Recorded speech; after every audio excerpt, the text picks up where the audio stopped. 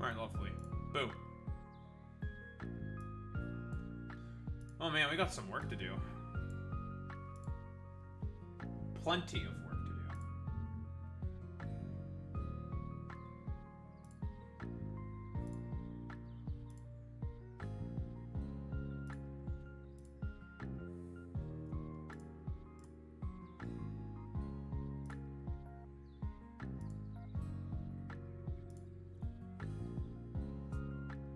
Bum ba-dum bum bum bum. Did not want to open that. I wanted to open this. There we go.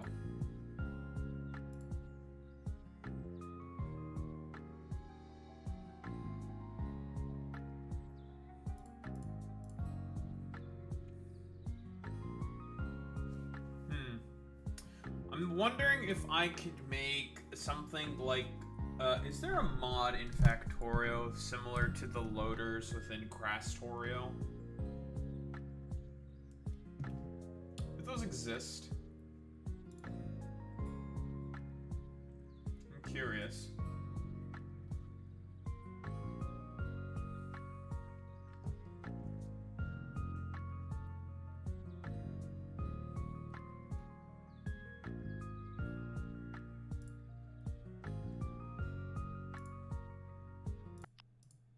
They exist.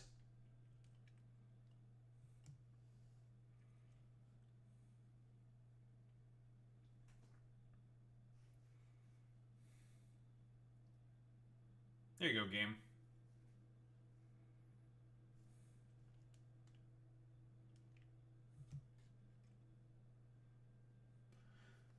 Time to head back and improve our factory. Haul back to Novice and Maluna our loot.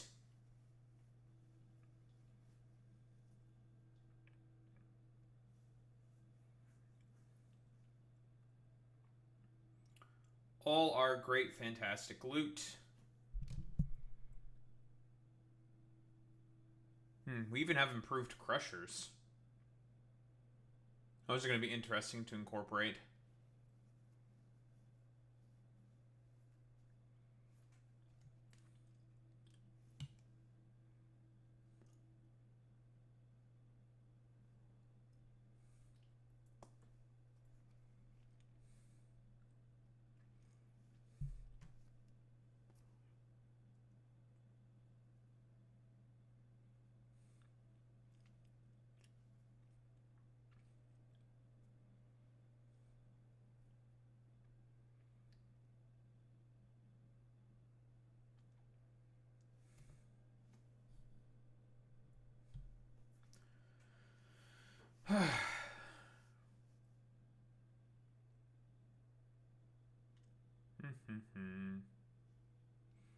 Gotta make sure I have extra shit ready to upload for fucking Sunday and Saturday and stuff. Because Saturday I will be gone. I should figure out when we're meeting.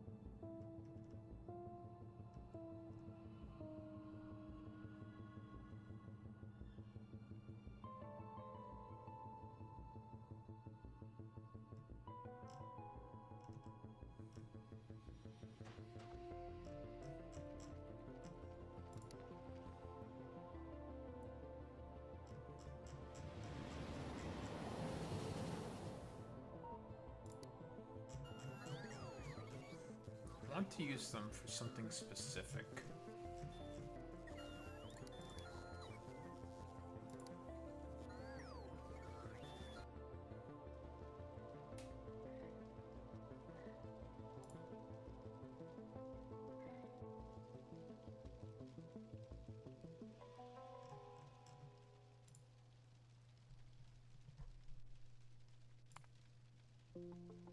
Let's try this.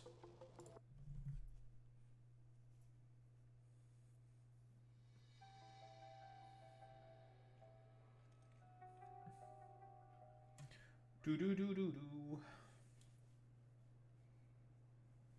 Let's give it a shot. I want to see this thing in action.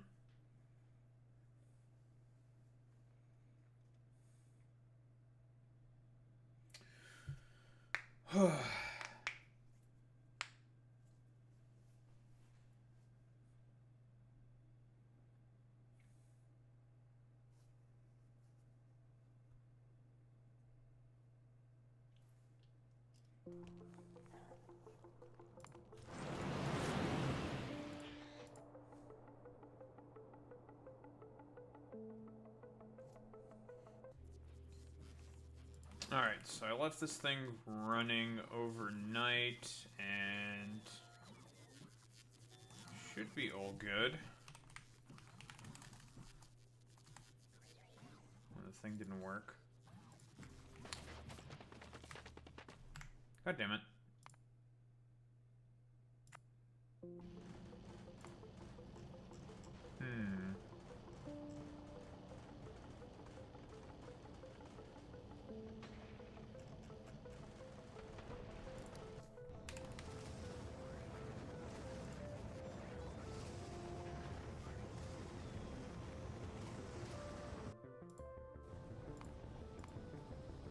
Strange. Should be working. But it doesn't. Oh,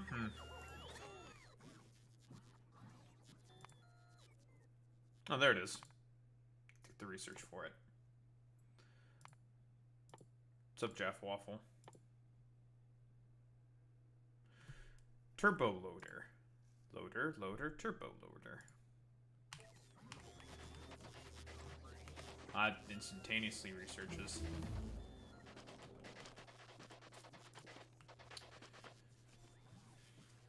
Gears, circuits, and belts. Okay. We can produce these, I assume, in foundries? No. No.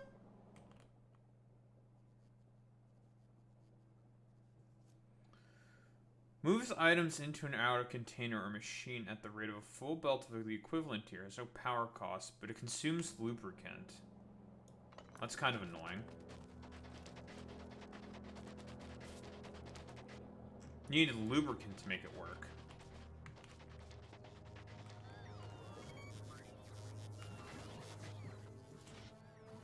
Well, that's kind of cringe.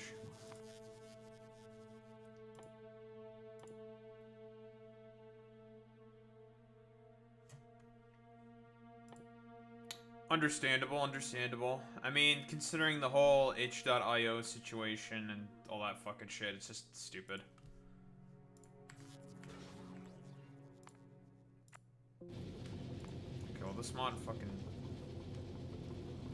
It's unfortunate that you have to... You need fucking loop to make it run. That kinda sucks.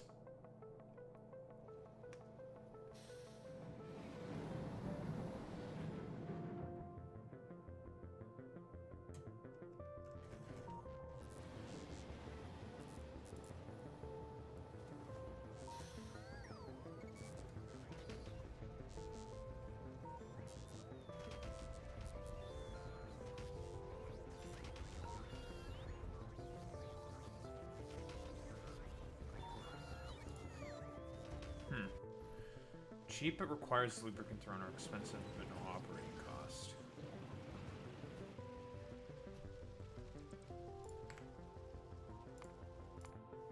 I suppose I could just ignore them.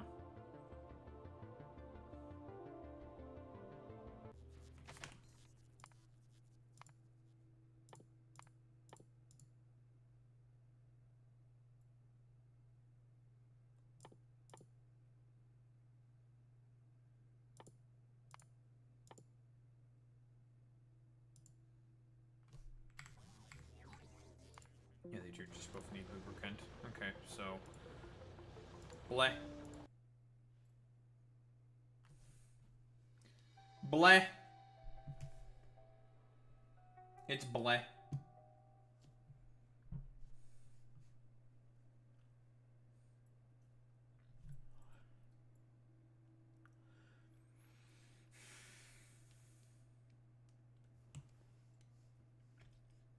It's all bleh. Oh, don't get me, no, Jeff Waffle, don't get me started on the fucking COVID hyperbolic time chamber and the fact that time is just no longer a fucking concept. I don't want to hear it. I've had enough of hearing about it, I'll be honest. God, I hate it. I hate the fact that fucking time as a concept is just meaningless now.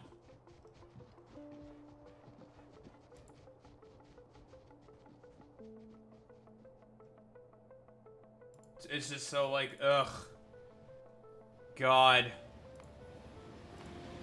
Why?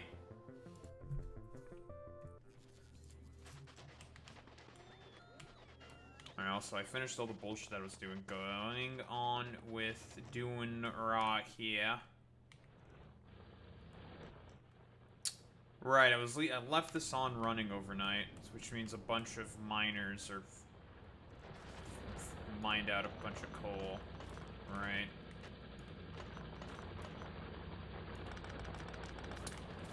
May need a new coal patch that's sooner than I thought.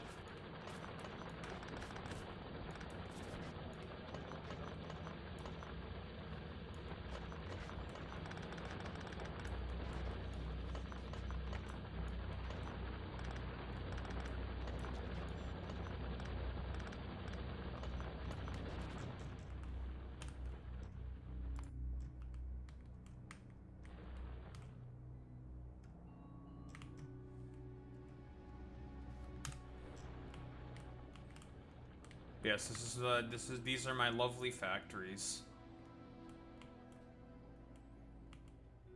Really, the only thing left I have to do with all of them is to just cover them with appropriate lighting.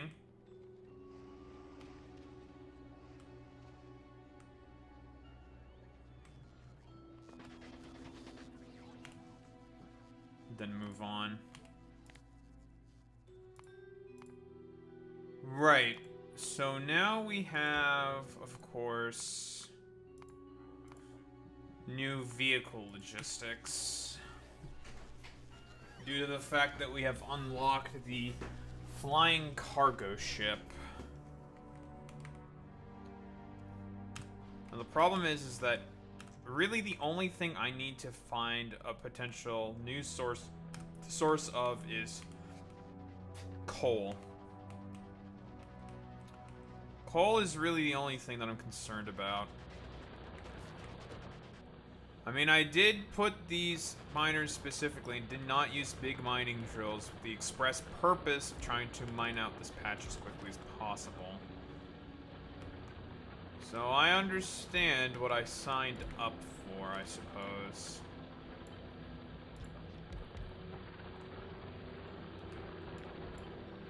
It is a fantastic game that I would highly recommend.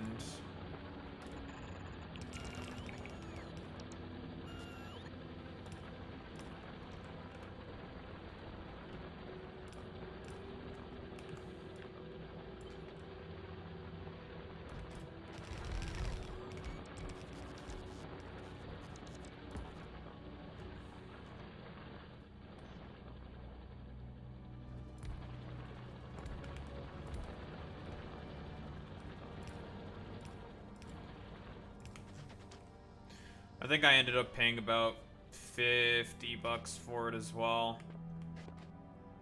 Would do it again. Would. Worth.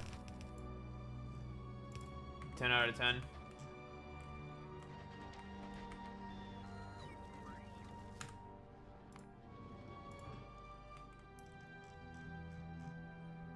Alright, well, we have acquired all of our loot.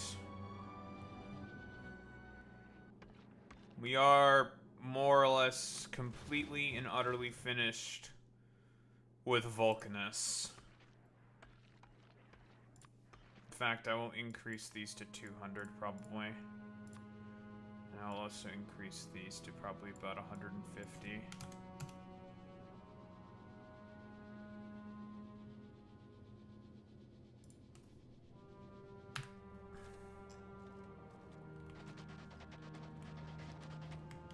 Alright, let me check my ratios here now.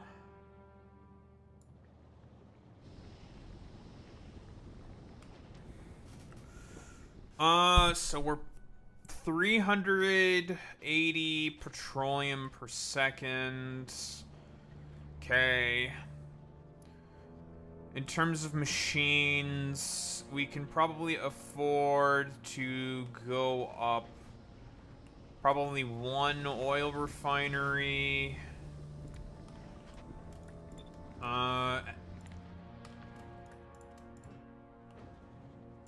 Implement our circuit logic. I think we can go up one. Of course, this is gonna change again. I mean, these are purely ratios that I'm just making up at the fly to see it's gonna work most effectively. If I were to just implement like so.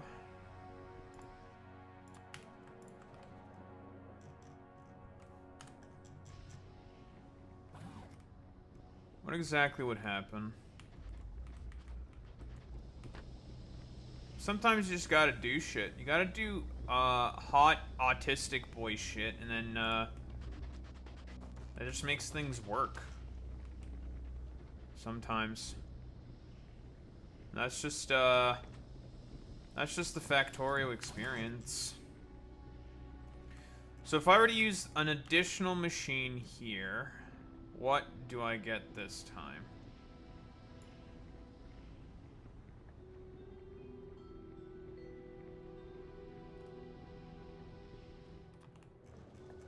Okay.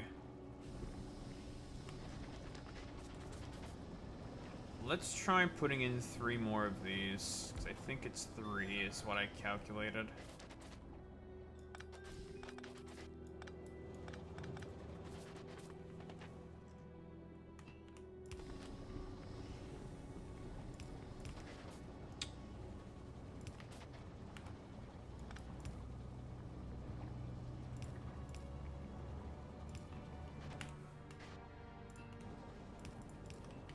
hopefully.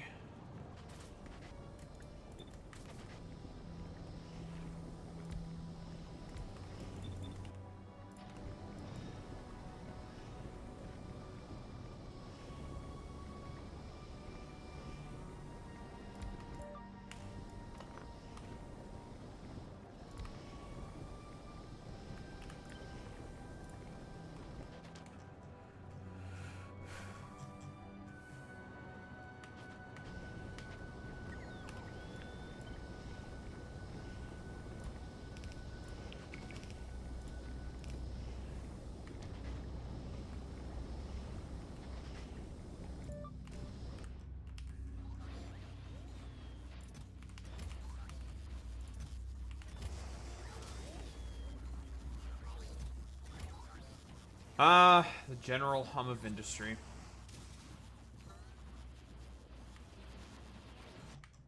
You love to hear it. It's always a good sound. Yes, let me also cover my entire base with concrete as well.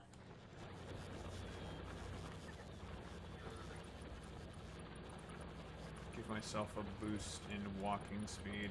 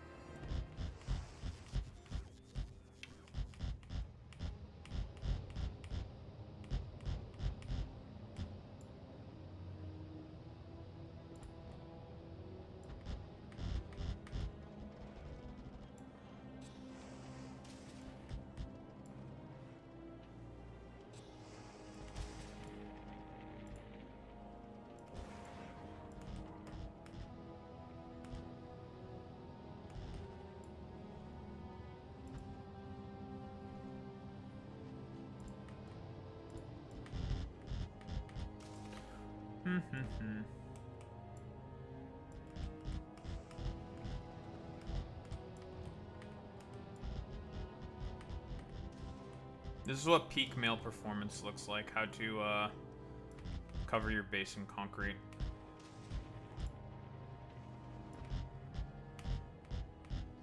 All these like manosphere types you constantly talk about, like, I don't know, like whatever dumb fuck bumblefuck bullshit. Like, guys, the only way for a man to become a man is by doing my fucking supplement routines and also learning how to date rape women. Nah, that's all a bunch of hooey. That's a bunch of poppycock and bullshit.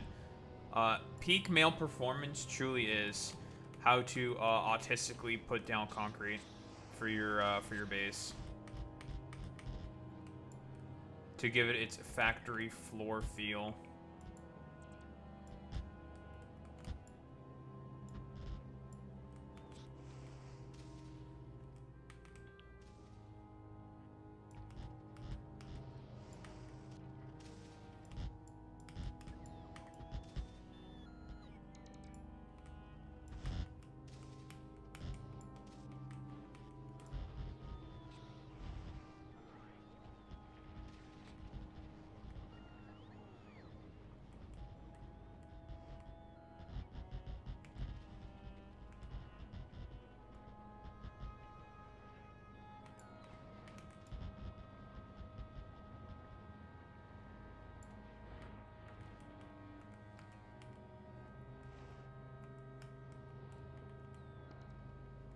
Now this is pod racing.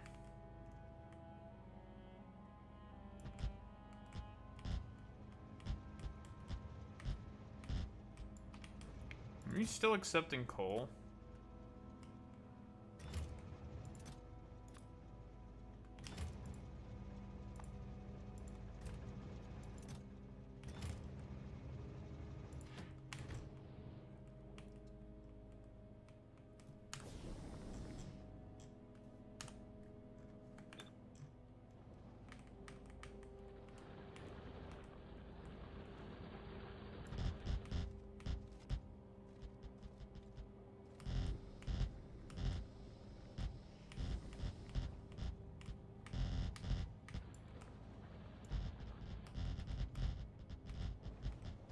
Maybe Jaffa Waffle, you don't want to buy Factorio because if you were to buy Factorio, it'd be basically like doing crack. Which I can understand. Drugs can sometimes be bad. I can agree with drugs are bad.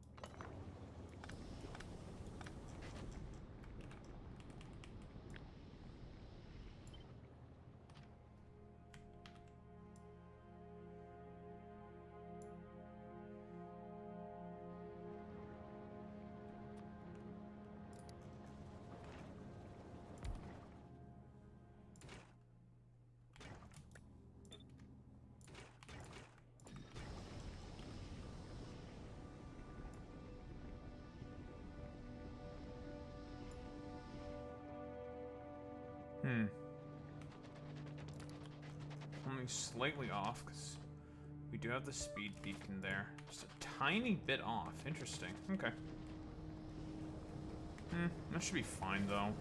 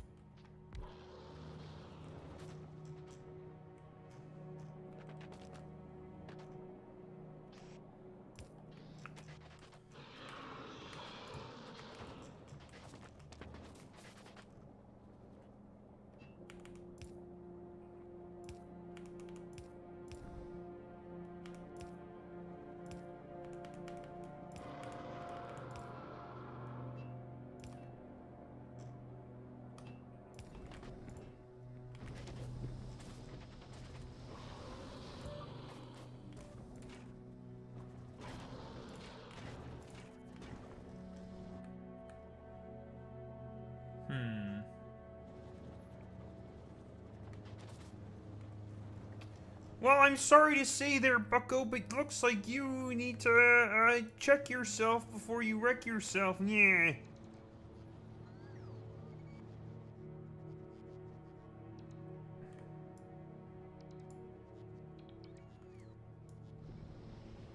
Sorry to say there, bucko. But you're in the wrong town. Yeah.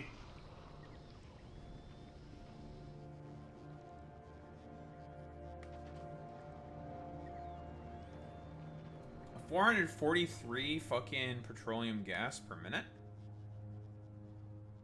Not quite enough, huh?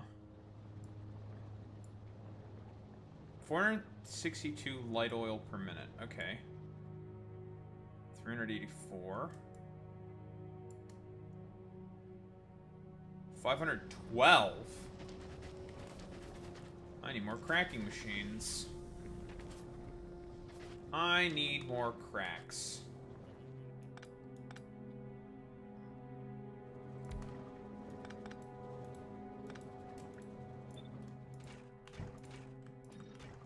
It would appear. Strike 2 more.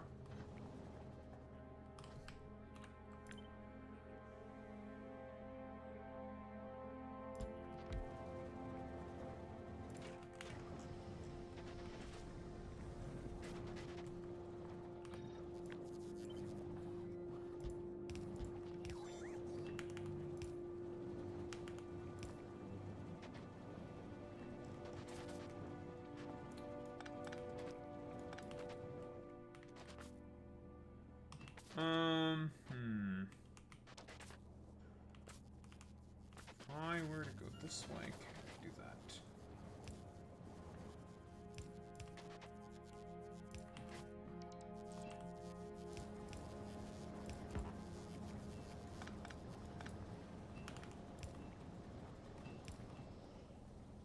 There we go.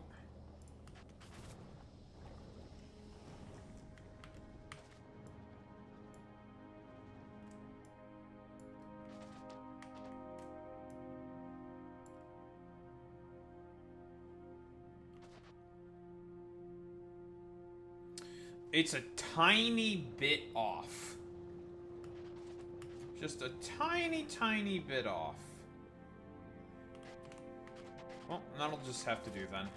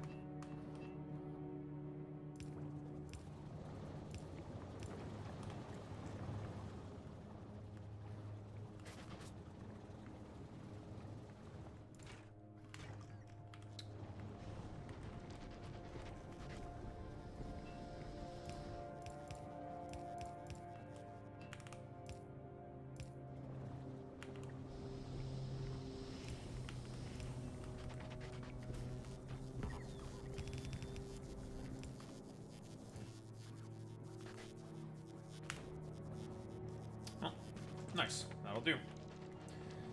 So this should be about...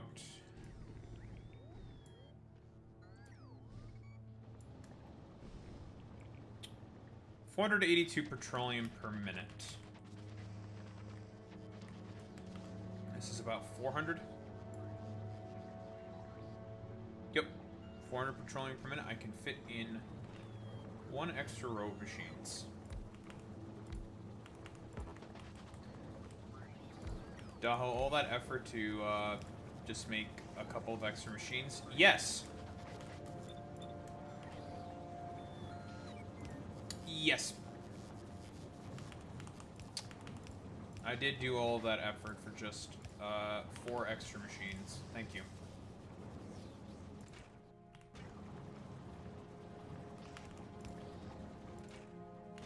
forgot to fucking goddamn insert there. That's awkward. Yes, all that effort for a couple of extra machines.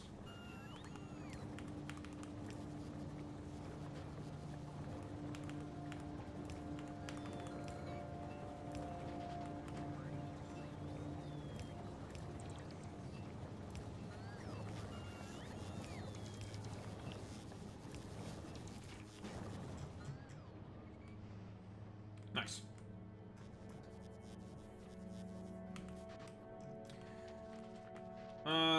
Okay, that's cool, that's lovely, that's great.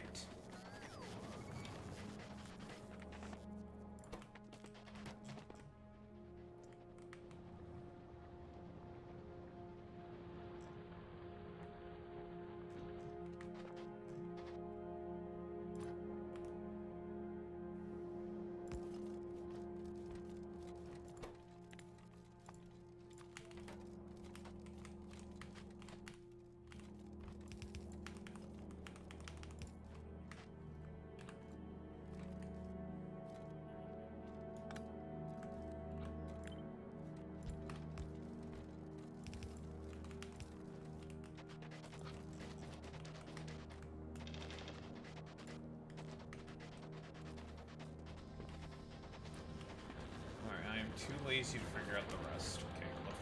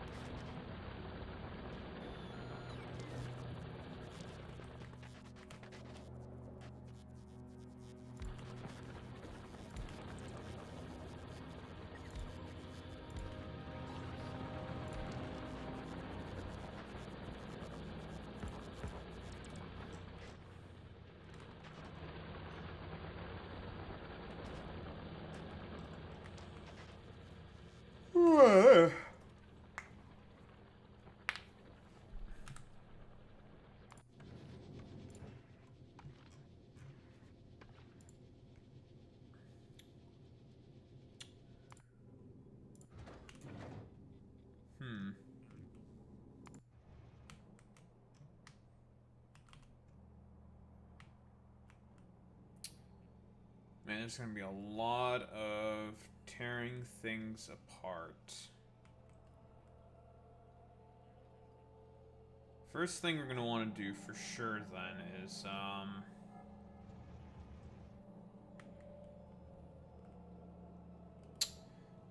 consume all of this, accumulated ore.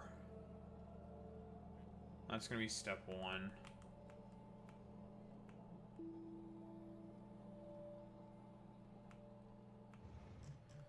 Step 2 will be going to our outposts, replacing them with big mining drills. Step 4, or step 3 rather, is going to be putting artillery on the northeast and the southeast. Be putting artillery there. And then we do it on the moon.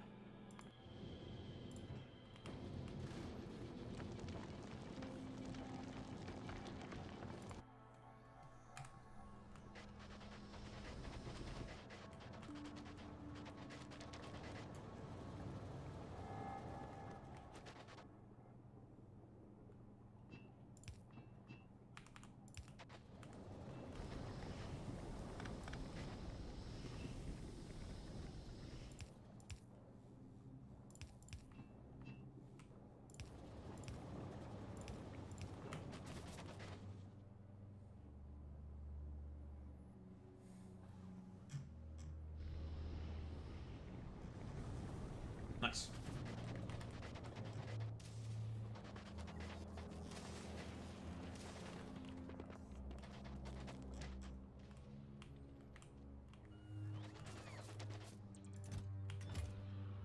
Well.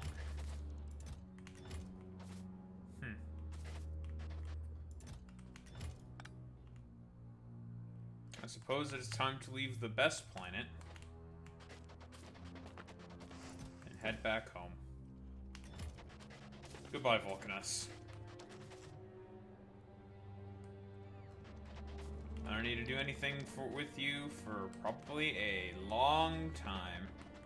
You can sit here and be perfectly self-sufficient on your own for a long while. We are out of here.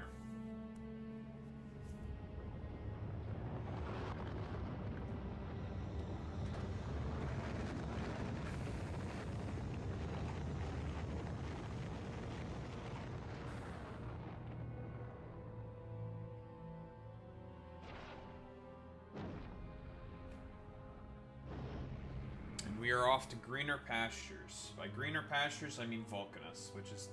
Well, not Vulcanus. Vulcanus. I mean Novice.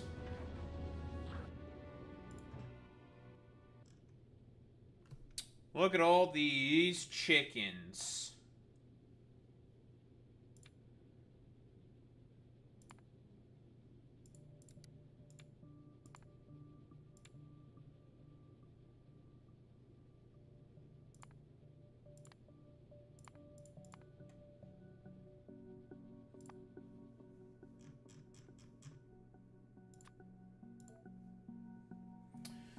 And our ship is verbose enough currently to be able to supply itself constantly. So let's do another quick calc. 15, 3.5, okay. 7.5, 5. Not quite enough. It shouldn't be that big of a deal.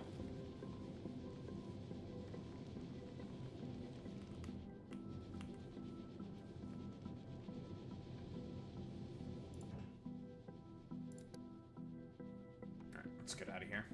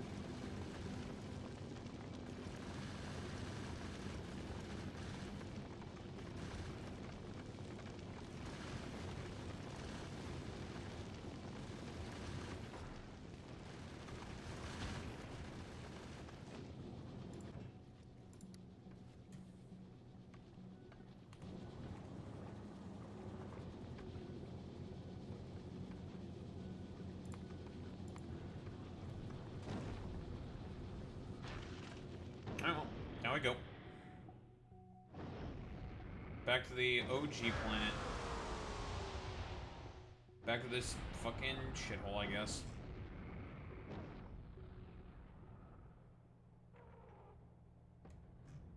I'm back. Alright, well.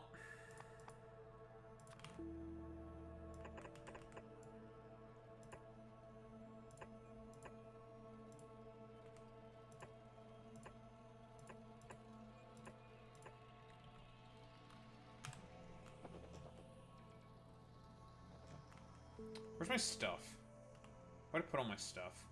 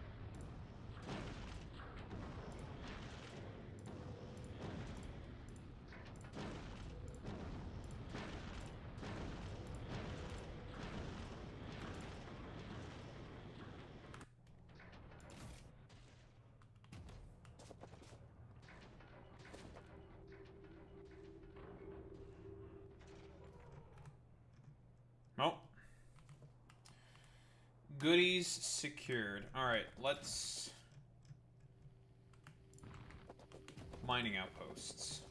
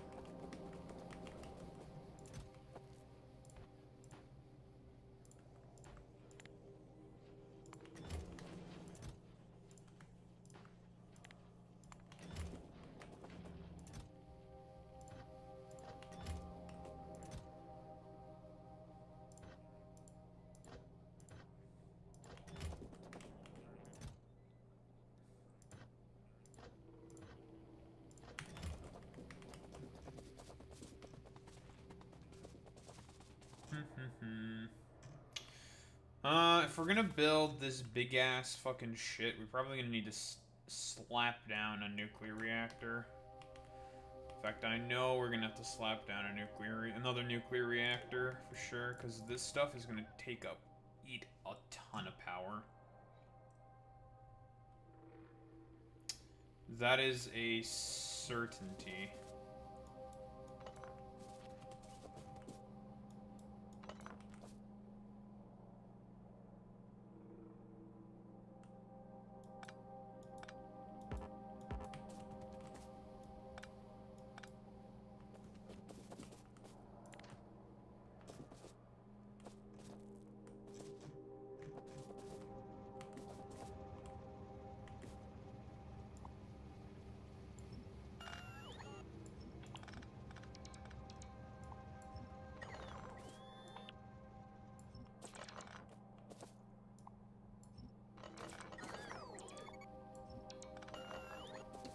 First thing I want to do is probably squeeze out as much uranium as possible. So that's going to be our main power source, obviously.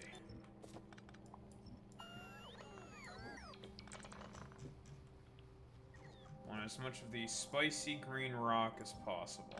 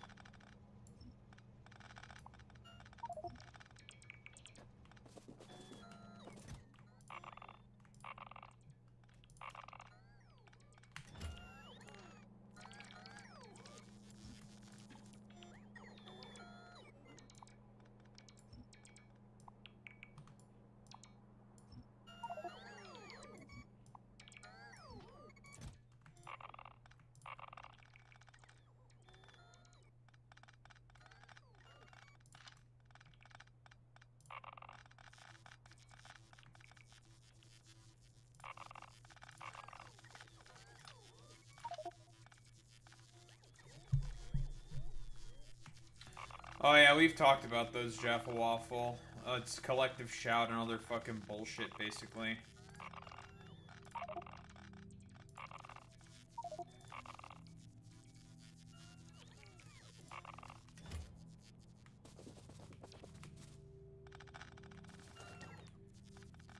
Honestly, like, to be as unironic as possible, because I do unironically think that this is the case. It's just a case of like dumb fuck parents who are just like so woefully inadequate and should not have children if they can't fucking like if they're just like wholeheartedly incapable of being able to watch and do the necessary things in order to make sure that children are safe online.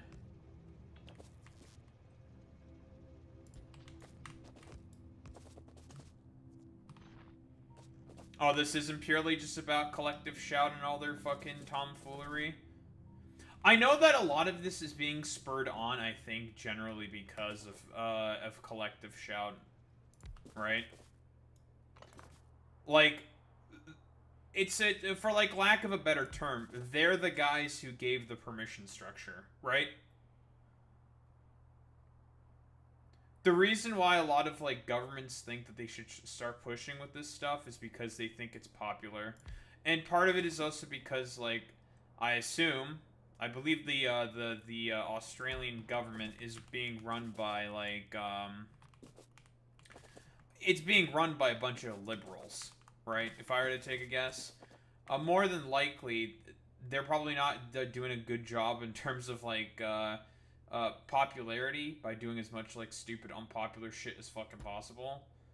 And so to try to compensate for the fact that, well, you know, that their austerity fucking bullshit isn't really working, they have to do like, well, you know, what if we just do like nanny state security fucking theater bullcrap to just make up for our own fucking really unpopular dog shit fucking policies, right? Like, this is a thing that happens constantly in, like, seemingly a lot of, like, I don't know, British colonial states specifically.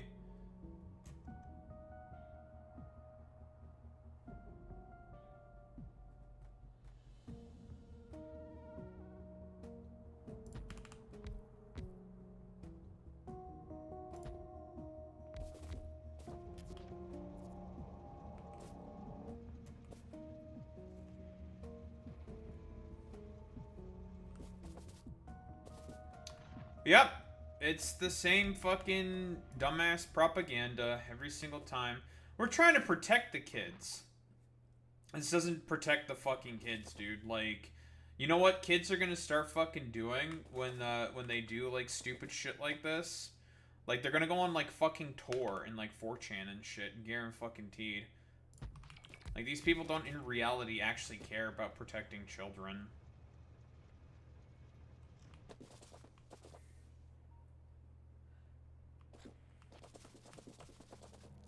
It's a bunch of security state bullshit. Like, that's what it is. Security apparatus, fucking nonsense and dreck. It's like, it's like, you know, classic, you know, duck smoking GIF emoji, you know?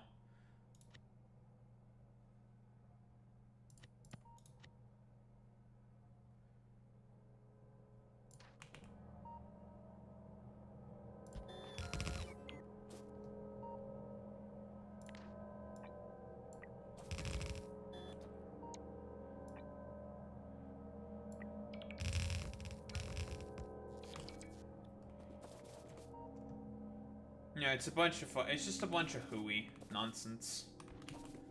Like, none of these people actually give a fuck about protecting children. If it was about protecting children, they'd actually, you know, do something about, like, child education. Because you want to know what actually protects children? Good education.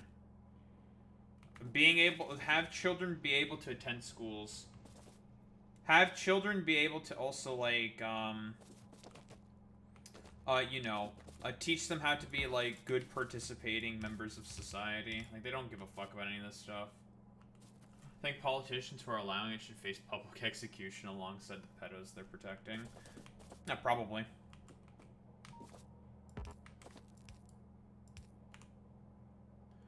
Like, I mean, do these people care at all about, like, Jeffrey Epstein or whatever? Probably not. It's like I said, it's all security theater bullshit. Like, if they actually cared about protecting children, they would do everything possible to empower children. But here's the problem with conservatives and conservatism.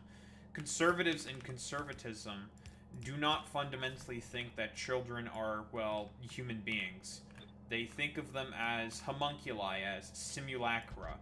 Things to have ideology and belief imprinted upon. They hate children, they despise children, they do not respect the sensibilities of children. They could give less of a flying fuck about children. It's not about children for these people. They don't care about any of that stuff.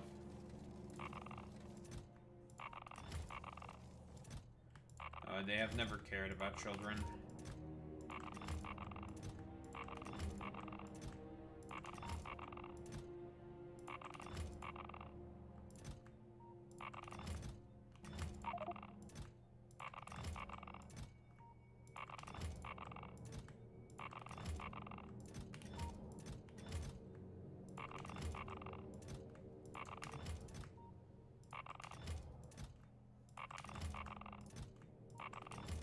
And, you know, people often wonder why,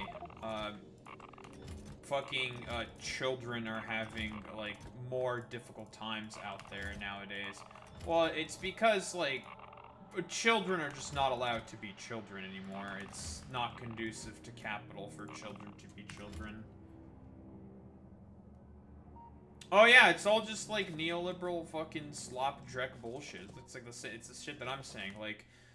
Like, liberal parties are wholeheartedly incapable of meeting the moment, so in order to try to compensate for their inadequacies, they have to do, like, a bunch of, like, stupid, dumb fucking security state nonsense, right? Because they're wholeheartedly incapable of meeting the moment. Bring in the fucking nanny state. That's the only thing that can save these peasants.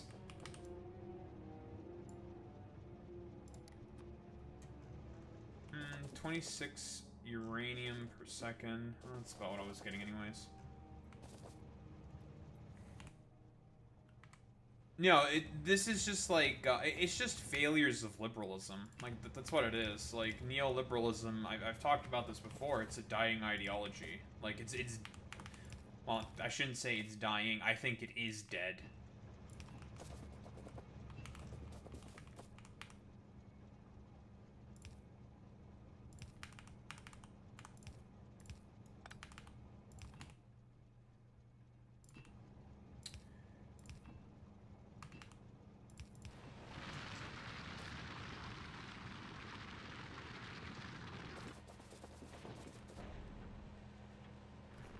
Nice. Brand new mining drills. We're gonna fix up all of our mining outposts. That's what I want to do. I want to fix up my mining outposts first. And then take care of the rest. Alright, next mining outpost. My iron mining outpost.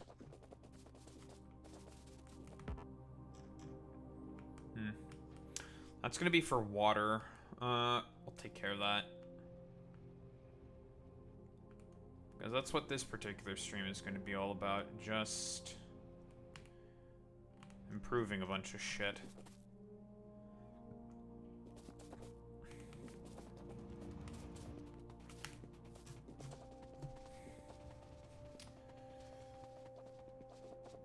Fixing up our outposts and whatnot.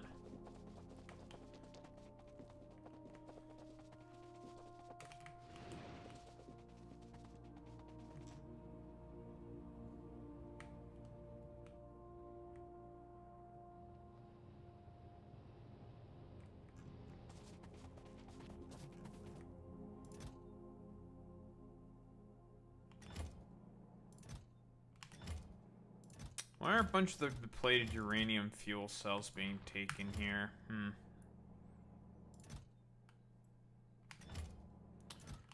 What's up, Zane? How you doing, buddy?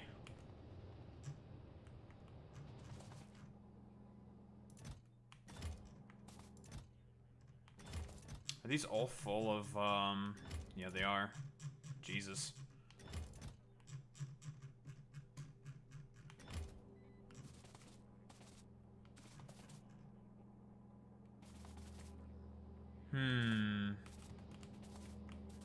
That is a bit of an issue.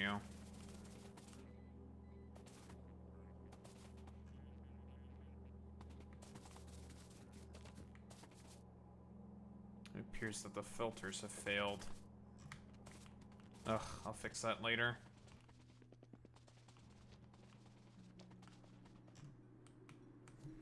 Right, I now have cliff explosives, which makes my life much easier. I need to grab a bunch. No longer will I have to be racist against cliffs. I can now get rid of them at my leisure.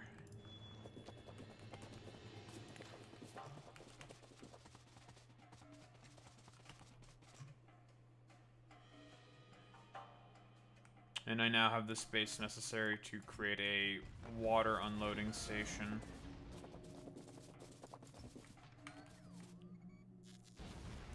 I don't want this wood.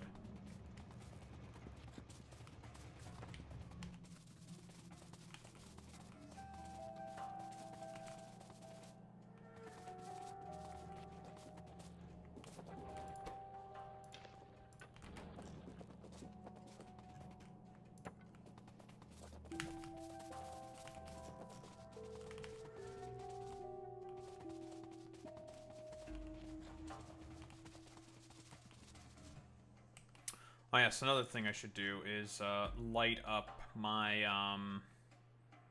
all of my mining stations. Light, light, light, light. Yagami, light. What the? Death Note. I can't believe that Daho would make a Death Note reference. Inconceivable, I know.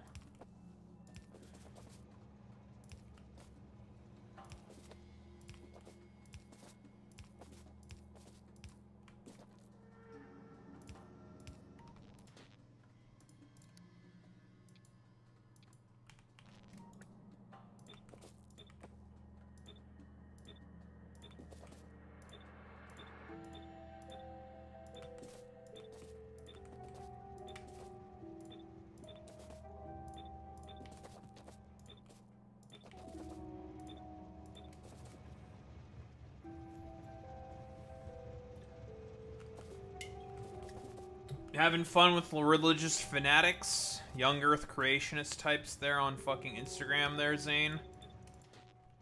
Those guys are real fucking psychotic, by the way. I assume that's who you're arguing with, you know, based off of your statement there as Young Earth creationists. Alright, nice. That's that one done.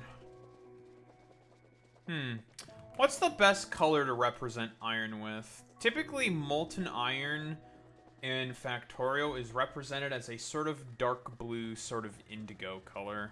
So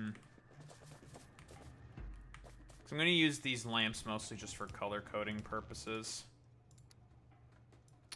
I want to go with like a yellow here. Not that red. It's too green. Ooh, that's the yellow right there.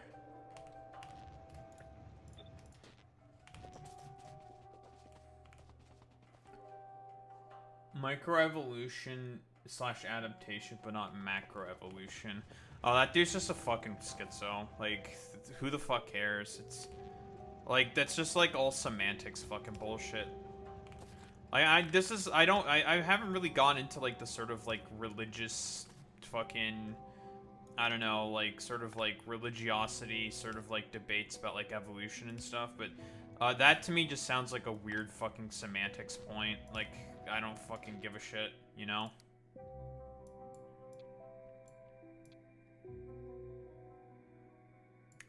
I like this color for iron. What do we think of this color? I like that color, I think, for iron. That makes sense to me. It looks iron-like. I'd say.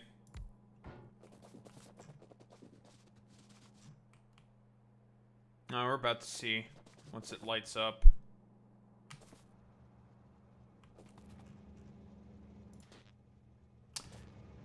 Yeah, that's a good color. He literally said, how do we work the same? Brother, it's the name of evolution, aka the process, how it works. Macro and macro is just the time scale. That is true. But whatever. Again, like, the thing is with arguing with freaks like that is that it's almost like, it's almost impossible to argue with people like that because they just don't a lot of people like that actually just do not care about the argument. Like, the argument is inconsequential to a lot of people like that. They don't give a shit. Like, in reality, they do not care, which is why it's like... It's one of those deals where it's just like, brother, this guy stinks. And there's just like almost no point in arguing with people like that, because in reality, a lot of them just do not really care at all.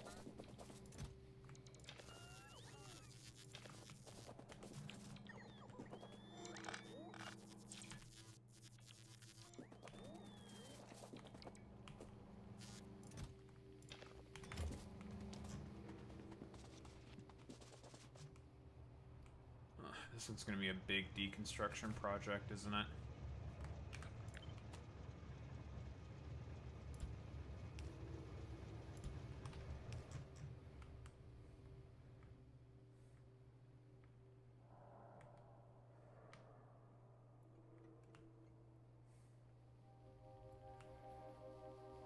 Yeah, I mean, the thing is that, yeah, that makes sense and all, Zane, but the problem is that you are arguing with people who do not believe in, like, the sort of, like, liberal concept of argumentation and logic and reasoning. You are dealing with, well, just, like, rank conspiratorial freaks who are just pushing a particular agenda. Like, you shouldn't back off. You should never be defensive on them. Present the facts that you know, that you have, but at a certain point in time, just make fun of them. Just start insulting them. There's no point in like having honest engagement or conversation with people like that, because they are not interested in that, right? Like, that's just like an assessment that you just have to kind of like figure out and make. But at a particular point in time, the only thing you can do with people like that is to just insult them. You just insult them.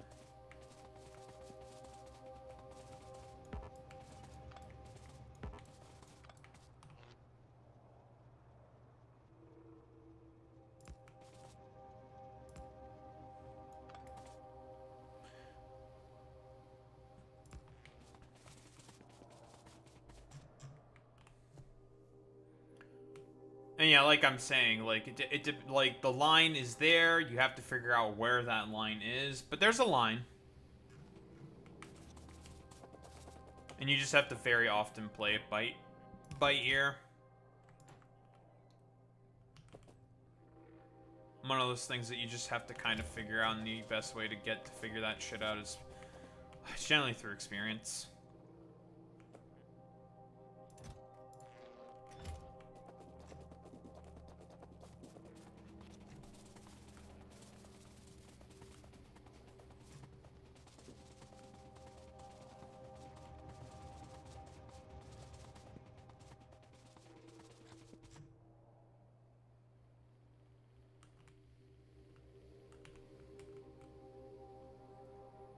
Alright, well, time to keep shitting out or rather just replacing this mine outpost.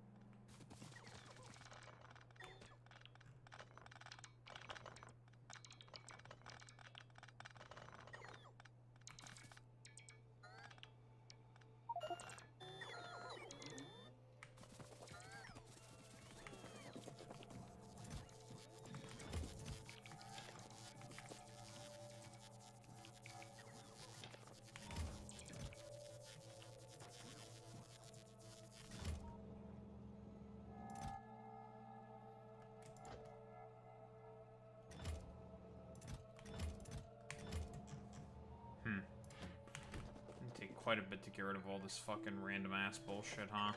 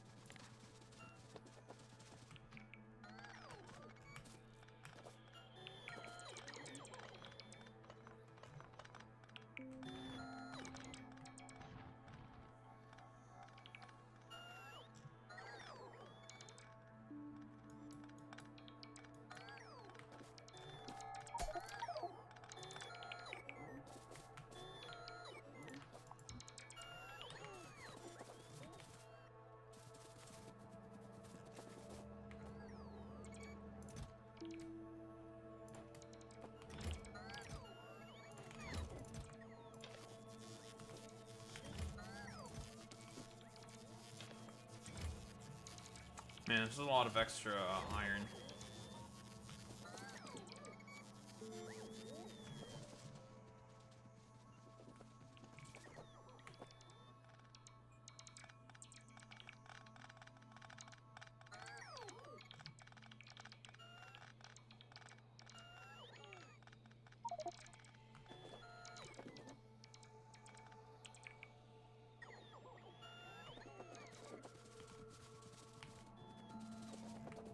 Oh, that's okay. It'll only increase now that we have big mining drills.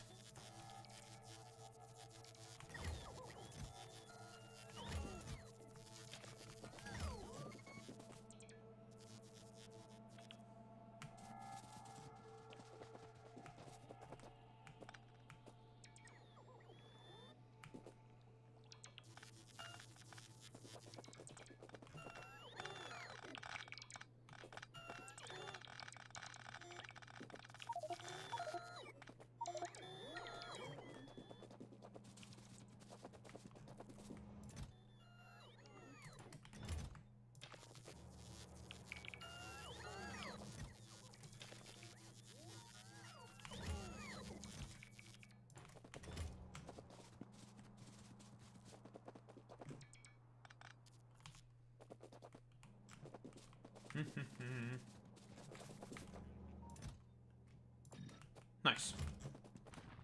Big drill time. Or rather, we should get the power grid first, and then put the big drills on.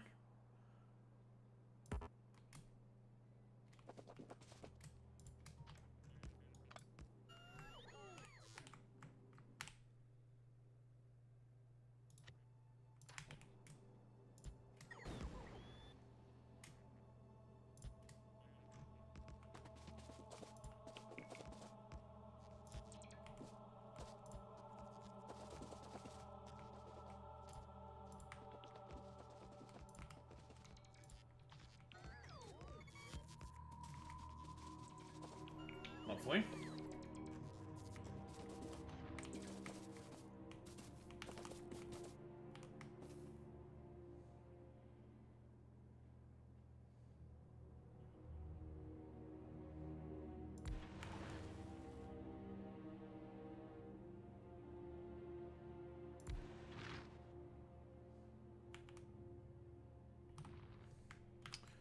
$40 pollution per minute. Woof! So I need about 15 of these, and we stack a full green belt. Simple enough.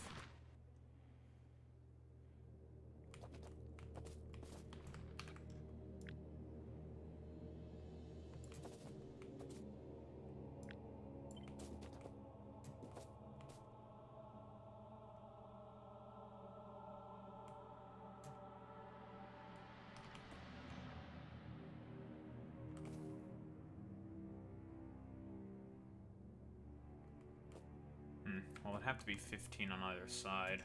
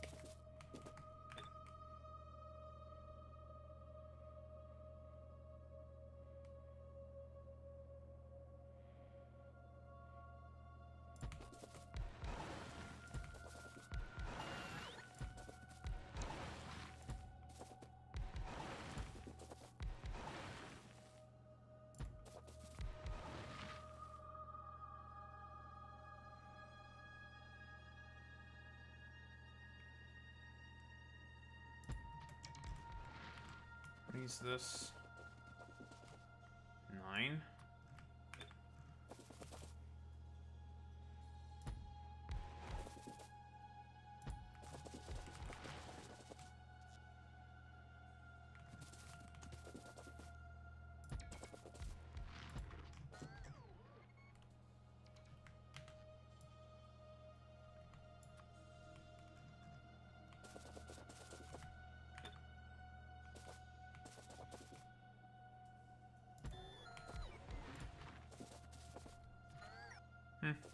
Whatever.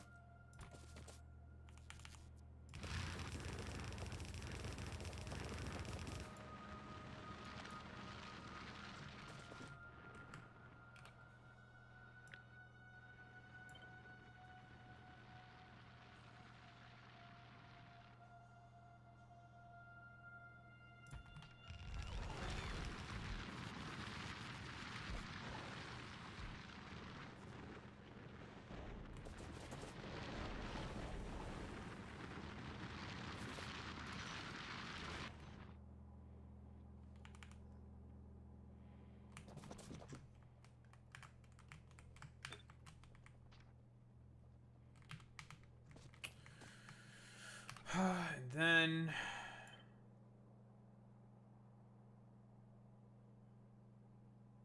I didn't place these well.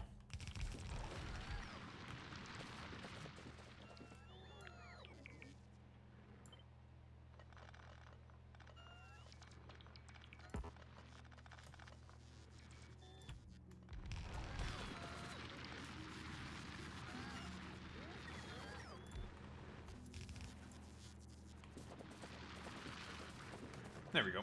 Much better.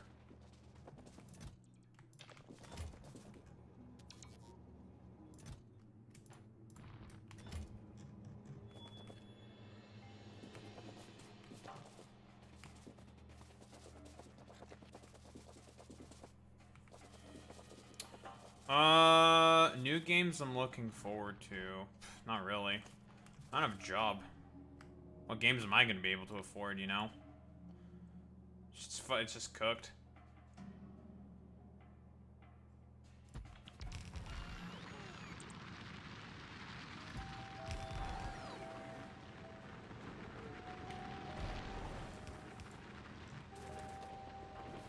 That's the ultimate issue. You know, having games, like... It's not like there's, like, a ton of bad games out there. I mean, there are a lot of bad games out there. The problem is that, like, the job market is just so fucking cooked.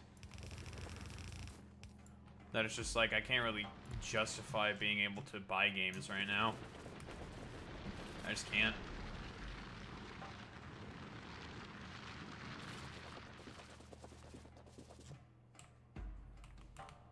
Yeah, it makes sense, Zane.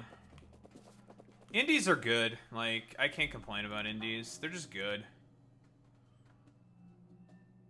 It's just, everything is just so fucking cooked right now.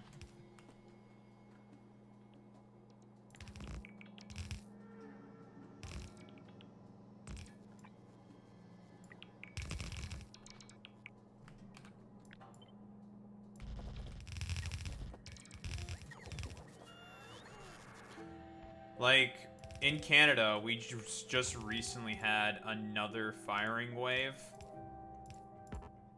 And of course, like, when I told my mom this, she's just like, well, it's not affecting your industry, does it? It's like, it doesn't matter if it affects only my industry or not, right? Like, it's affecting everyone, which means there's going to be a lot more applicants out there that are going to be looking for any fucking job.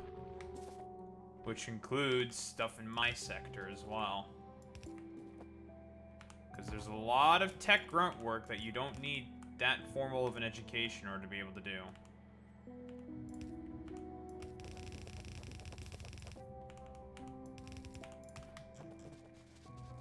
That anyone can basically do. So it's just like, yeah, it's just cooked. I can't really do shit right now. Besides, I don't know, apply to anything I can and then just... get lucky. Because honestly, that's like basically the point that we're at right now. Especially in terms of the job market. It's just, you know, did you get lucky? Okay, cool. Good job.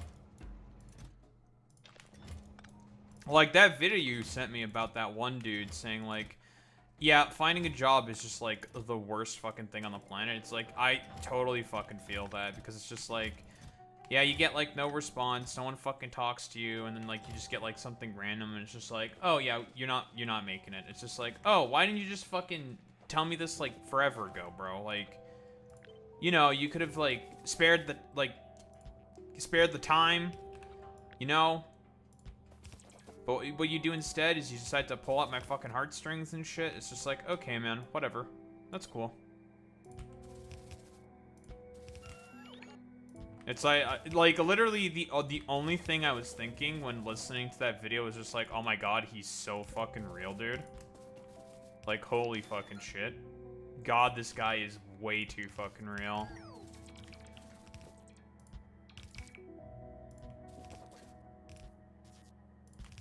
Like, honestly, I have a better chance at fucking becoming a goddamn streamer in comparison to finding something in this fucking market, which is bad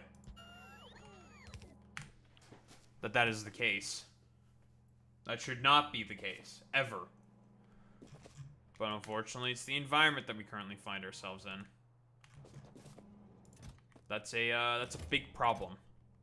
But, you know, I've done the whole spiel and song and dance about my qualms and issues with the fucking job market and how wretched and rancid it is. So it's just like, okay, whatever, bro. Bro, Daho, have you ever considered that you just need more marketable skills? Have you ever considered hypothetical person in my mind that I just made up in order to make fun of for this particular bit that that doesn't matter? That nothing ever matters? That we are currently experiencing the potential heat death of the universe, and it's because of like a bunch of like greedy, oligarchic, fucking pedophilic assholes.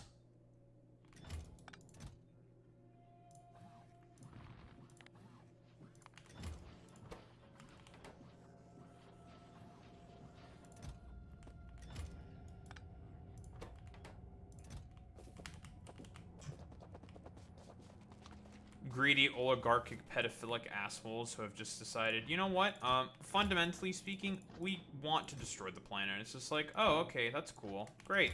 Thank you.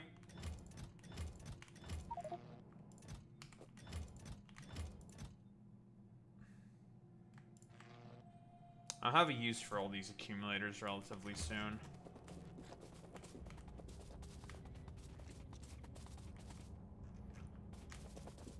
Listen, at least in Factorio, like, there's some rhyme or reason to the madness. When it comes to, I don't know, like, our current, I don't know, I suppose, capitalistic means of production, a lot of it does not have any rhyme or reason to it. It's just like a fuck everything for the sake of the profit motive. So it's just like it's just completely fucking euchred kind of a deal. It's just fucked.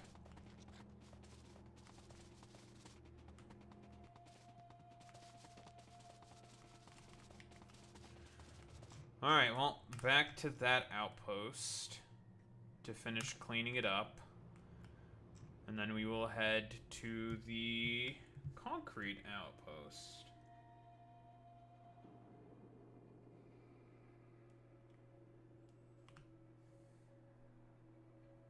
Learn how the corpus function. How the corpus function Warframe. What's the corpus? Just like a bunch of weirdo, like, billionaire something, like corporation thing. I really like this blue here for the iron. I think it looks very, very good. I think it's very, very close to exactly what I want in terms of the blue.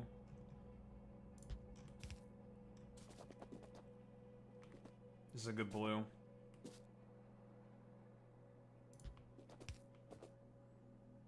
Hyper-capitalist collective of people. Nice. Listen, I mean, I've said this before and I'll say it again, but Mark Fisher, man, if he wasn't dead, my boy would be saying so much about the current state of the world that we find ourselves under. He would have so much to say. And it would all be accurate. And it did not miss.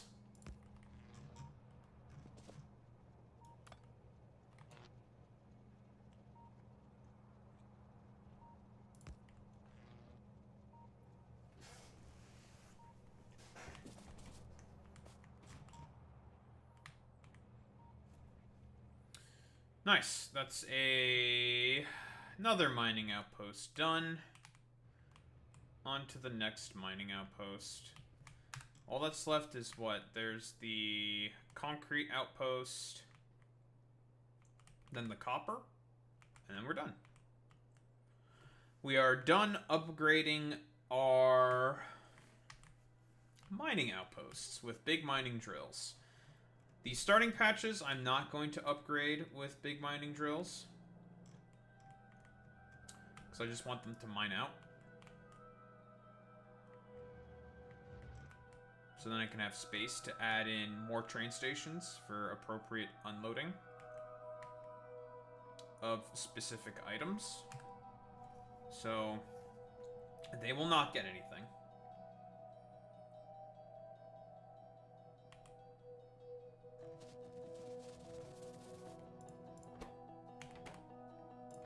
I suppose I could replace these with these. I mean, I know that foundries are better at making concrete, but I really do not want to fucking port up a bunch of goddamn shit, so eh. Corpus embody the cold vacuum of space, heartless and bent on taking anything left unprotected. Driven by profits, the Corpus boards small numbers are supplemented by their legion of robot proxies optimized for quick and efficient destruction. Epic. They're a merchant cult, built on the foundation of salvage technology and robotics. They scavenge the outer systems greedy for old world savage. They're most sought after all, the techno and their warframe armor, those captured treated as salvage, meticulously dissected and degraded, their remains are sold to the highest bidder. So it's like scavenger cult fucking bullshit. Right?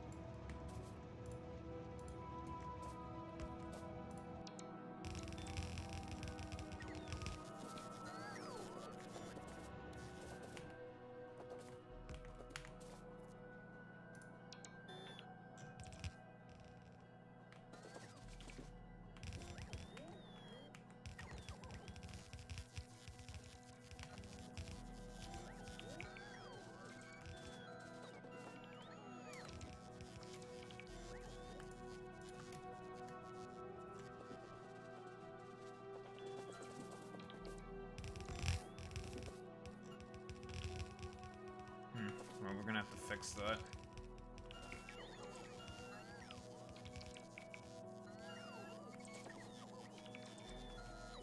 Pretty much, the Orokin were so advanced in technology after the Clacks. The most valuable thing is their technologies. Cool. So, like, basically, like, what you're telling me is, are they also dwarves? I'm curious. Are they dwarf-like at the very least? Because then that would be exactly like the Leagues of Voton from 40k or Deep Rock Galactic. Exact same. Not just human? Ah. Not quite.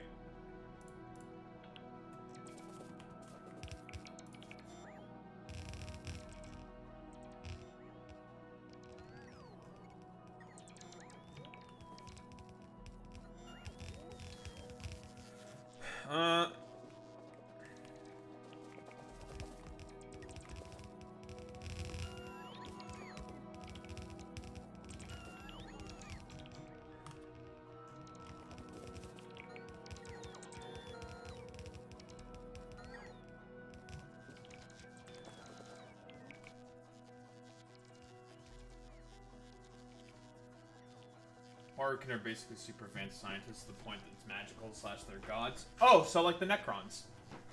I'm just grabbing a quick toothpick.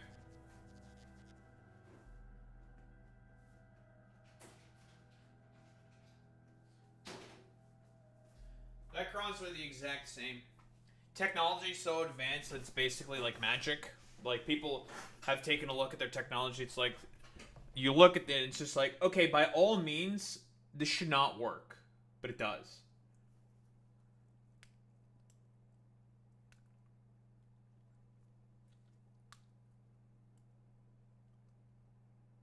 Yeah, Necrons.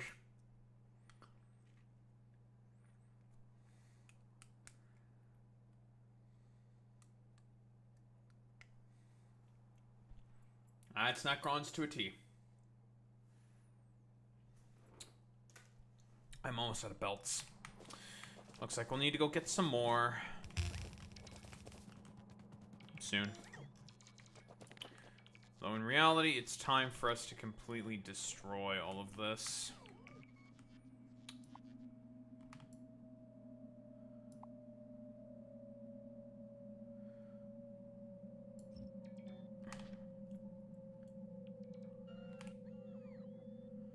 Stuff like transference of soul, reality jumping, jumping through the void, etc. Necrons. That's Necrons to a T. Although space travel for the Necrons is a little different. They can't make big jumps. They go through something called dolmen gates. And they have a gate set up on one side and a gate set up on another side. And those gates are connected to one another. But it's still, like, relatively safe travel in comparison to traveling through the warp, for example. But it's close enough.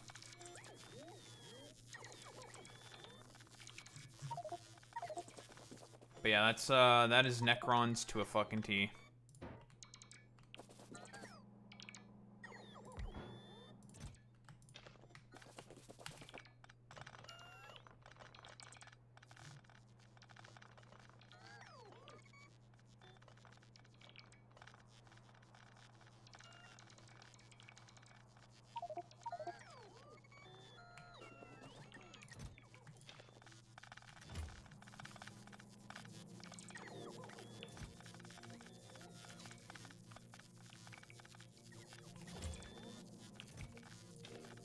Man, I used about 1,000 red belts here. Huh, crazy.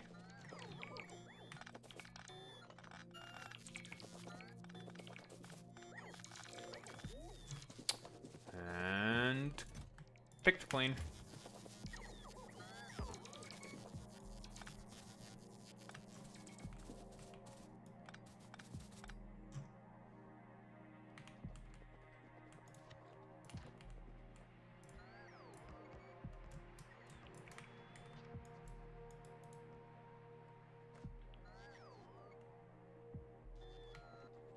I didn't want to destroy that cliff, but now I have to destroy the rest of the cliff just to make it consistent, so whatever.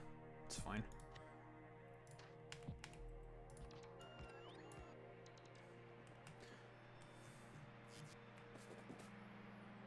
They never protected the jumps. That's why the Tenno exists. Failed experiment jump because of Tenno their power because they got a hostile cuffway between the void and real space. Void entity made a deal with the children of the ship. That's... Well, it's not like the Necrons, but... You know. Yeah, that's not very Necron, but... Now, the Necrons just have crazy, crazy fucking tech, basically. That's the Necron shtick.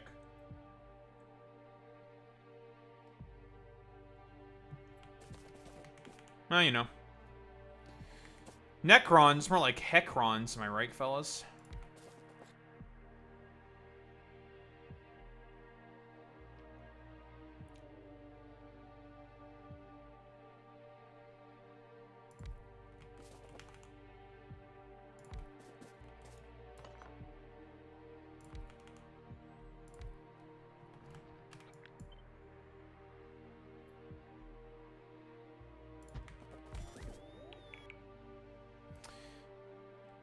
Is it strange for me to also say that, like, Orokin sounds like some shit from fucking Destiny? I'm purely basing that off of the name. That's just, like, purely because of naming convention, I'll be quite honest. Why I have that feeling.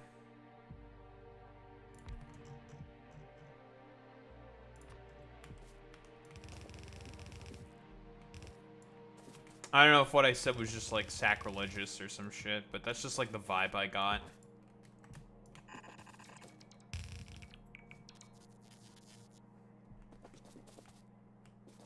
Messing with stuff beyond their comprehension. Yep, that's Necrons. Exact same thing with the Necrons. They definitely took some inspiration.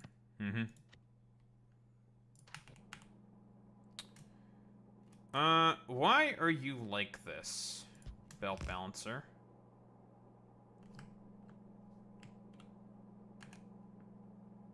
Oh, to you.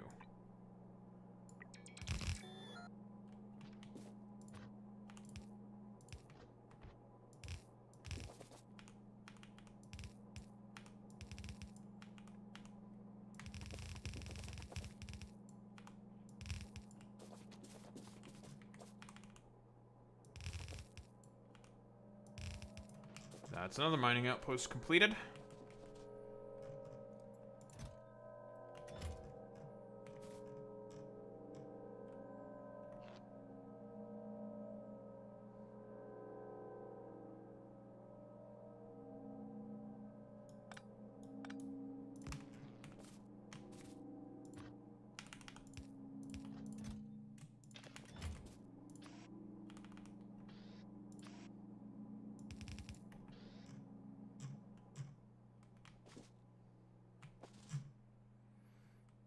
Nice.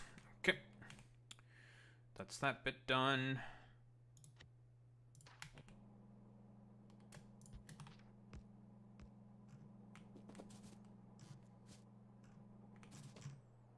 Now for you.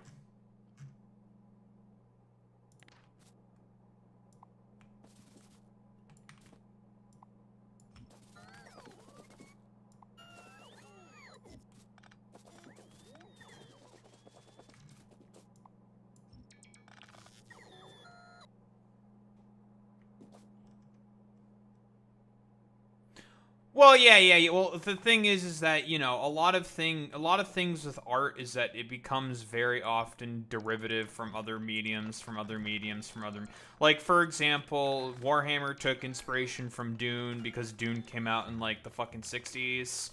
Warhammer was then also used to inspire stuff like StarCraft, right? StarCraft is heavily fucking inspired from Warhammer, and, you know, derivation, right? It's a common thing that happens with art very, very often, right? Like,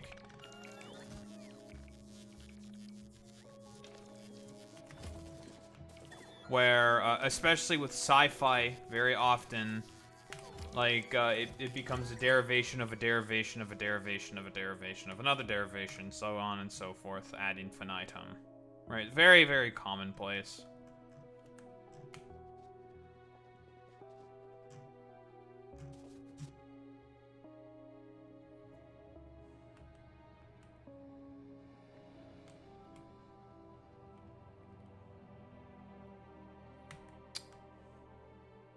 Oh, can I guess StarCraft? Because a lot of the warframes look heavily Protoss inspired.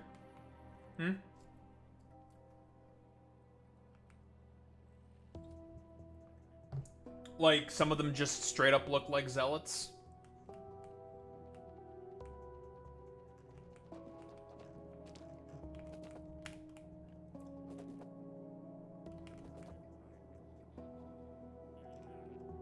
Solid Space. Or Dead Space. Really? Dead Space. But Warframe's not even a horror game. That's interesting. Okay. Dead Space. That is definitely unexpected.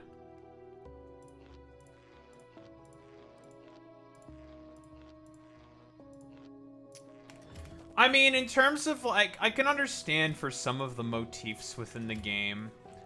Not motifs, that's incorrect to say. For some of the sort of interactions, because very often, if I recall correctly, given some of the things that I have witnessed in terms of like cutscenes of gameplay for Warframe, but very often when a Warframe is finished with its mission, it will, as like a sort of way to, I suppose, finish. Or when a mission is finished, it'll basically, like, its animation to go back into the, I suppose, pod or whatever the fuck. is like going into the ship into like this like specialized like armor compartment, right? And that is very, very Dead Space coded.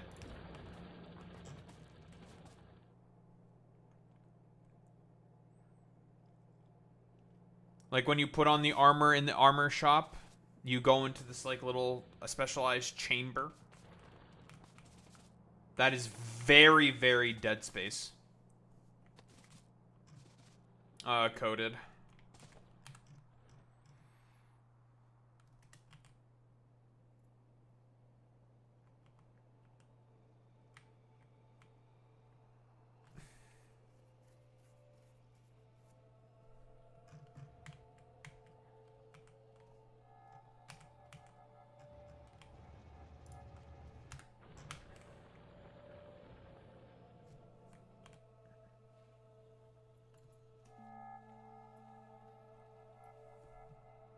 Multi-chat is not loading. Initially dark and gritty, and even had zombies in the initial concept. Can you take a guess of what warframes actually are? What the actual like frames themselves are, like what their function is. From what I understand, it's from a bit of the lore. Basically, the warframes are like this like crazy fucking technology that used to exist. That I think I don't know if it's like orphans are used in order to pilot the fucking things, or if that got like retconned or some shit. But there was like this lady who originally created these warframes, and they were used in like a war or some shit, and then some bullshit probably happened. As is very, very commonplace with stories like this. A lot of people got killed and wiped out, and you know that's like part of the reason why there's like not a lot of warframes left or some shit. From what I understand, there is like a scarcity of fucking warframes, I think.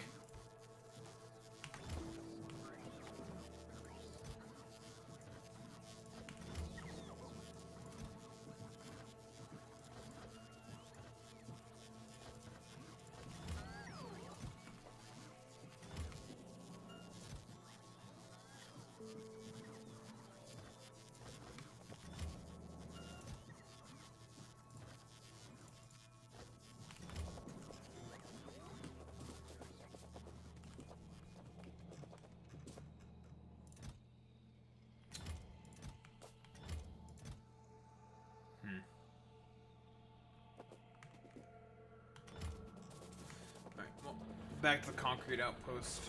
The only other outpost we have left then is going to be the copper outpost. I'm gonna put a radar down as well.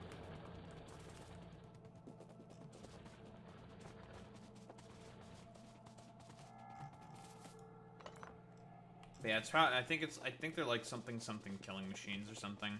Something. I'm probably wrong though.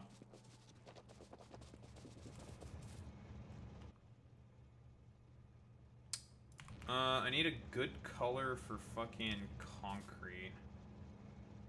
I mean, a gray, silver, obviously, but...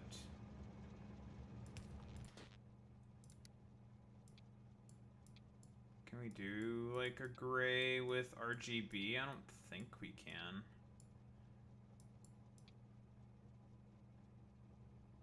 Closest we can get is white.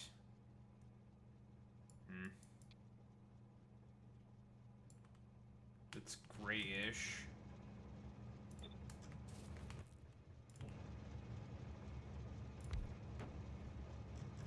That's grayish.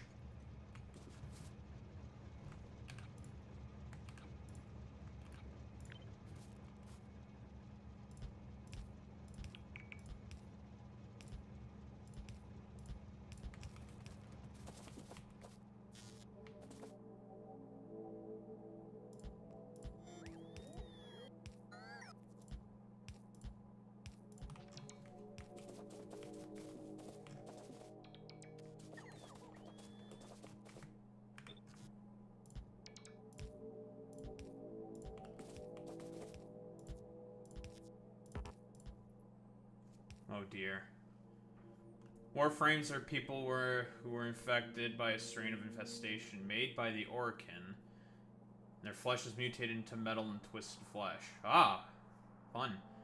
They cannot be controlled correctly, or directly, I assume, by the Orokin, but for some reason the Tenno could use transfers to quell the thoughts and problems of the Warframe. While letting them gain control, the Warframes we craft are now clones of the original designs of the consciousness of the original Warframe to a degree. Oh. Where the hell did I hear about orphans? Maybe that was some old lore. I remember something distinctly about, like, orphans or some shit. It was like, that's pretty psycho. But, you know. Sci-fi. Such as the whims of weird sci-fi universes. Oh. Depraved shit. Very commonplace. It's like, sweet Lois, man-made horrors beyond my comprehension. Sweet Lois. Man-made horrors beyond my comprehension.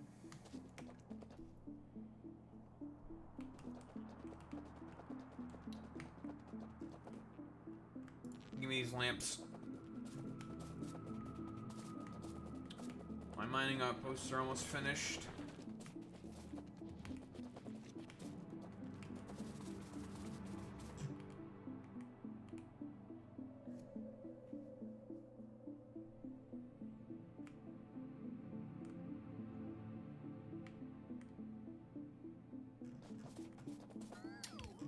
Next step will be smelting columns.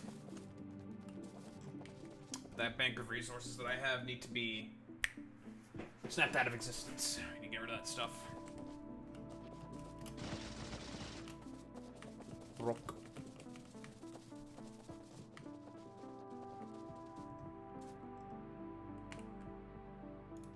Ah, well. I guess I was close enough. Because I'll have to say, it's like, I know there's something, like, weird going on there with children. I don't know if it's, like, child murder or some shit. I don't know. But, I guess I was close. Kind of.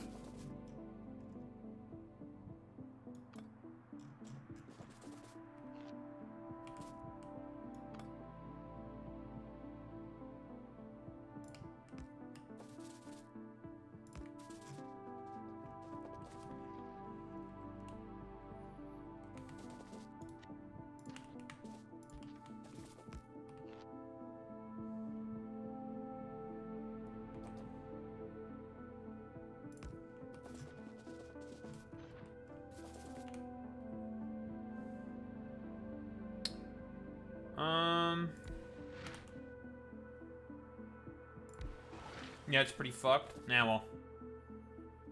Whoa, a property that's inspired by Dead Space is pretty fucked? I'm shocked. I know. Well, crazy, I know.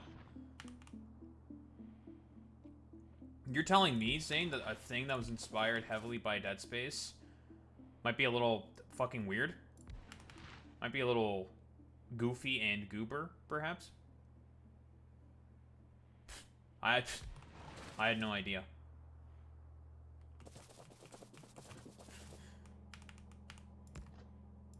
You know, many people are saying that I never could have anticipated something like this.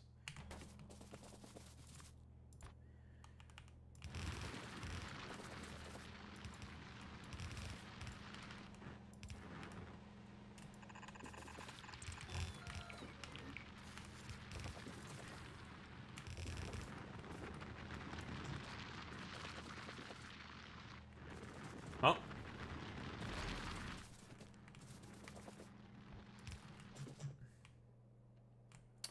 And that's another outpost done and dusted.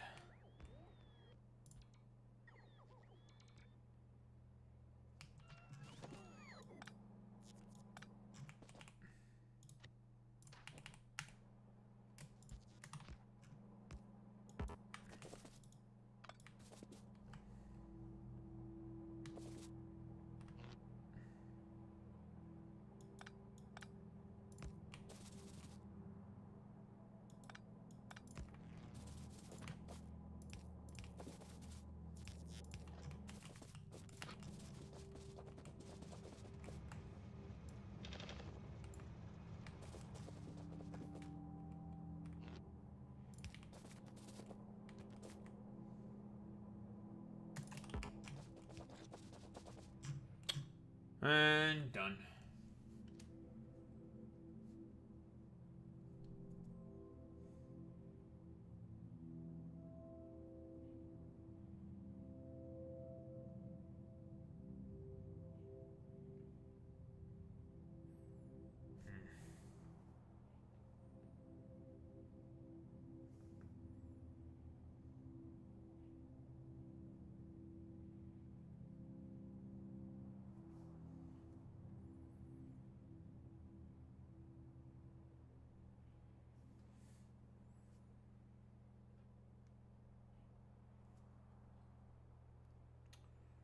Alright, cool. So you got into hooked into the 40k lore because there's a lot of the same stuff I really like. Yep. You want fucked up stuff in 40k? Or as some would say, 40 gay? Well, that's your place. You want really, really fucking messed up stuff. Oh man, the problem is that that's such like it's a really like it's a good question, but also a terrible question at the same time. Right? Because there's like so many ways to answer that question. It really depends. If you want to start in terms of chronological order, you want to start with the War in Heaven. That's where you want to start, with the War in Heaven. And it also depends on what kind of lore that you watch. There's a lot of YouTube shorts out there about like tidbits of lore that are good if you want to go into more detail. But in terms of like a video that talks about the War in Heaven that I find good, it's probably in depth. You probably want to go to a channel named Luetin. Luetin 09. Luetin 09. His videos are quite good and very, very in depth.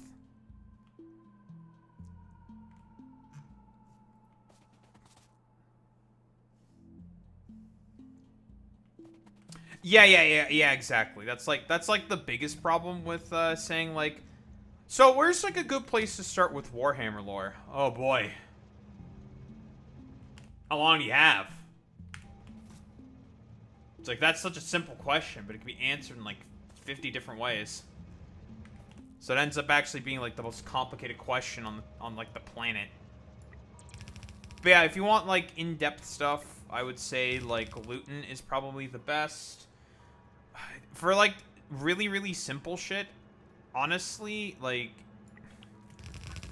the podcast Adeptus Ridiculous is quite good for a lot of simpler stuff, I would say, because the premise of the podcast is basically taking unironically two Warframe players. Like the co-host is a Warframe player who wanted to learn about Warhammer.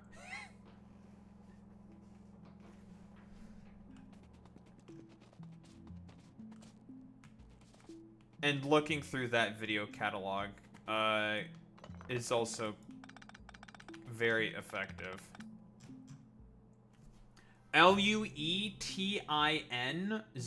09, I believe is how you spell Luetin. But that's for more heavy, in-depth shit. If you want like a starter place, I would probably recommend like the Adeptus Ridiculous podcast.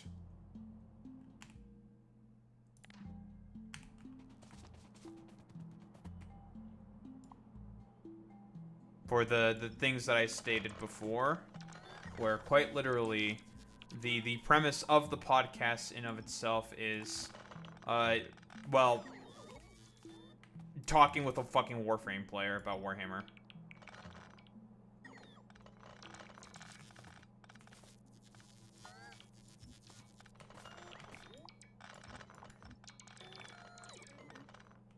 And I mean, Bricky's lore video also on Warhammer is a good starting place for relatively simple overall summary as well. Bricky is also good at that as well. I mean, it's where it unironically started the whole fucking meme of the Warhammer 2 VTuber fucking pipeline. Unironically was because of that fucking video. Or those videos, rather. And he just did an updated version of those videos, so... likelihood of there being a bunch more fucking VTubers who get into Warhammer because of those videos, probably about 100%. The VTuber to Warframe pipeline, that does not surprise me.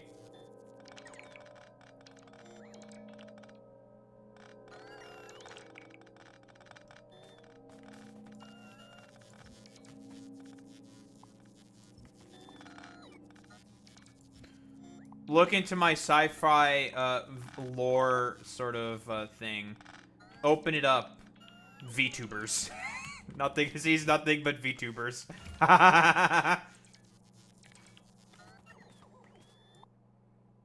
My face one.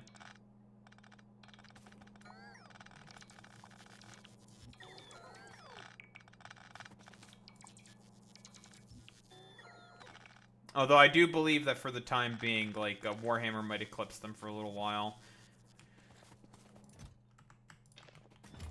But then again, it makes sense why there are a lot of VTubers who are probably getting into these properties, is because they are very queer-friendly slash positive, I would generally say. Despite there being a very loud and annoying minority, I don't know how prevalent that is within Warframe. If there's a bunch of, like, annoying chud types within Warframe, that I don't know.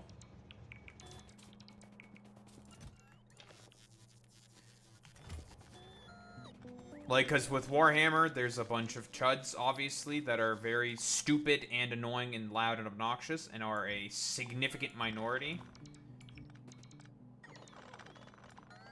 Like, a lot more normies have been getting into Warhammer, generally speaking, and that's, I would say, the byproduct of, well, COVID, mostly. COVID is the biggest reason as to why this is happening, but also because of the, I'd even give it to a lot of, like, Warhammer video games and media that have been very good, that have been coming out recently.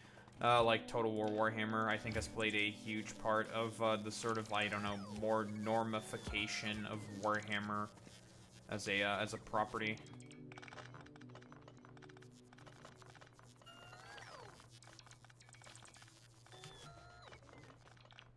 Yeah, I figured.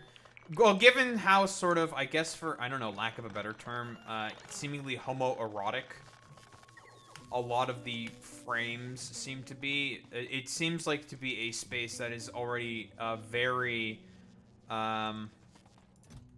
adverse to chuds. Like, chuds probably don't like just how seemingly, I don't know, erotic seemingly a bunch of the frames are. I would guess. You can, I mean, you can corroborate on that one or not. Wait, there's a Warframe dating sim? That's funny.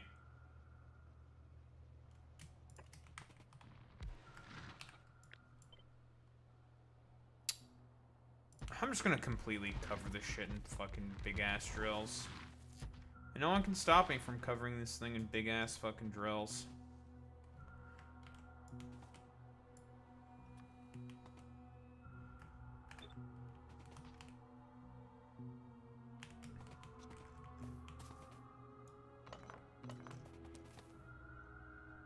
Actually, the one thing that will stop me from covering this in big-ass fucking drills is the amount of drills that we have.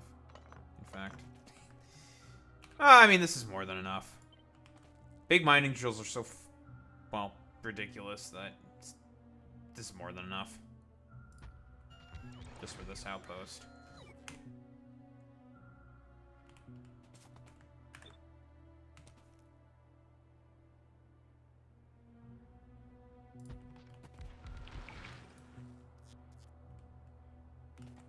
Lovely.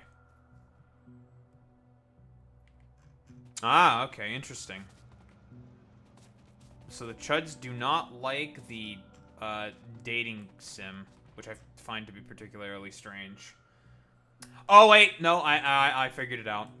A lot of Warframes are very adult coded, and conservatives tend to be pedophiles. That's what it is.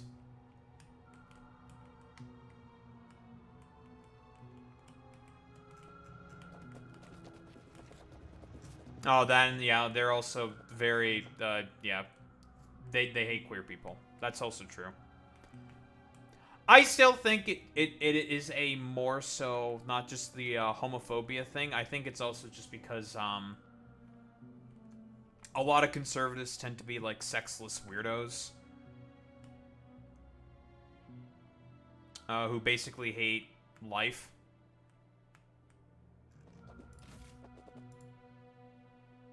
And we are now completely out of shit. Non-binary frames they freak out over. Yeah, that checks out as well. What the non-binary? That's not a thing that exists. Nyeh. It's like, all right, man, totally. And then they see like the T slur or some shit, and they get banned.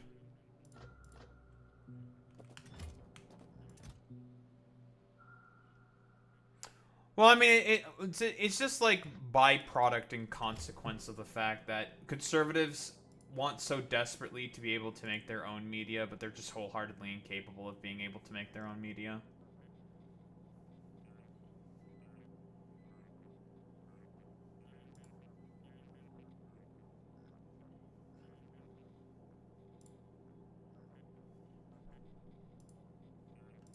They want to make their own media so badly, but they're just wholeheartedly incapable of doing as such. I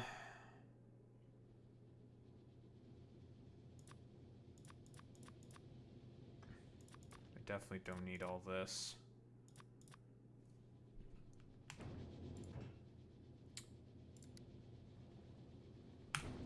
Alright, head back to Vulcanus. We need to pick up more, big mining drills.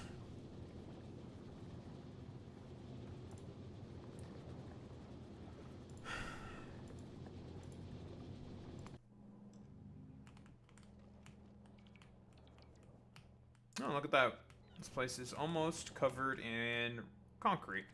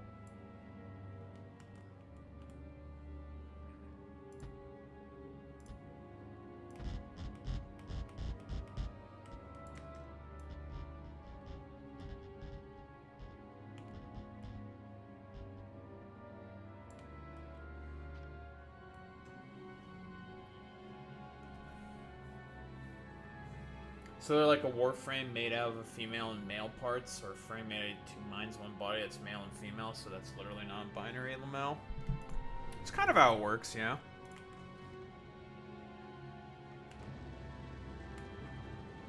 More or less. Time to get some more big mining drills. Sir, we're getting a bunch of large drills. Yes, we are getting a bunch of very large drills.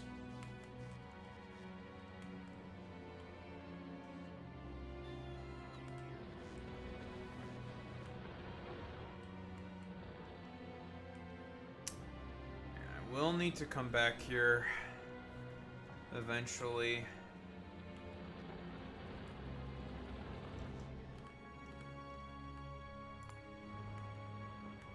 I will need to come back here eventually, take care of this problem. Probably the weirdest ones I've come across are people who refuse to play female frames because they can't relate to it. Oh, that's always just a bunch of fucking complete poppycock. Like, I can't relate to being a woman because I'm just not a woman. It's just like, oh, please. It's a bunch of nonsense. It's such a whatever, like, complete nothing burger of a thing that people fucking say. It's like, I can't relate to being a femoid. It's just like, okay, man, totally.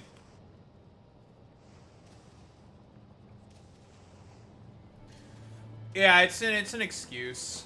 It's an excuse. The whole sort of like relation argument, like it's like, okay, man, whatever. I can't relate to these people. I can't relate to the thing that I'm playing as. It's like, you're like a super magical, like, superhuman, frame thing that's capable of basically magic. Like, relatability? Yeah, okay, brother.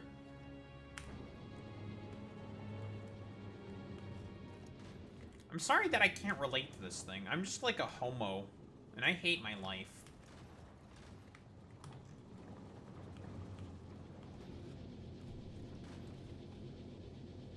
I've always hated fucking arguments like that because they're just so lazy.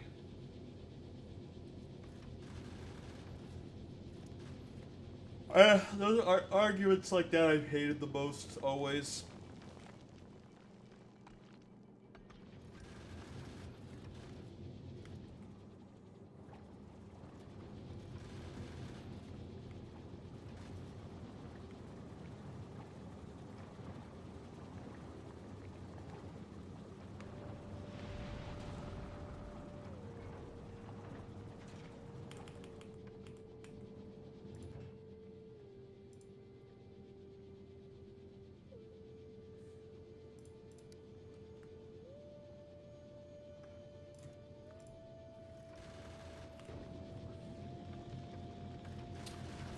Back to novice you go.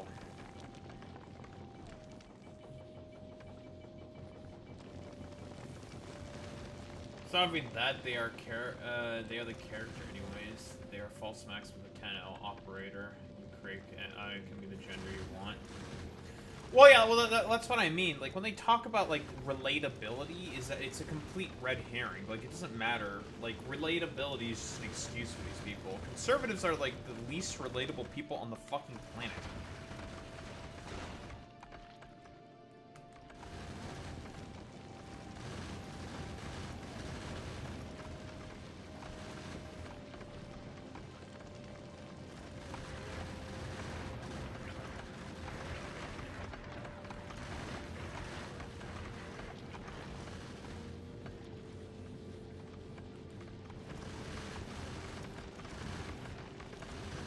That's true.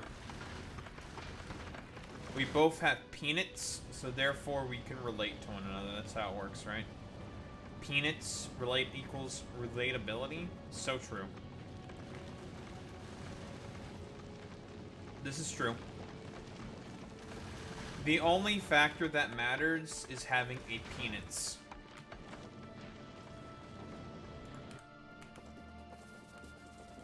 As we all know. Penis is the only thing that matters.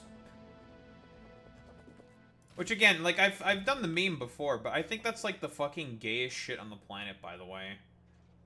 It's like, why the fuck do you have to like hyper specifically fixate on what a fucking person's genitals are in order to have relatability to the ways they think and believe? That's like some of the fucking most gay shit on the fucking planet.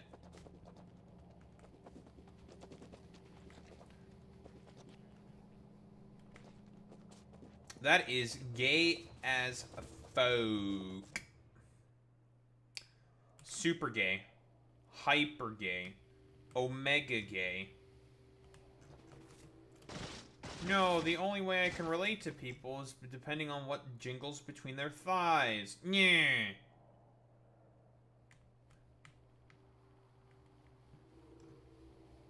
I don't know, Zane. That seems like very not homo queer of you. So, unfortunately, you need to be subjected to a bunch of queer propaganda or some shit. I don't know, in order to be able to deprogram you from thinking those ways, Zane. So I'm afraid that, brother, you are cooked. It's over for you. Yeah, I'm gonna need some fucking landfill.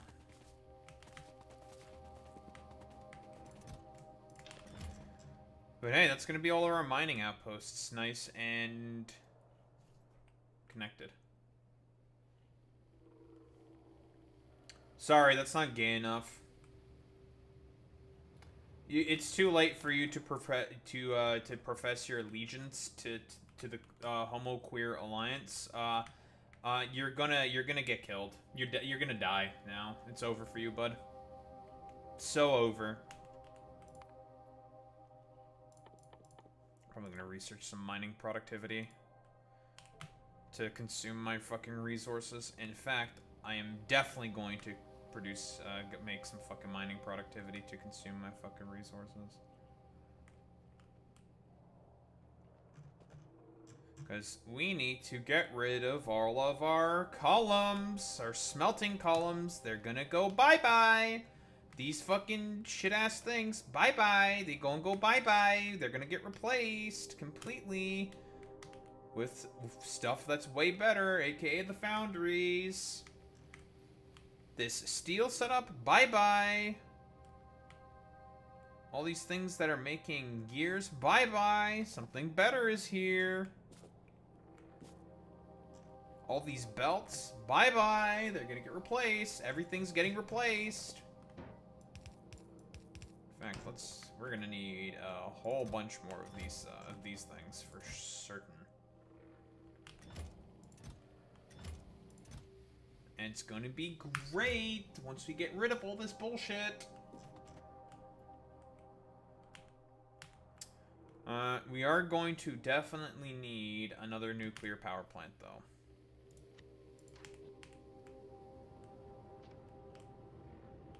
Here's the cool thing about that. Boom, boom, pow, boom, boom, pow.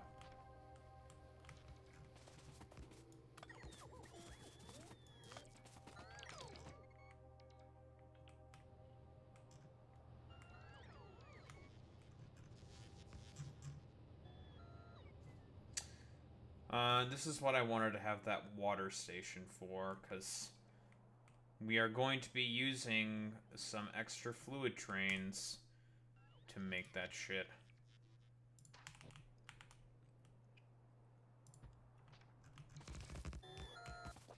That's precisely where that's going to go. Might want to double unload. In fact, that's exactly what I'm going to do. I'm going to have a double unload for the water.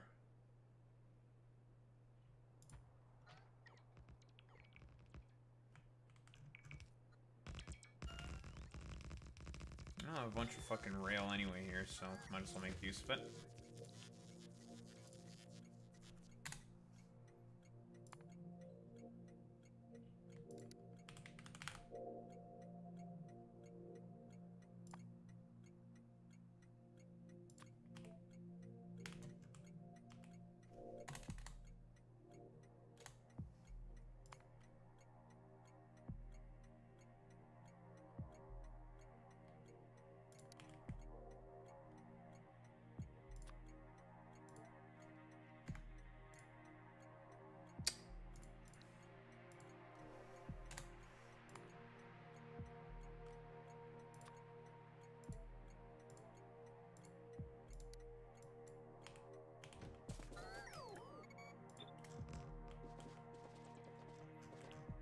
And just like that, new train station. It's just gonna be for water for supplying nuclear power plants.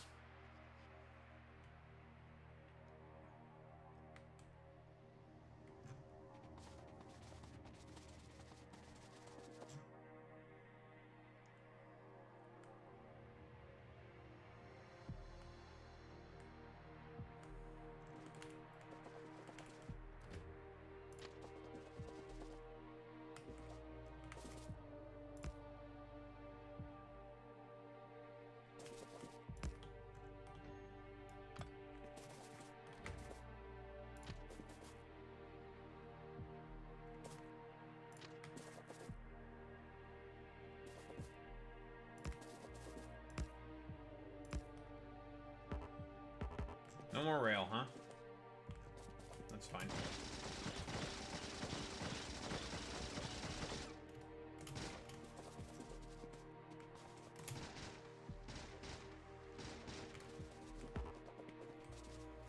Oh, grab some offshore pumps.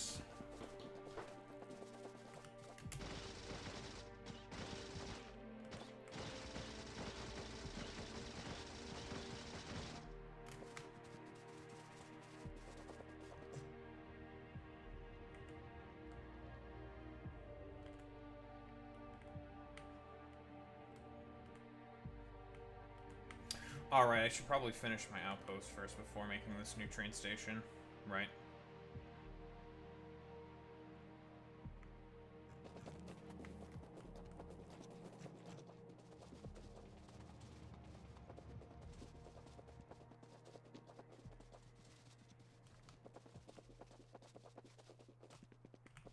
Oh yeah, I came back for landfill. I need some landfill.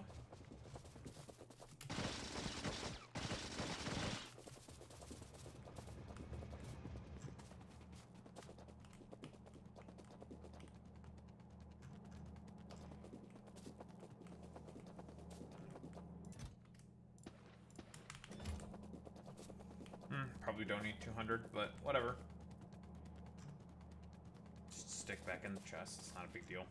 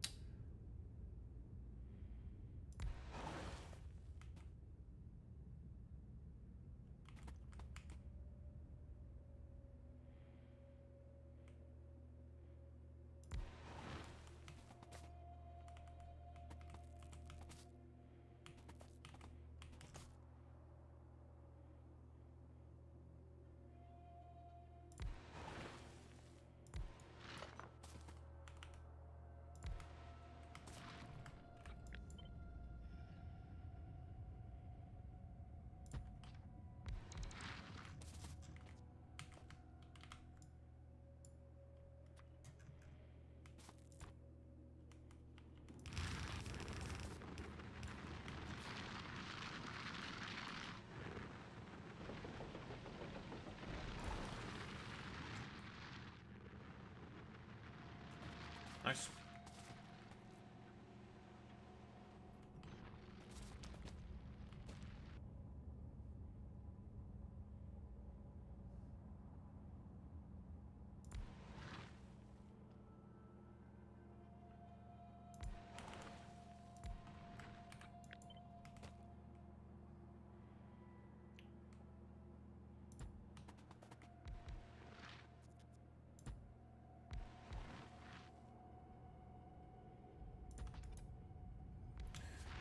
And that's good. Good enough for this.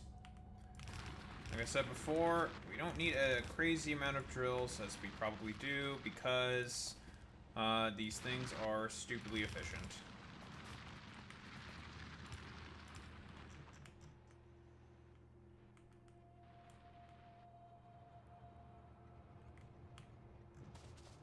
Stick them in a 6x6 balancer, and that will be all good.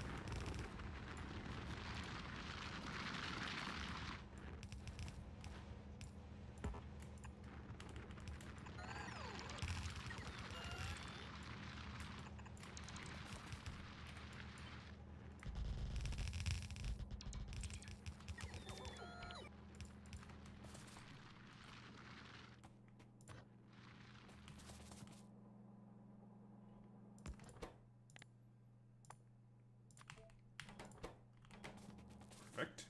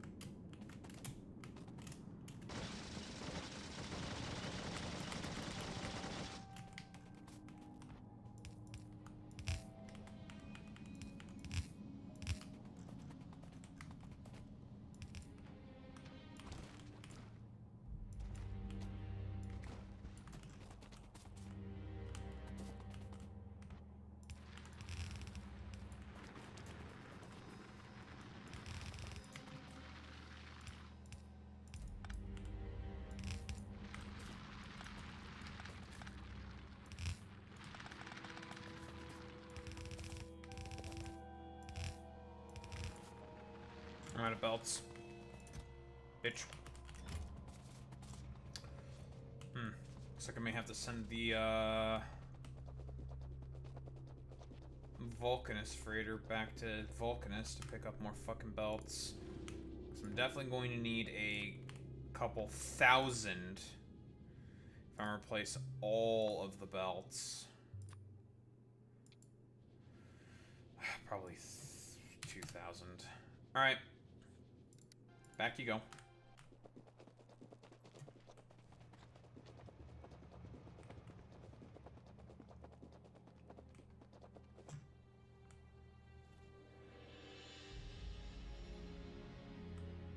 Yeah, we're gonna need a couple thousand probably.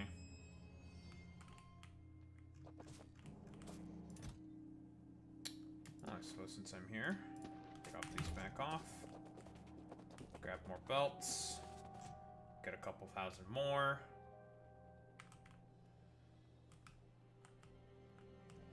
Upgrade the base.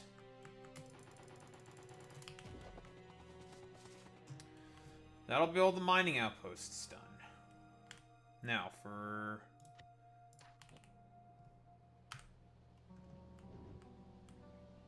another nuclear reactor.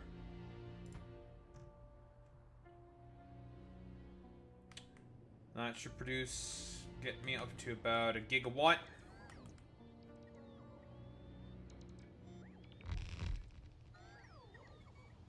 Another thing that I can do is also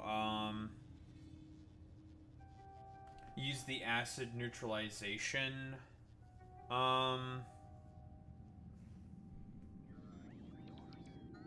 thing. Use the recipe for fucking acid neutralization as well on Novice. Because we already make sulfuric acid. Of course, it's manual sulfuric acid, of course.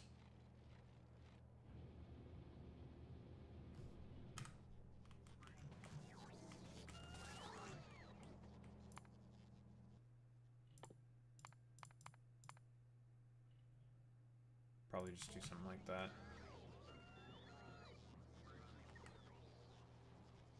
To get these morons doing something. Chewing through some research. Just consuming resources, which is what I wanted to do at the moment. Just consume. So then everything can get replaced. And we can get some actual research done.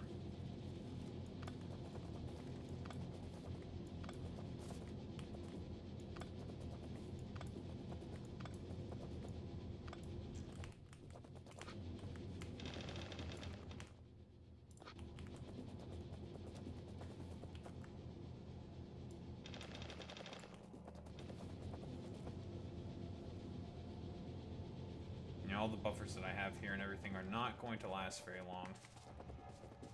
But that is kind of the point.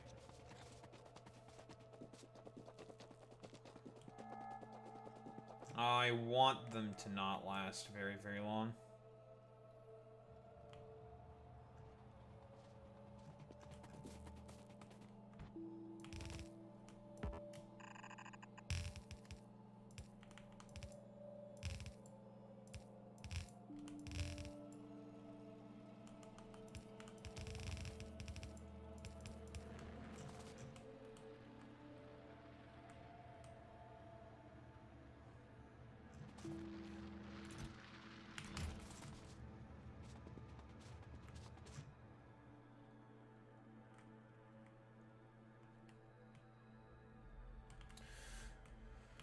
That is that taken care of. Lovely.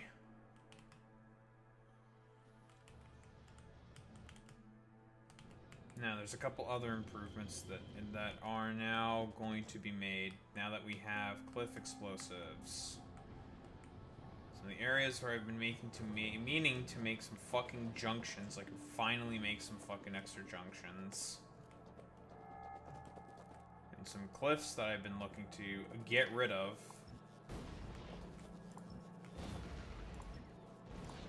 Bye.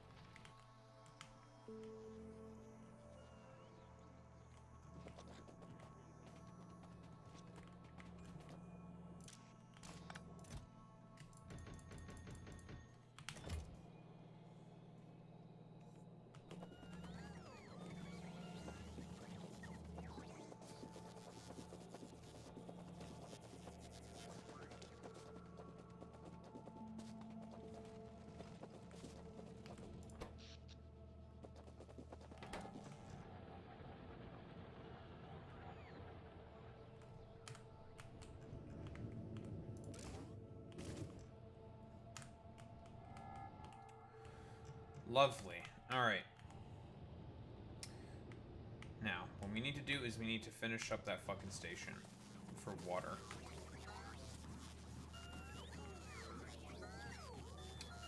Which means we need the pumps.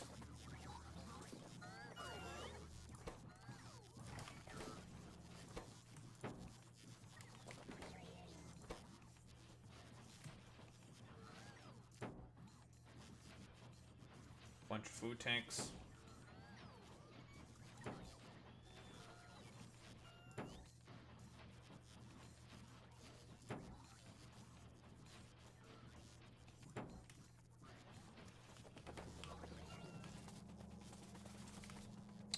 Some offshores.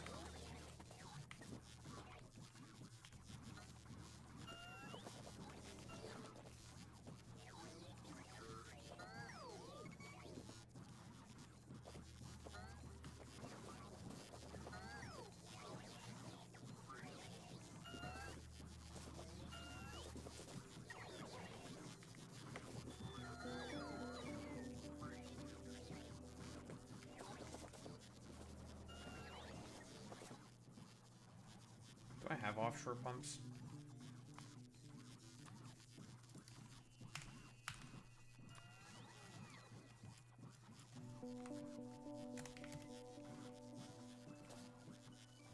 No. I mean, they are really easy to produce. You just need some iron.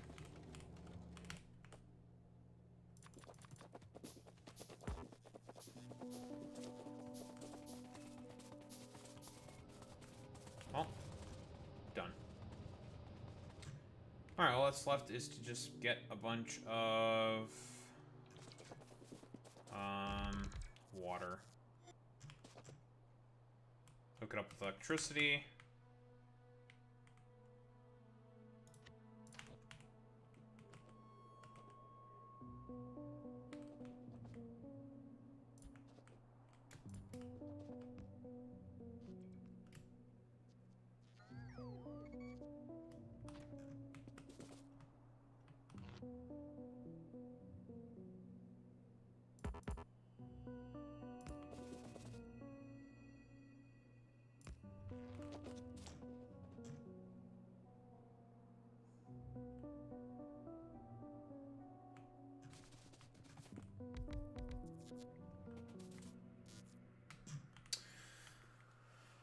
Right, I need some more pumps.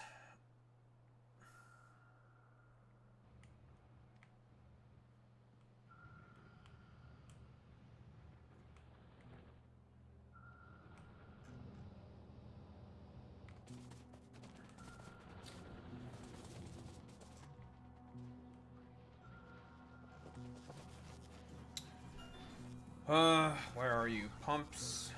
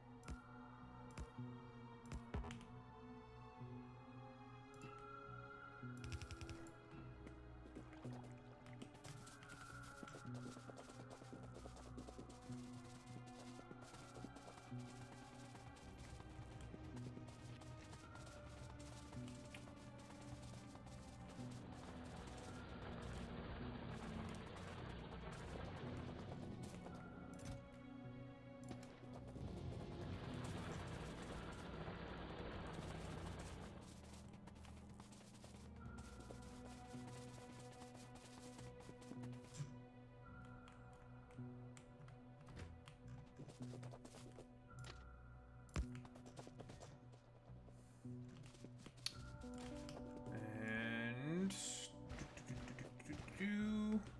done. And then we just gotta hook it up with electricity, and we will be having a water station. Sole purpose, water for nuclear reactors.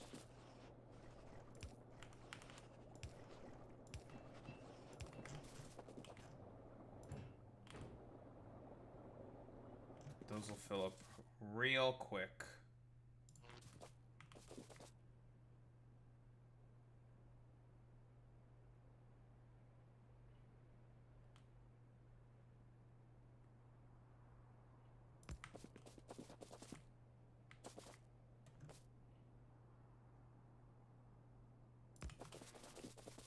I might as well light up this area as well.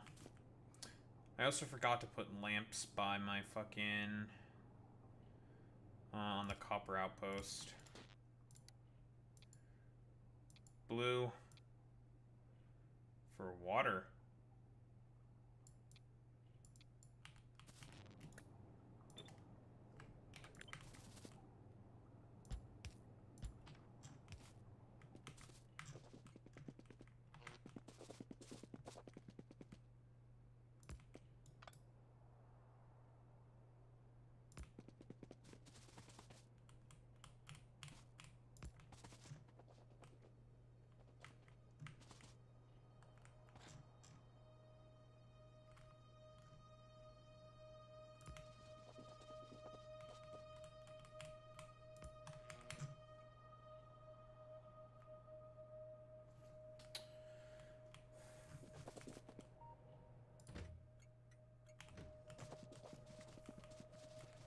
And that's a water station.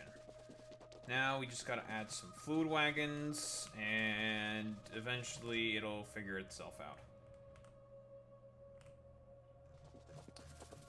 But let's get this sorted out first.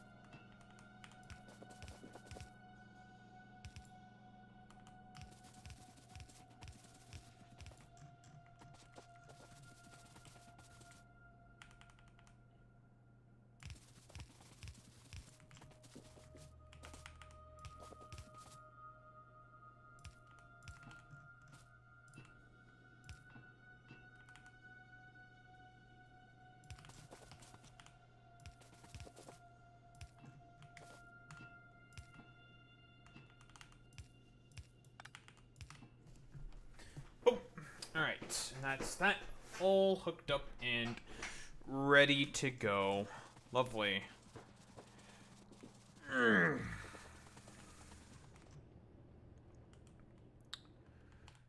Let's add some fluid trains.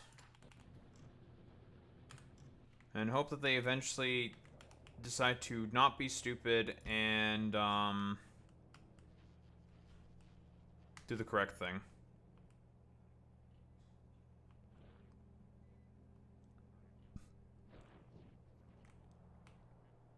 Am I already at copper? That was quick. Lovely. I'm already out of copper and steel. Fantastic.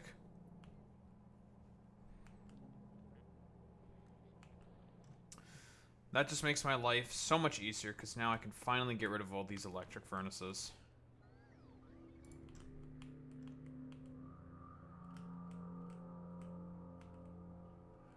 Well, the first one decided to go to the fucking oil processing, which was expected.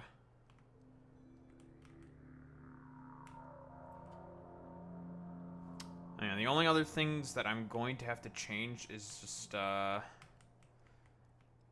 the outpost trains. I need to give them artillery. Lovely, one went to the water station. Very good.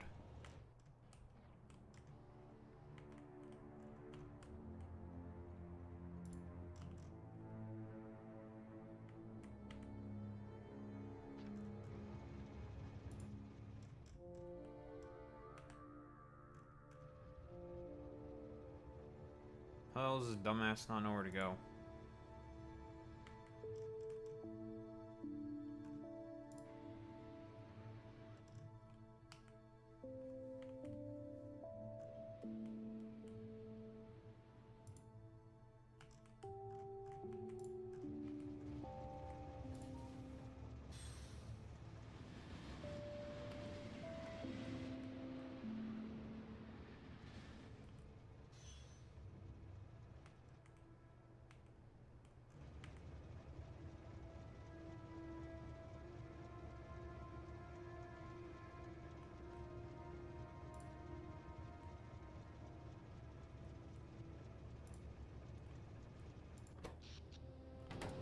Alright, that's gonna be 1/2 of the new reactor going.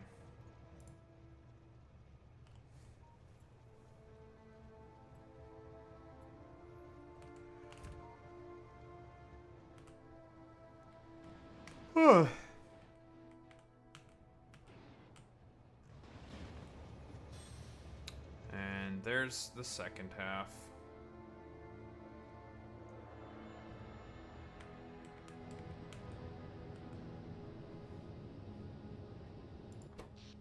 $1.1 gigawatts. Lovely.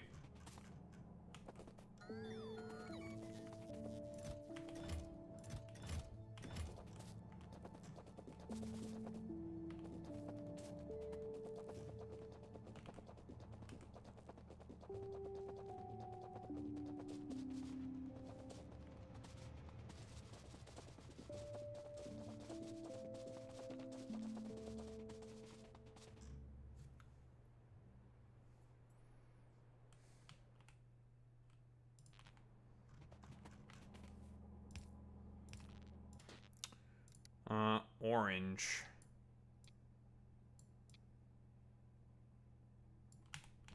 Orange for copper.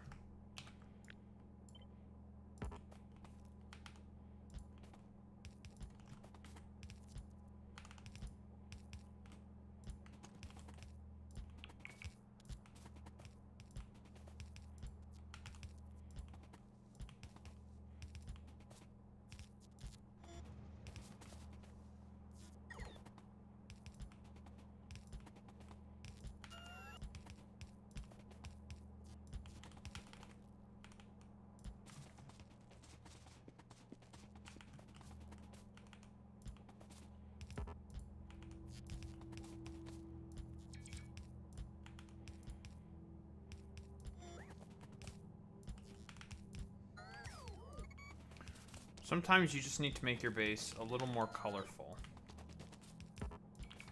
By your base, I mean, well, the outposts, I guess. I don't know, lamps?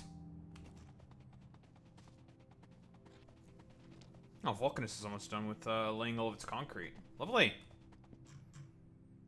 Lovely.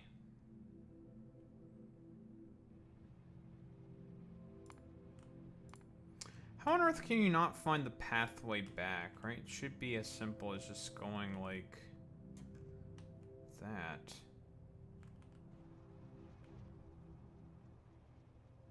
Very strange.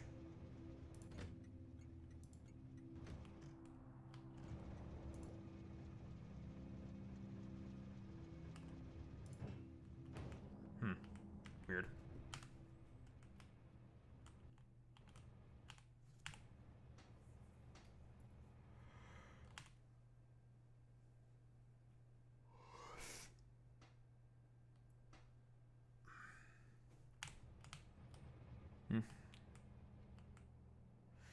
I want to take care of that junction first, and then I'll take care of the rest. Right. So it's time to basically replace a lot of this fucking bullshit.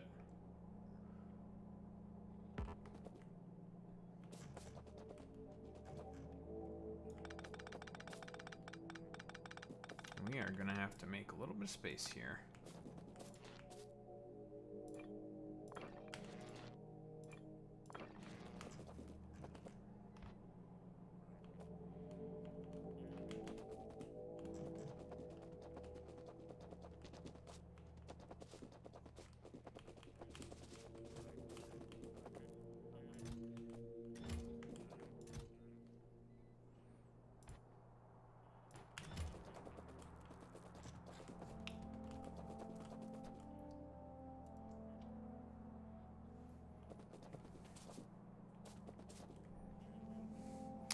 So between resource strain and mining productivity plus 100%, we should be effectively able to quadruple our patches, I think.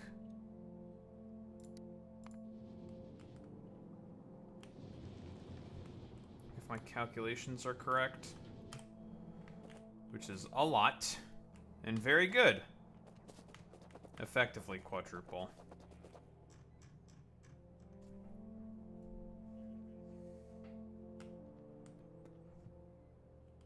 What did I come here for? What did I come here for?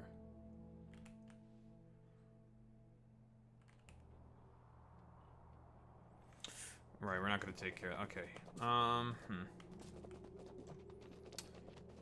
This is also a belt mess that I want to take care of. Let's just make the fucking junction. Lamps! It was lamps. That's what I came for. Lamps.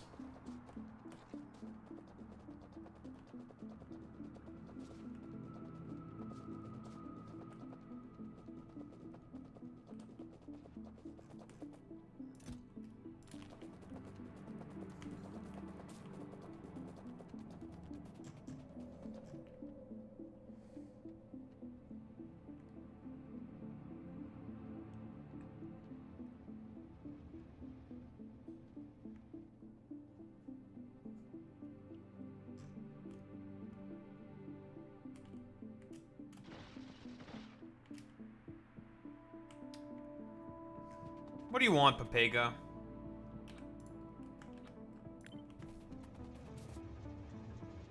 Fucking Team Papaja over here. What do you want?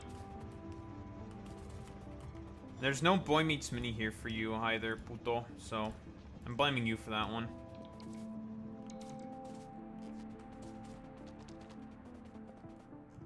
When you do this, you're not even like trolling me or anything. You're just like Team Papaja or something. I don't know.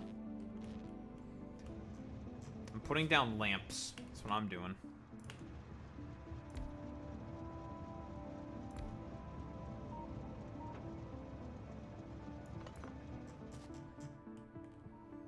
And now it's nice and orange, because copper is orange. Wow, crazy. Look at that. Now, junction time. These infernal cliffs, which have always been in my way. Ah, I get to destroy them now. Ah, destruction.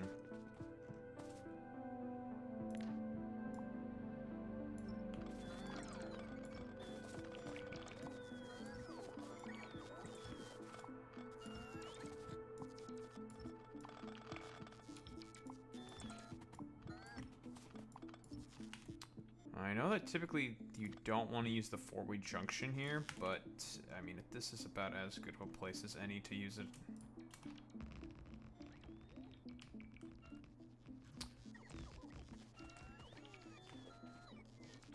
And that's that.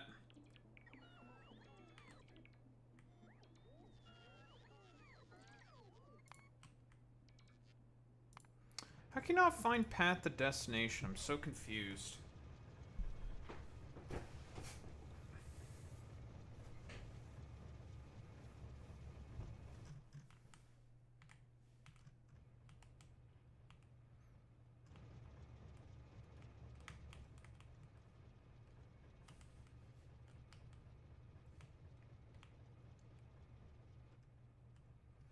Team Papaja.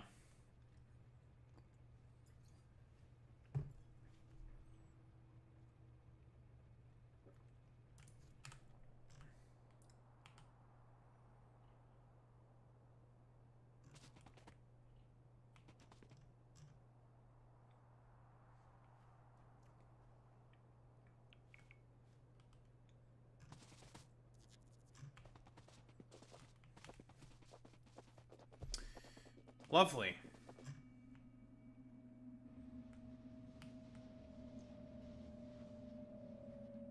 There's only one thing that's left to do now. It's time for all of this to be taken apart.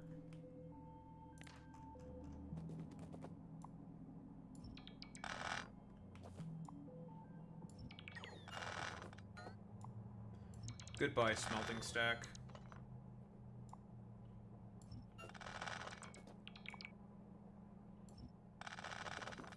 I no longer have any use for you, because we are about to get a significantly better smelting stack. One that is way more space efficient.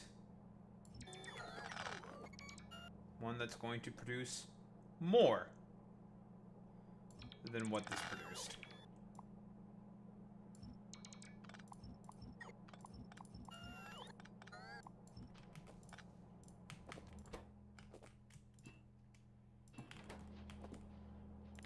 The Grand Reformation starts now.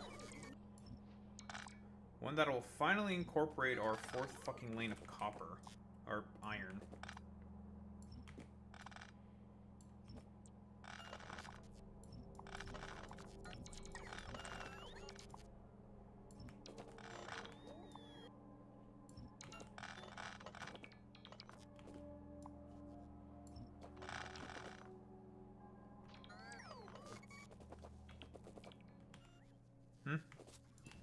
Why did some of these dumbasses have some fucking copper in them? That's weird. Okay.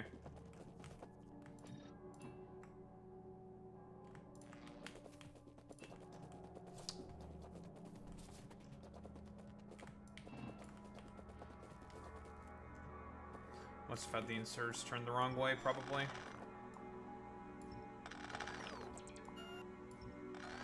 By probably, I mean definitely.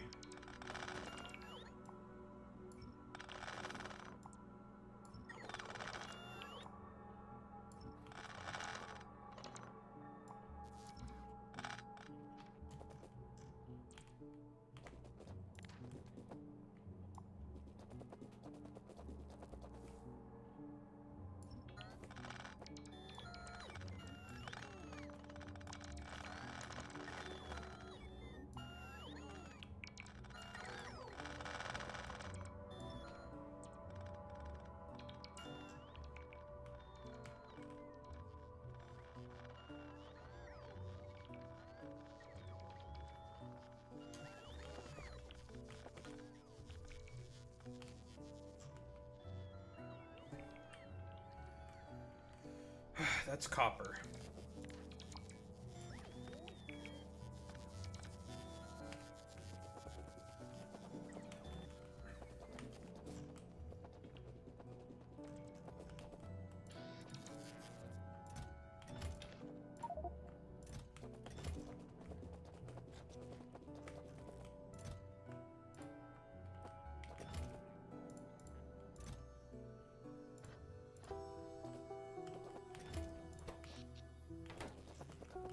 Soon become evident why we have all of this extra power.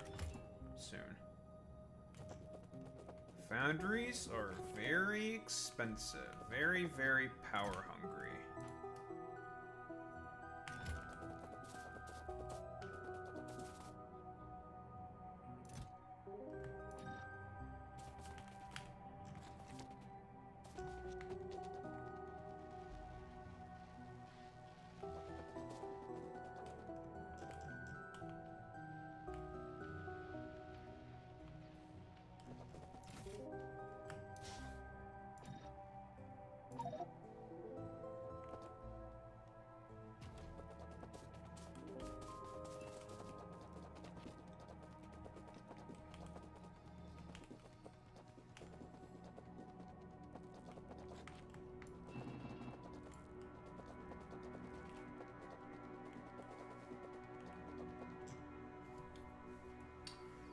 Now, the other thing is how are we going to feed the calcite?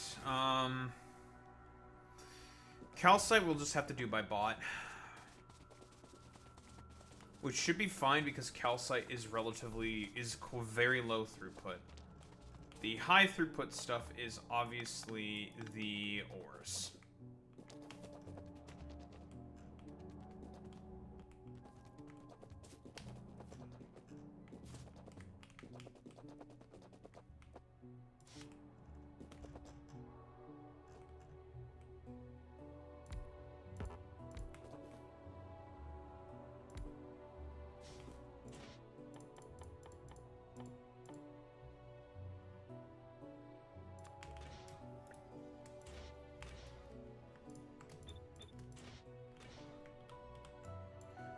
This alone is 11.25.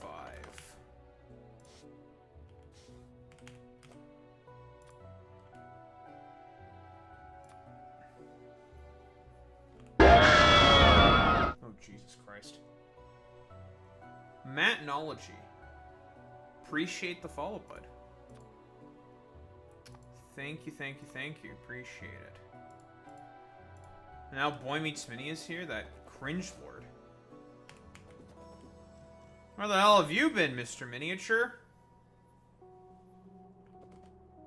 I should turn down the volume on that fucking alert. Because, it's loud. But then again, I'm very jumpy. Yeah, anytime, bud, you know. Well, obviously I'm playing my favorite autism game simulator at the moment. But, you know, I eventually get around to yapping about politics and stuff. Mostly because right now I'm at the point where I'm just, well, I got the broken stuff, so now I have to reform the base. got my broken toys now. It's time to significantly up production. You know, standard fucking Factorio stuff. You know how it is. Listen, I constantly meme that I'm on my Destiny arc when I'm playing Factorio, but then again, I don't have a son that's a Nazi, so I can't really say that I'm doing a very good job on my Destiny arc. Ooh, can I take a guess? I'm gonna take a guess. Do you?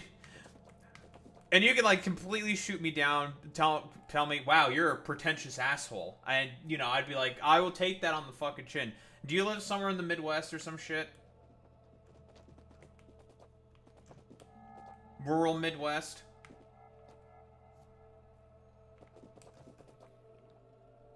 I do not need that pole there.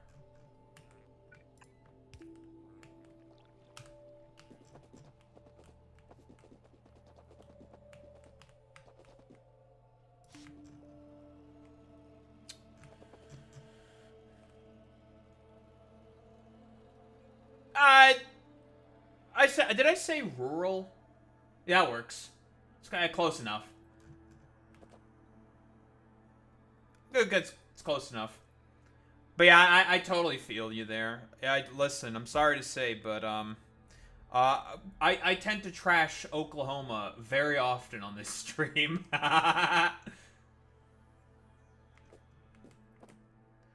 I shit on Oklahoma very often here. I'm sorry to say, but Oklahoma's kind of a shithole.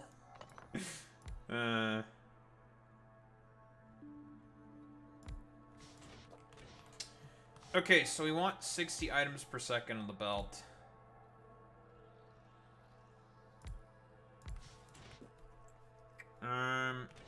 Okay, so if I do a beacon setup... The only reason why I do want to do beacon setups is because of, Oh, I did a whole segment on that fucking psycho. What's his name? Ryan Walters. I have to upload it eventually. I'll get around to it. I have a backlog. But that guy's a freak. Like, grade A fucking freak.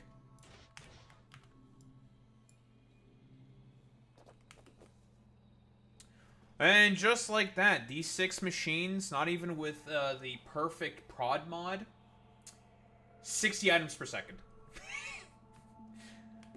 Remember when I said, hey, these fucking buildings are incredibly overpowered? Hey, these long-ass columns? 6 machines. Fills a green belt. Like that. But Daho, it takes up a lot of power.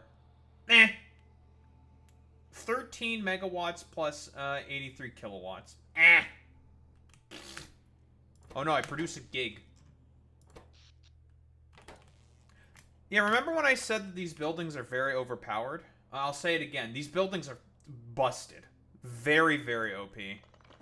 I don't even have level 3 prod mods. If I had level 3 prod mods, then I wouldn't have to make an extra foundry. To have perfect belt efficiency.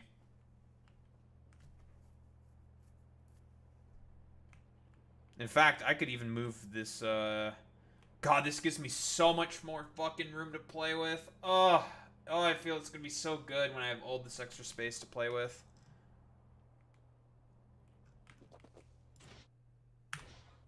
Oh, I'm gonna have so much extra space to fucking play with, dude. Oh, it's gonna be so good. So fucking good.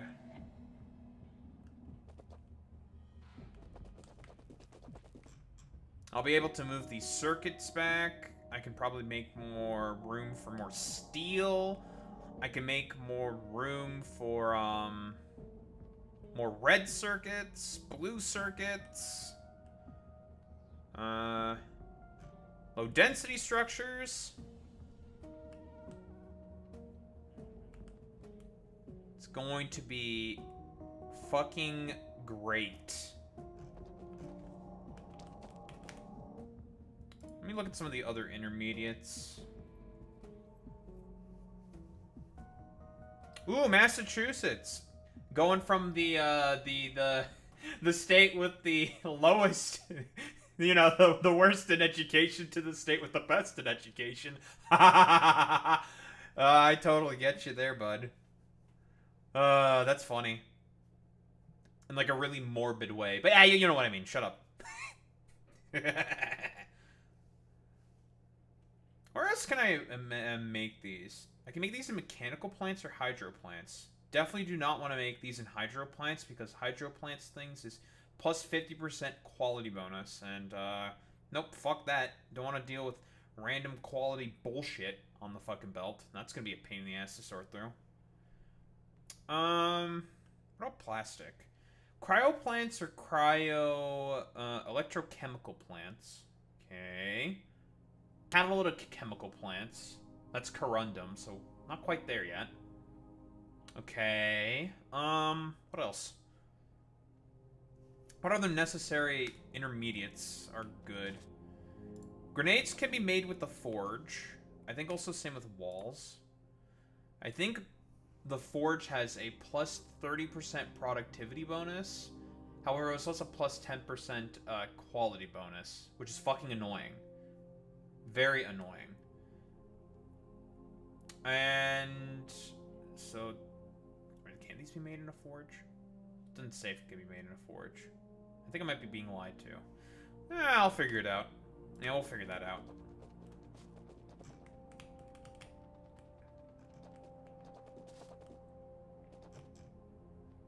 Might even increase my science production. Is it time to increase science production? I think I will increase my science production. You know what? I'm gonna spoil myself. I'm gonna increase my science production. You know what? Fuck it. I'm gonna spoil myself. So we're gonna put these 2 other foundries here temporarily. Yeah, it's great. It fucking cringe. The Secretary of State wants to push Bibles into school rather than making it better. Oh yeah, 1000%. Like, the dude's just like, I'm willing to disobey the tenets of the First Amendment in order to, I don't know, push like weird like Christian nationalistic theocratic bullshit. Same with, I believe, Texas is also doing the same thing, right? I did not place that foundry well.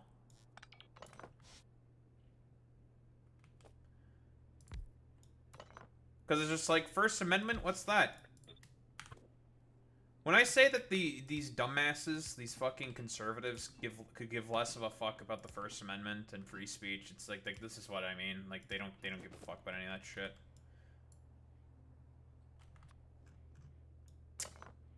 So just that alone. Alright, I calculated with both of these machines. That was very stupid. Right, this is 27.4.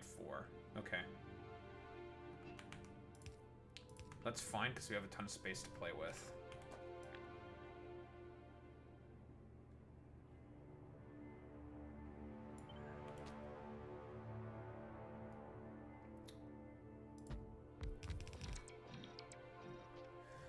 So that is going to be 54.8.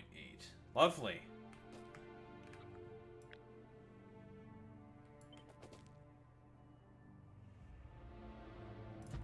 Alright, that will give me my 60 per second. Just like that. This will...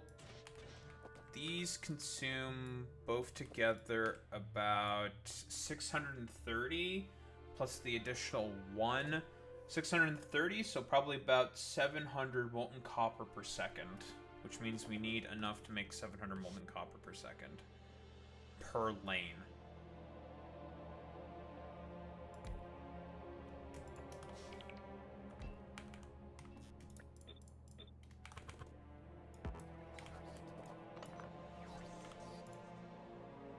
Never mind, not even 700 molten copper. About 600 is 680 molten copper. Okay. About 700. Started tech school today when I heard of employers in cybersecurity field are looking for people that love AI. I'm like, fuck that shit. Aw, dude, I'm like basically the exact same fucking lane there. It's like, it's a bubble, dude. Like, it's a complete, like, my mother was constantly saying, like, you should get into AI. You know, AI is, like, really good. I'm just like, dog, it is the most bubble of bubble shit. And, like, I've even done shit, it's probably on the YouTube channel, !YouTube, talk about all the AI deregulation bullshit. It's a bubble. It's 2008 all over again. It's gonna cause another giant fucking recession. Guaranteed. Economy's gonna fucking shit the bed. All these, like, crypto turds. It's the same fucking bullshit. It's just like, alright, well, that's cool, I guess.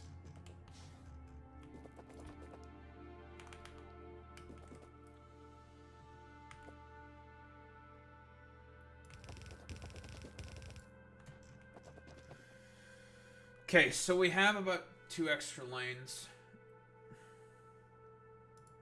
I guess the bot's shitting the bed. Yeah, bot must be dead. Unlucky. Yeah, feels bad. 07 to the bot. Okay, so fluid management, we don't have to fucking think about fluid management as much because it's easier to do now.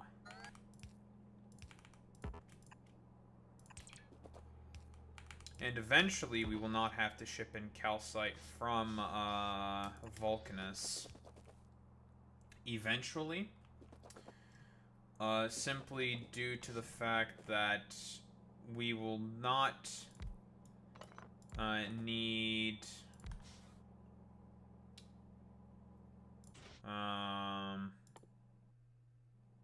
No, we will not need a bunch of shit.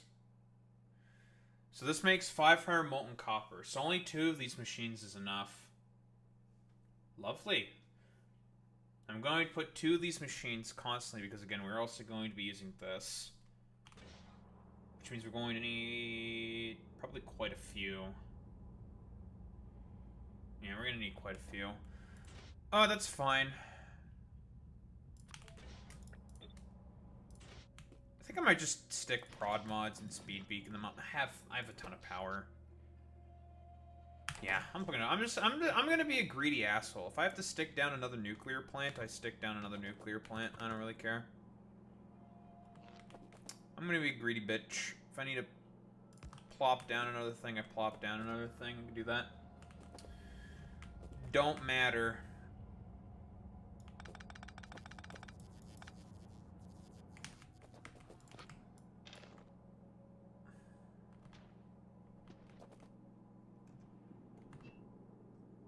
Alright, that's the output. There's the input. Here's the speed beacon. This produces 900 molten copper. So, with 50 pieces of ore, right? 50 pieces of ore plus 1 calcite gets you 900 effective copper plates, effectively. Plus the additional productivity bonus here. Out of 900, we're probably effectively producing, about 1,200 to 1,500 copper plates per second. Or, per second? No, be like 120, 150 per second. Yes, hey. The foundry is it's pretty good. It's pretty good. This building's kind of this building's kind of OP, kind of broken. Many people are saying that the foundry on from Vulcanus is pretty broken, folks. But you know what they say, that this building's kind of crazy. And I have to agree with them. This building's kind of ridiculous. Let me tell you, folks.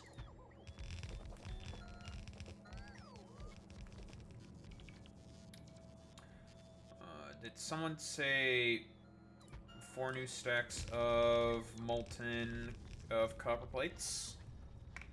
Just like that. Done.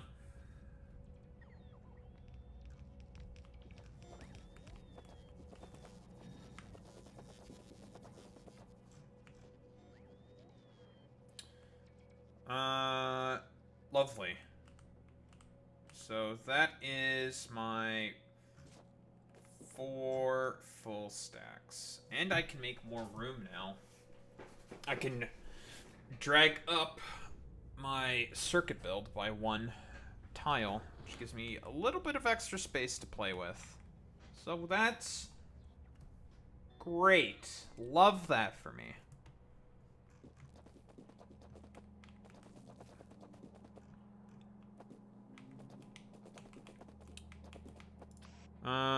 This is a relatively high throughput item, so we will be doing this.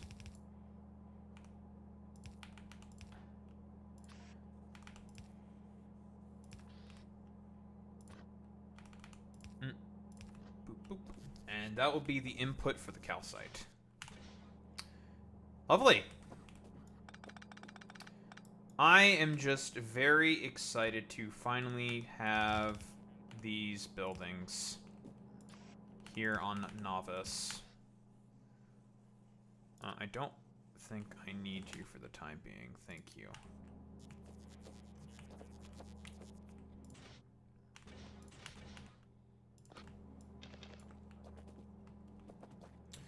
Eventually I'm going to have to change this belt balancer to an 8 to 4 once the starter copper patch is gone. But that's a later problem. I don't have to do that right now.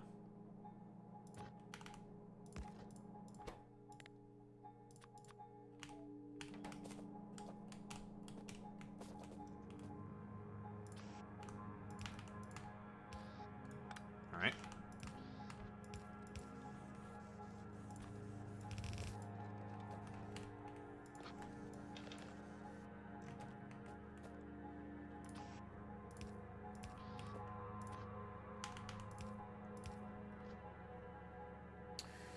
So yep, that's for the calcite. We don't need a ton of calcite, obviously, so we're going to be primarily bringing in the calcite via bots on a separate conveyor, because calcite is pretty low throughput.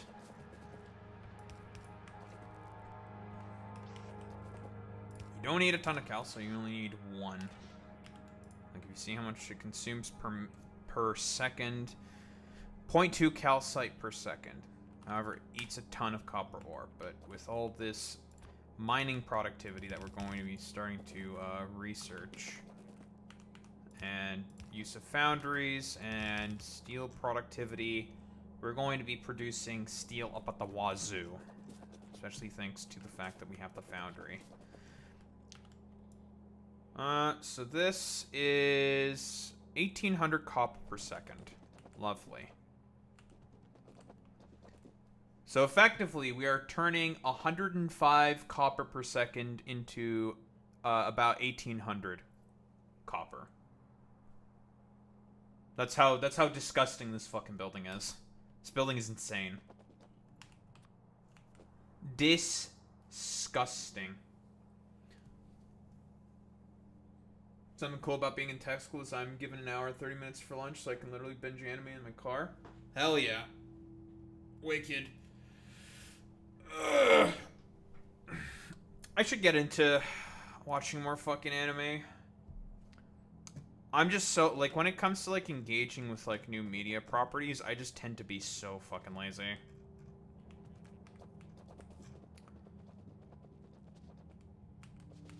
Like, I soy out over shit like, you know, I really like Death Note, guys. Death Note's, like, pretty heckin' cool and epic. Which, I mean, it's true. Death Note is pretty heckin' cool and epic. But there's a lot of good stuff out there. When I was in Ottawa, you know, for Go Fest, hanging out with my old roommate, I basically, on the day when I was about to leave, binged through the 2 seasons of Solo Leveling. Solo Leveling was pretty... I liked Solo Leveling.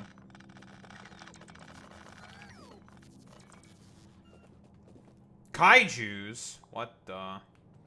Every time I hear kaiju, I just think of Yu-Gi-Oh! Is it a bad thing?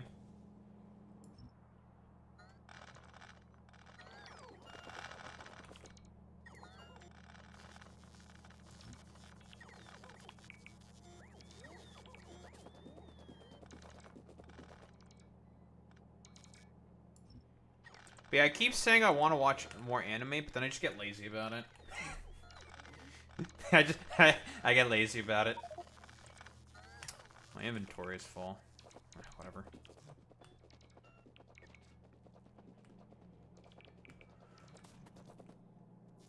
See, I knew there was a smart reason why I put all these damned chests here. I know I was thinking ahead. I was being wicked smart. And you have a bunch of belts. And I probably am going to actually need... Just give me the fucking 5,000 belts.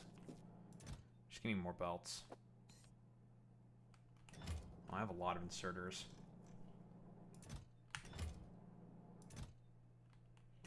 Give me these.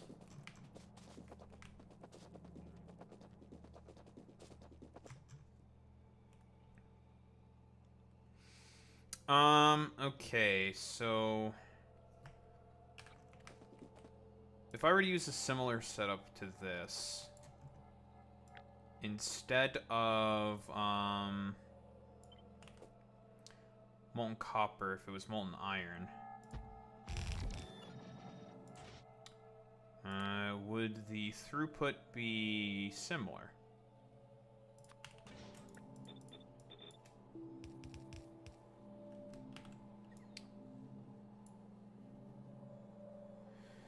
The answer to that question is yes. So we just copy and paste this.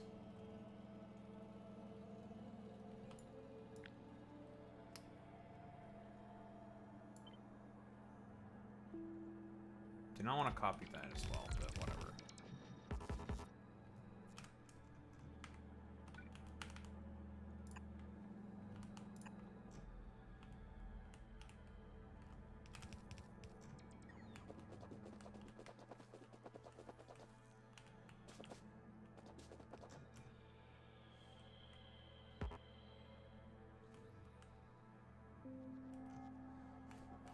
I still don't have enough room to fucking put in the 4th goddamn lane of copper.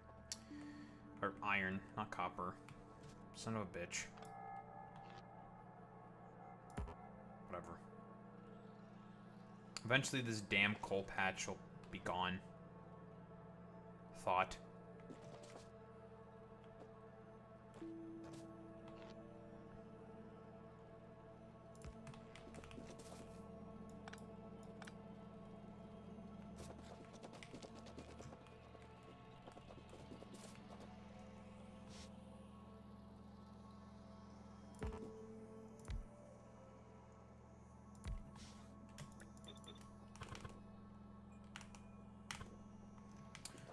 So I'm going to also operate on the assumption that if copper ore melting is probably going to also be the same amount as iron ore melting. Therefore, it's just this alone would make about 1,800 melted iron per second. And if I need to shove in extra machines in order to make more, I can probably just do that. Just basically, like, stick it right here.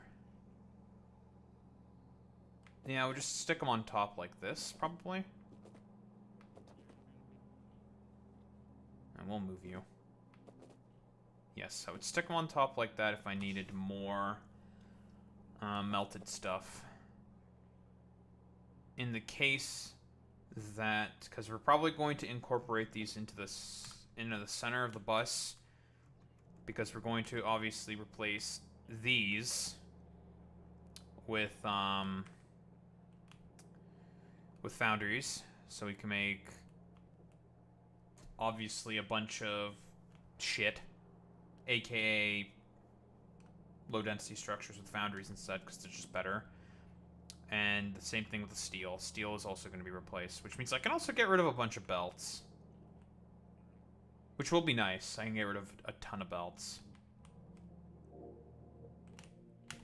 because it's all going to be liquid smelting, which just makes life a bit easier.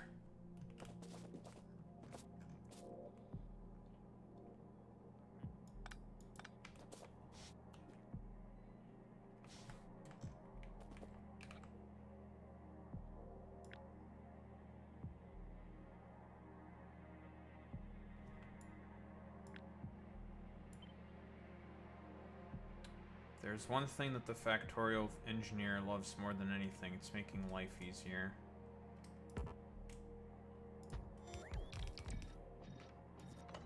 God damn it, it's not where I wanted it.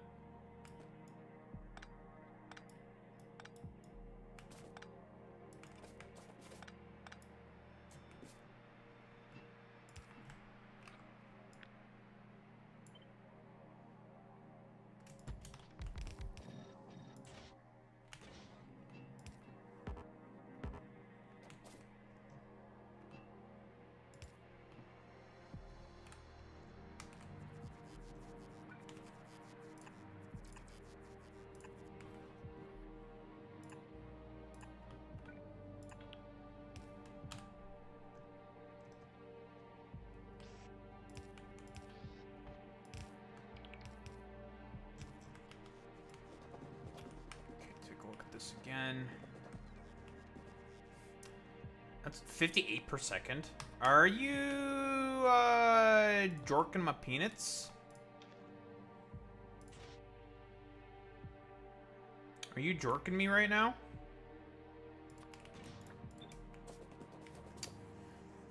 Nice fucking meme.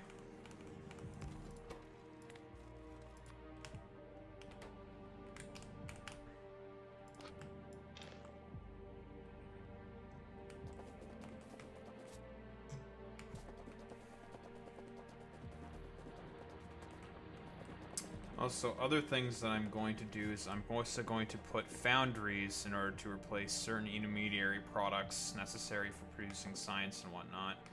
So, for example, we're probably going to stick a foundry here to make belts, which is obviously going to be very efficient.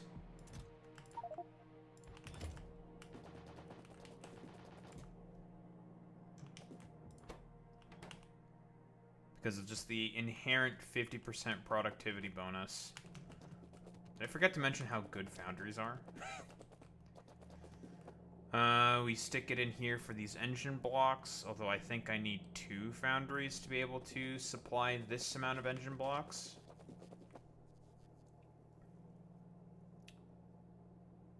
I will probably need 2 for this amount. Or I could just speed beacon it. One of the two.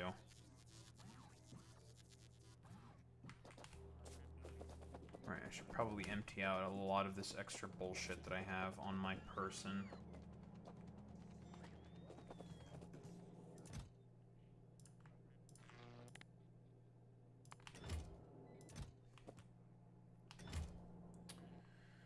Okay.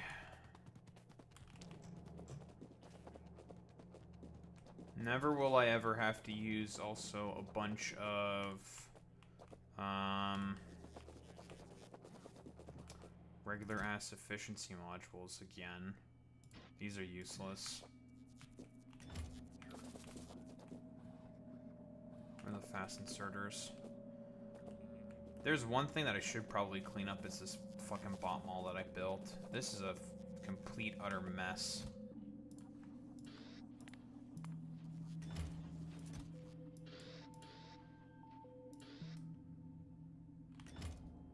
What did I come here for? Underground pipes. Give me.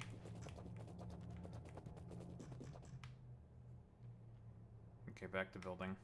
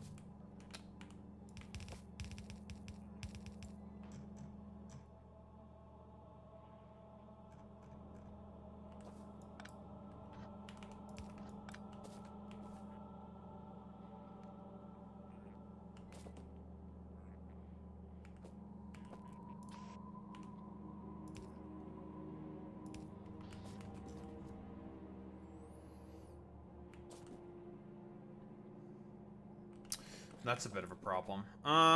Okay. So 6 lanes. We need to reduce it down to 3. Okay, so 6 to 3.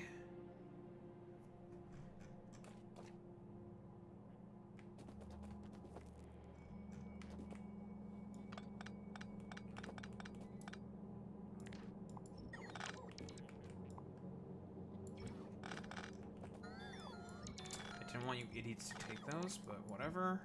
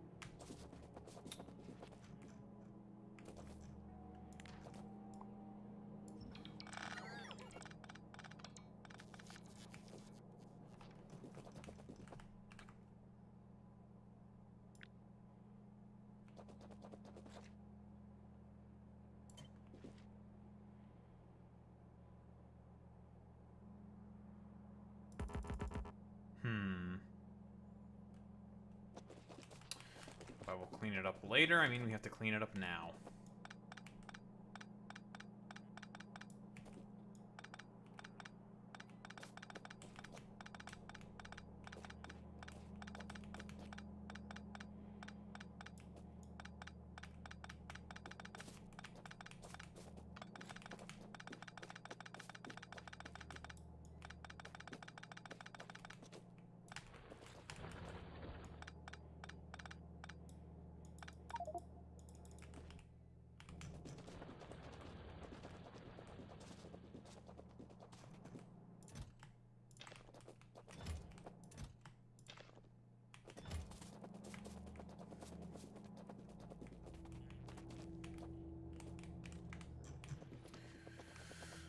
Okay,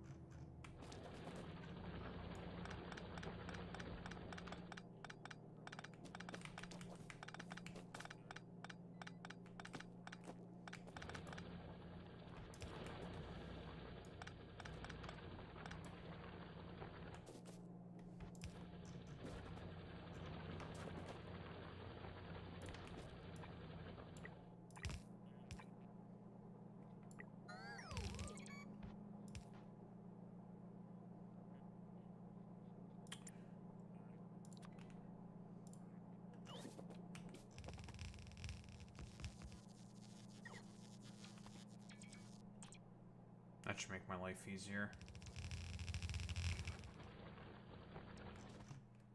Okay, I didn't want you to do it to all those belts, but, sure, man. Alright. Well, you guys have fun with that.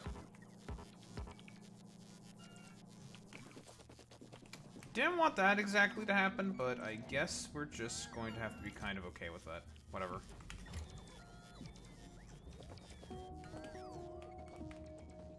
Unintended things from the mod.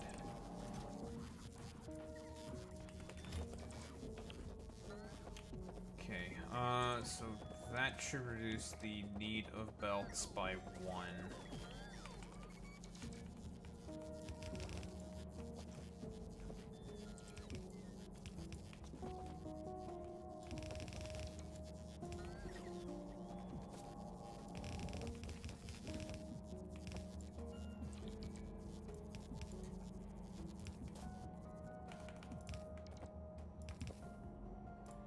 So instead of a 6 to 3, it's now 5 to 3.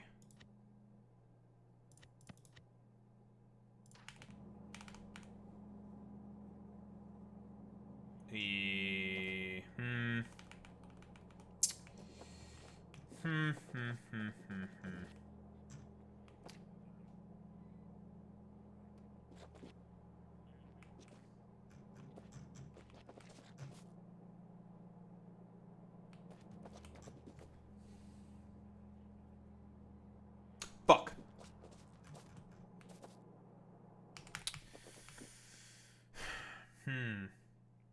Alright, fine. I have to move it over.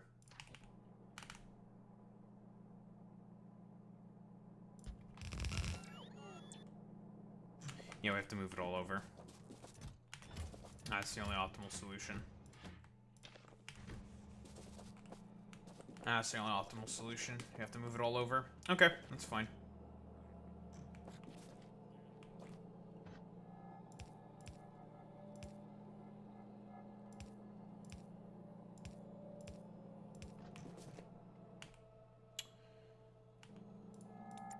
Give me this.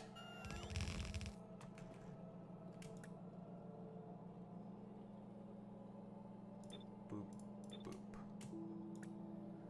Boop, boop. Lovely.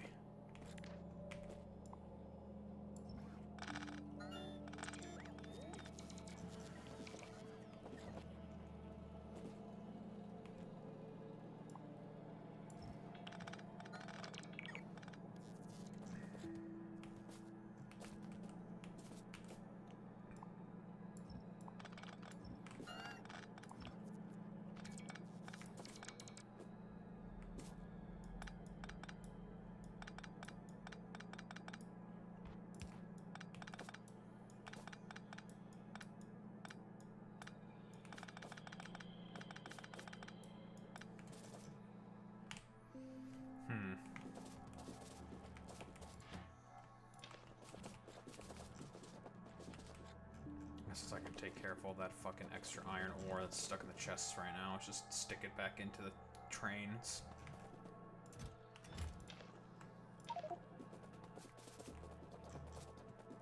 That'll do for now, of course.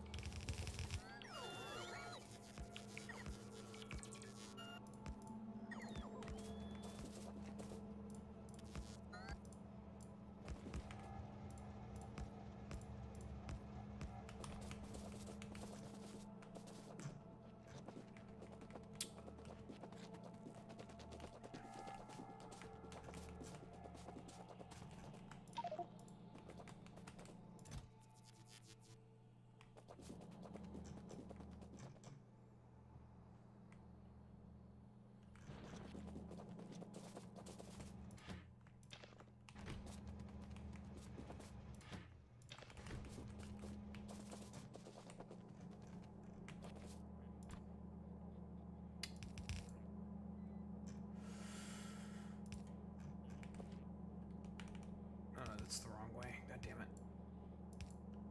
Okay.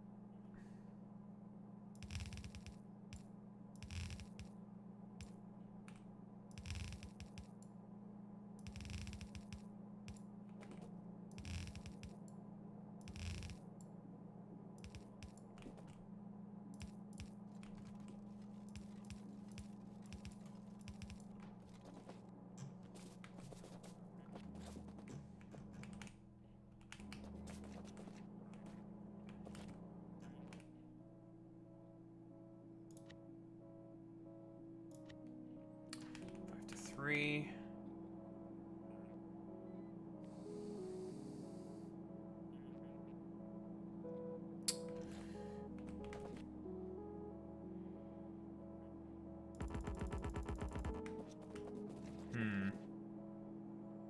Son of a bitch.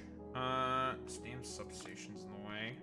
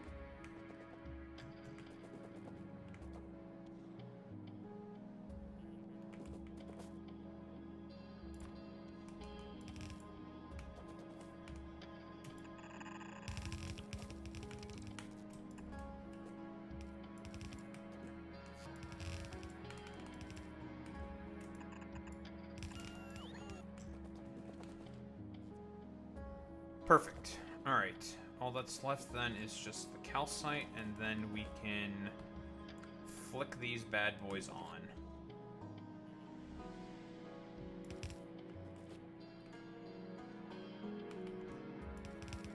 Or do I have a car here?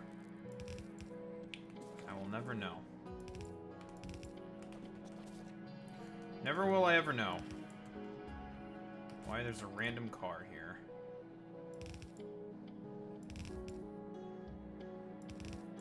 Gak!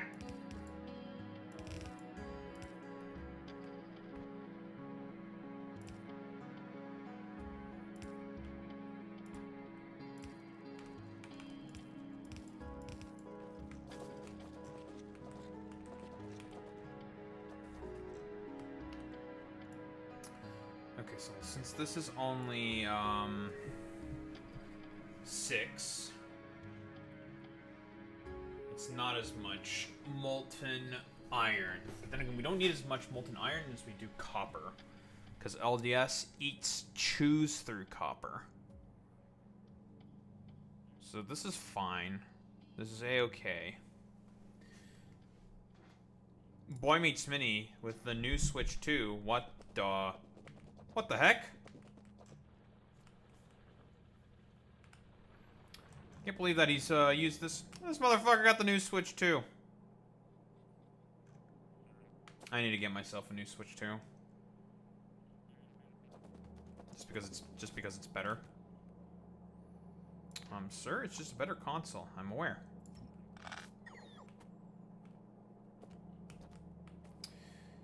Yeah, that's fair. I'm kind of waiting for the release of the Pokemon bundle.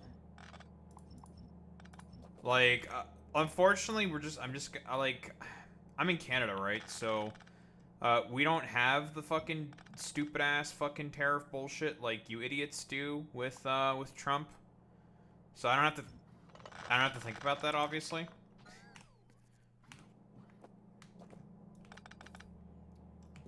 It turns out, I don't know, Canadian prime ministers, I guess, are just not as stupid as American presidents or some shit. I don't know. Quibble about it or whatever. Don't really give a shit. Yeah, Canadians, us having tariffs on people randomly, clueless. Yeah, we don't do that. Smile.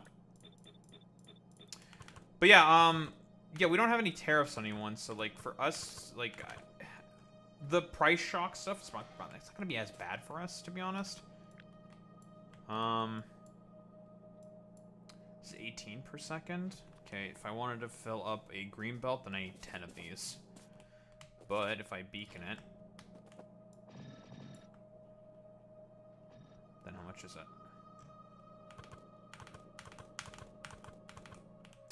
What was I saying? Oh yeah, so I don't know how bad the price increases are gonna be for, like, us. I don't think it's gonna be as bad.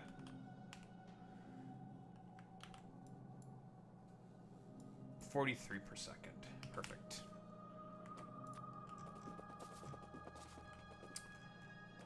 I don't know if we'll have, like, as big of price problems with, like, different electronics or whatever the fuck, to be honest, in comparison to you guys.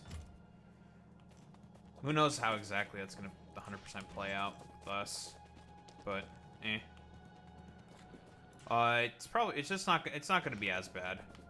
Like, we won't have to deal with any of this bullshit, because, I don't know, we don't have any problems. Yet. Unless the US makes it a problem. Because that's ultimately the only factor at this point. It's like, what's the Mad King in power gonna do? I don't know. Mad King shit? Like, I mean, because of your dumbass fucking tariffs, I mean, we're already suffering, like, job losses and stuff.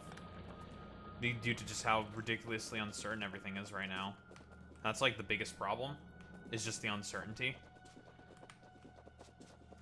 Which is, like, you know, it's like... what I'm saying here is, like, it's like, yeah, no shit, forehead, duh, kind of a deal, right? Like, doi? Doi? Like, doi. Like, fucking, like, good one, Sherlock. It's just like, well, you know...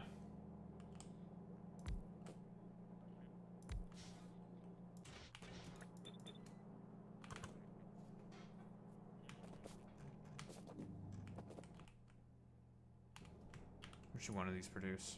14. It's 50. Oh, if I need more.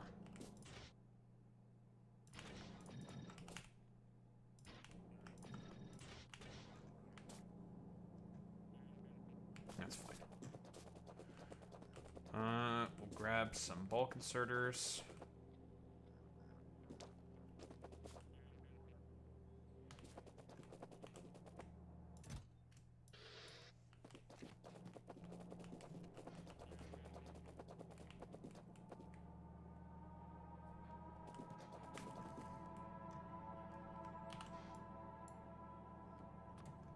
Hmm, 58.46 is more than enough.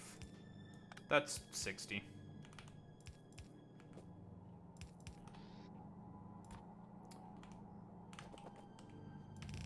Once we get level 3 prod mods, that'll eventually become 60, so that's fine.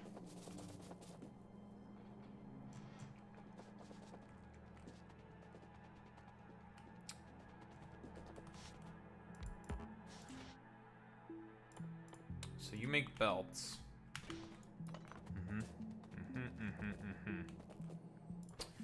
Well, I am going to increase this production, so... Might as well. I'm gonna have to figure out how to finagle my way with the fucking thingamabob here. That's gonna be kind of annoying. I'll figure it out.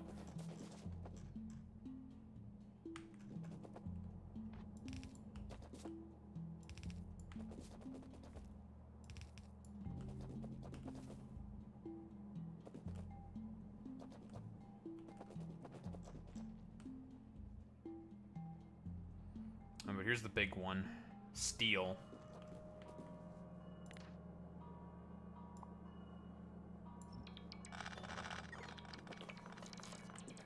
This is the big one.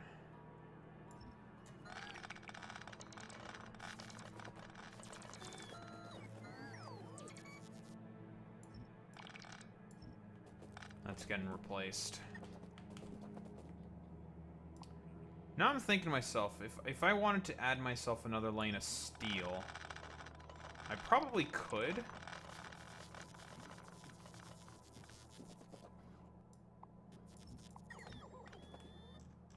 Because of the room I've made for myself up here. I have an extra lane, basically, now for myself. Let's go back to Vulcanus. Look at the steel that I have here. So this is about 20 steel per second per side, each side of the belt.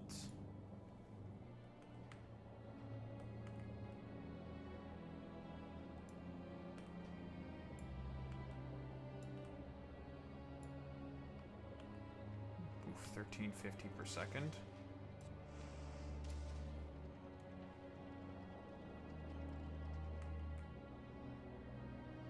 And this is beaconed and prodded up appropriately. Actually, we do not have the appropriate level 3 speed modules in here. What is it now, then? Once I do that change.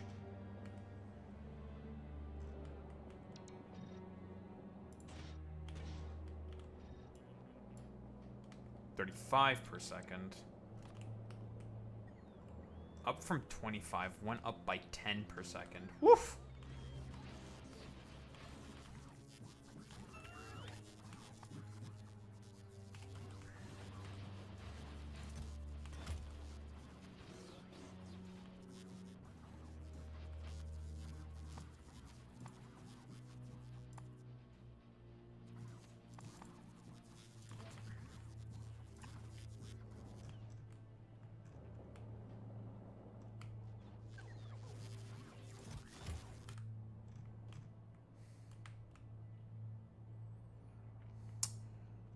Okay, so...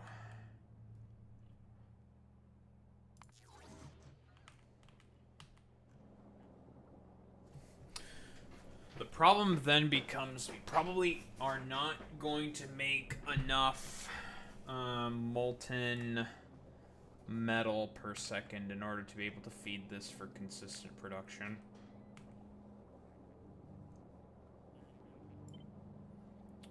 However, it is just as simple as just a quick copy and paste. We are going to have to fucking...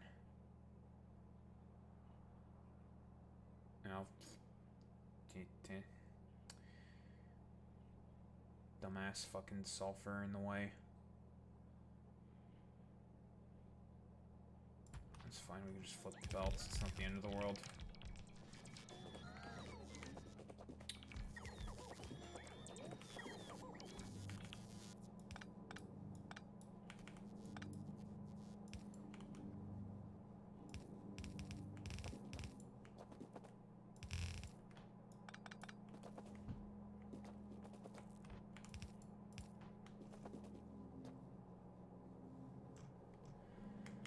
Just like that. 35 per second. Much better.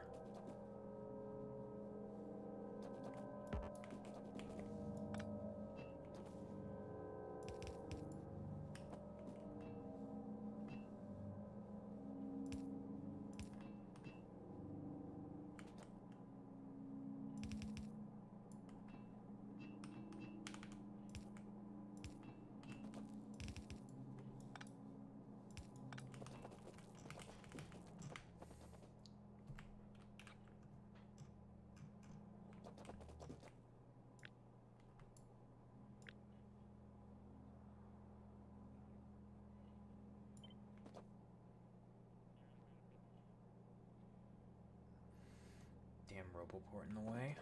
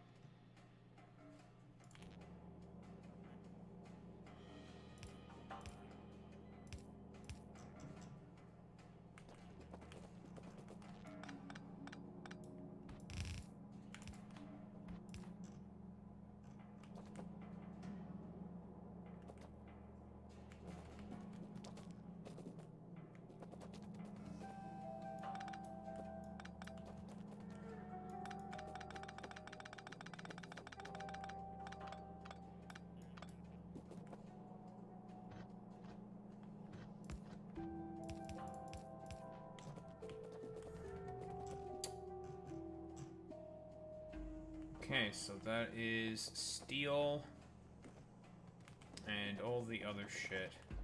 I'm definitely gonna have to move chemical processing out of the way for certain. Yeah, shit's gonna have to get moved.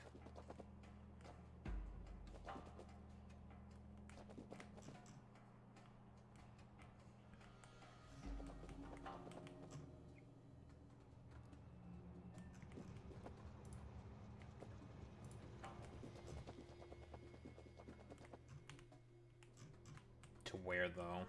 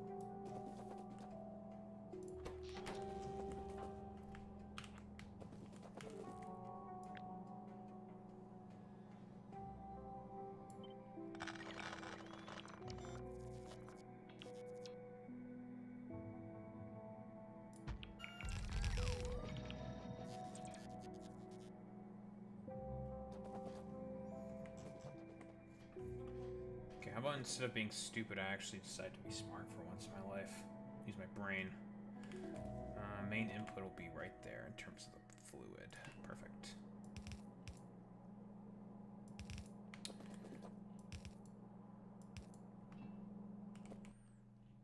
Then as for you...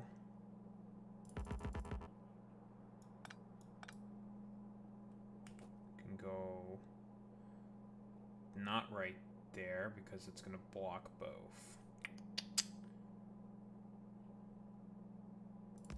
Gonna have to go like that.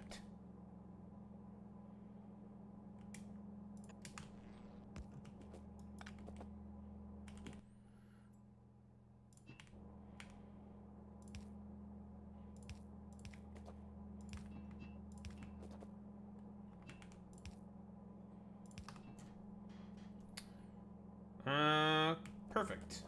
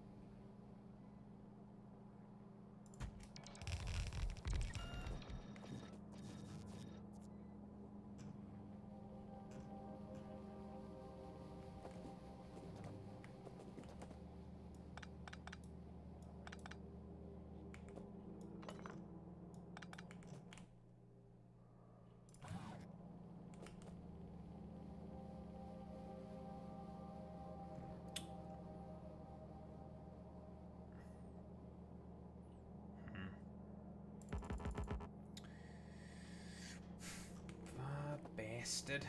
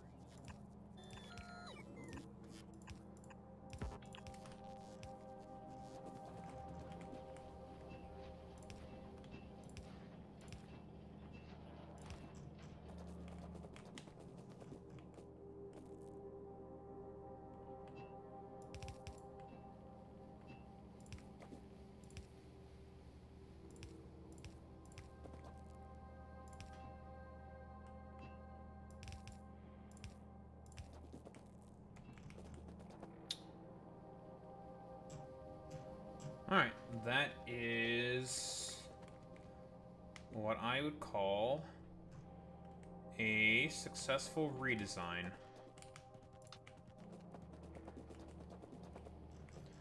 That's steel, gears, and plates. The only other things that are left are cables. And low-density structures. Lots of cables. Lots of cables.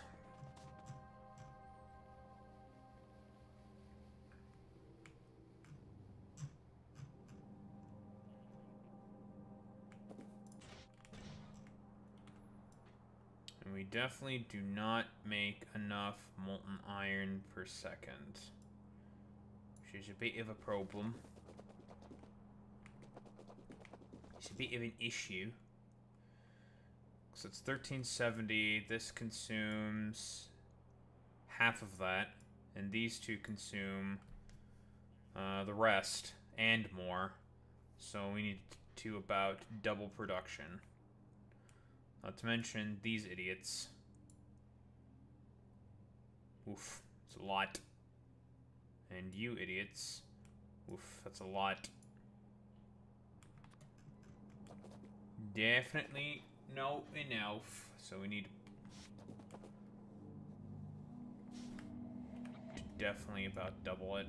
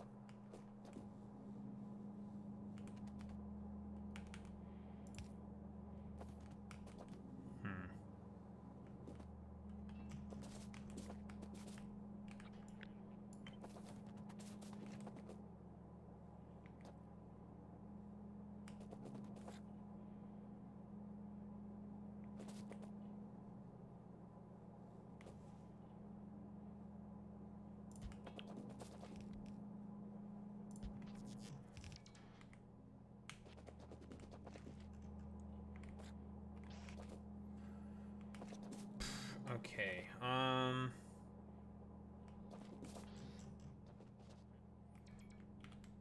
this should produce about 3,600. Is that enough? Questionable. So we need to do the same with the iron as well.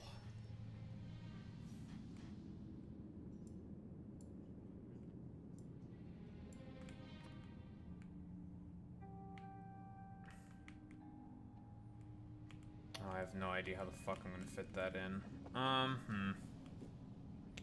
Because of all these damned belts of iron.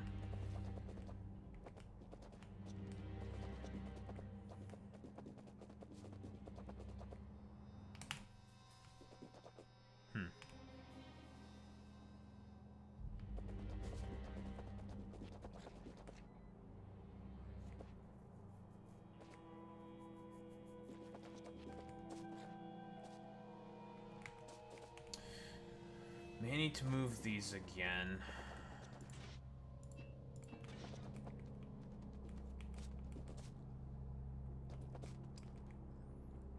And by may, I mean definitely I'm gonna have to move these again.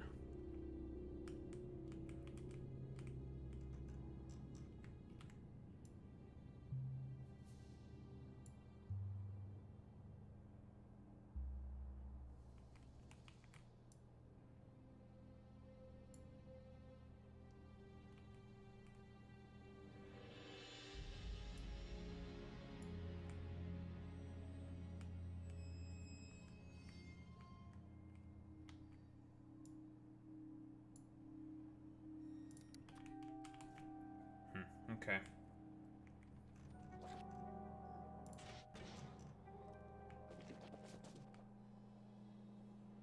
How much pollution per minute is this? 42 pollution. Woof! It's a lot. It's not a big deal, though. For we have defenses. But I'm probably gonna have to put those in place to make sure they stay out of my pollution cloud before we flick the thing on. So I'll have to set that all that up before we turn it on.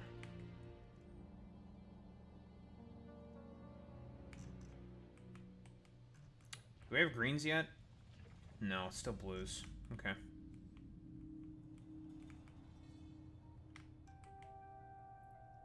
But I should probably start talking about stuff, huh?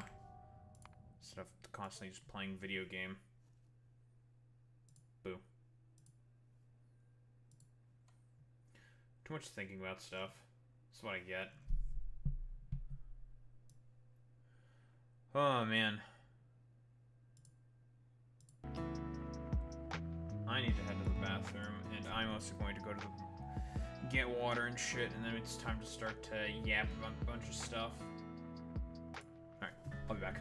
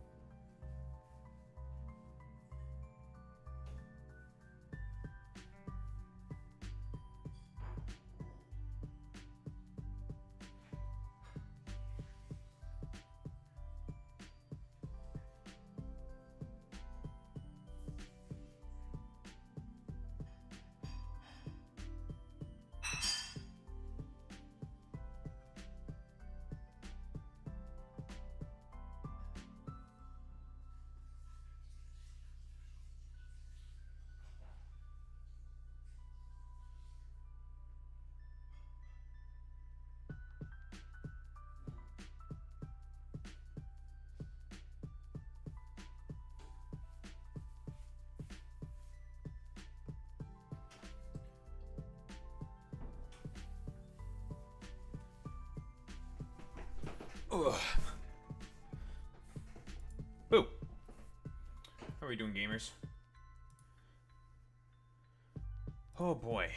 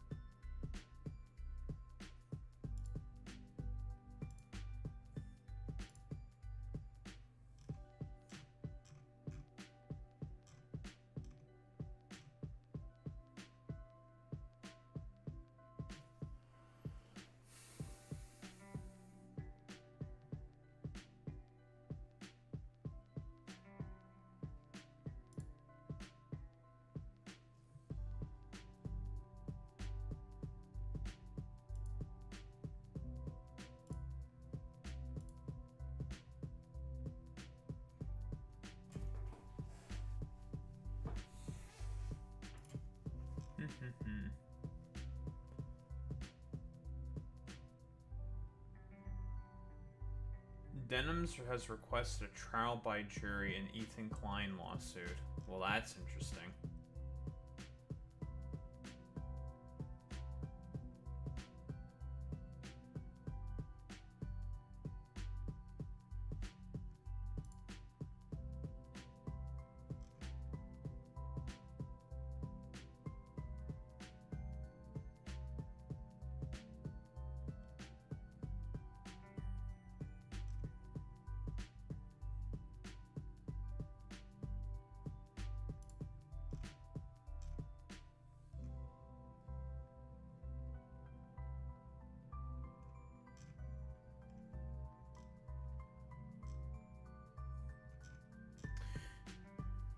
I find it so ridiculously funny that, there's like 2 former cheat devs, one saying that Riley has cheated, one saying that no, she did not cheat, and there's also now like a bunch of pros saying like no, she did not cheat at all whatsoever. It's just like it's big fucking shit show.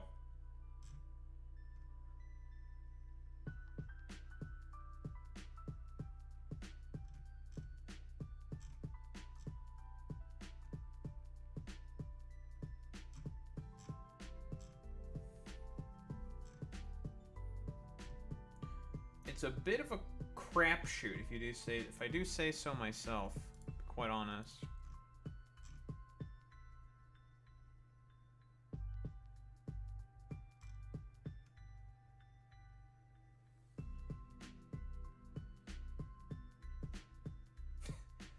Hi, former cheat dev here. How would you get a small cylinder, 5.1 inches length, 4.5 inches girth, unstuck from a mini M&M's tube filled with butter and microwave mashed banana? Have a nice day.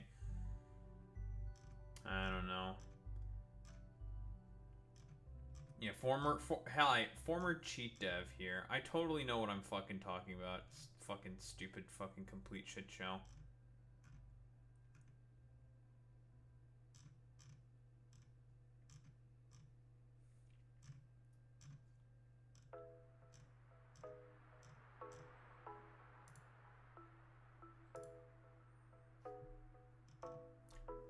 I know that one of the other fucking smoking guns that a lot of these dipshits have said, and I don't know if you've seen this fucking video, Boy Meets Mini, from this 3 IQ troglodyte here. Here, I'll send it to you. Yes, about Riley. Because now we have all the fucking former cheat devs saying aw man, here come all the former cheat devs and shit. One of them is saying definitely cheated. One said no, didn't cheat whatsoever. But a bunch of pros are also corroborating, saying nope. It's just so fucking stupid. That dude's saying oh, look at this crosshair indicator. That means definitely fucking cheating. It's that's not you're not cheating if you have a crosshair, like a third-party thing. Like, is it technically against the TOS? Sure. It's not being used to cheat, though. That's like saying that the, like, big fucking, mods that were used in World of Warcraft before they got, like, grandfathered in is also cheating. I don't remember the name of the mods, but they're the things that, like, you know, make all the fucking numbers pop up and shit like that. Or just better, like, UI. It's like saying that UI mods are fucking cheating. It's like, nothing means anything with these people.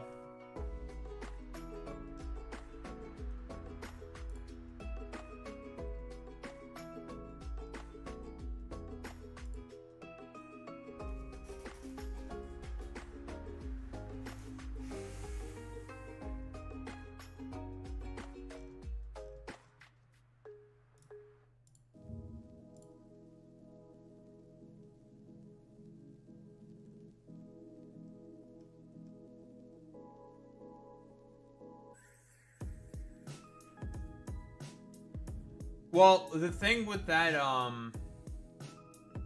here's the thing with that, particular video. That application is, it just gives you a new crosshair. That's it. It's a crosshair, like, third-party thing. That's what it is.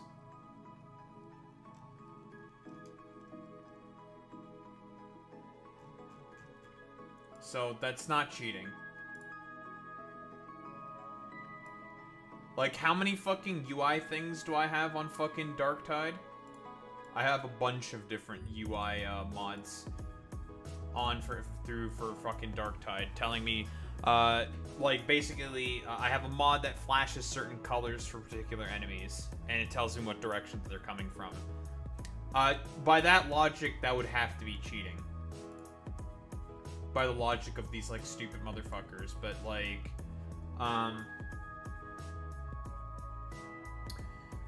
which, I guess, technically speaking, would be worse, right? What I'm doing?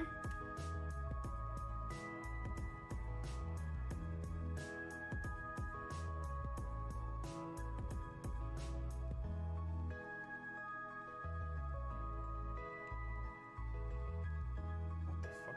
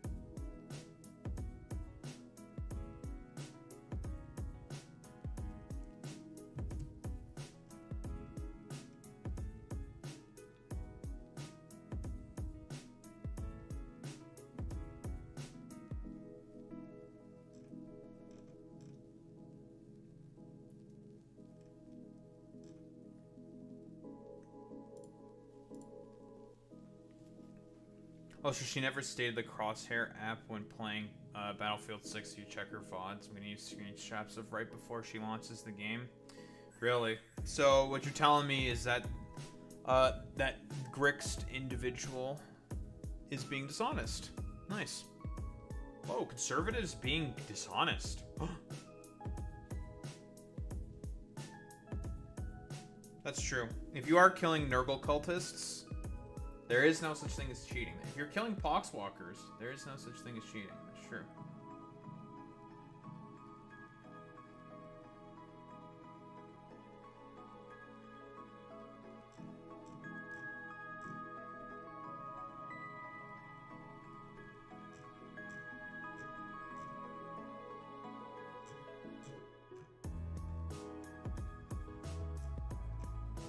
Not Alex. Not the resident Chicagoan.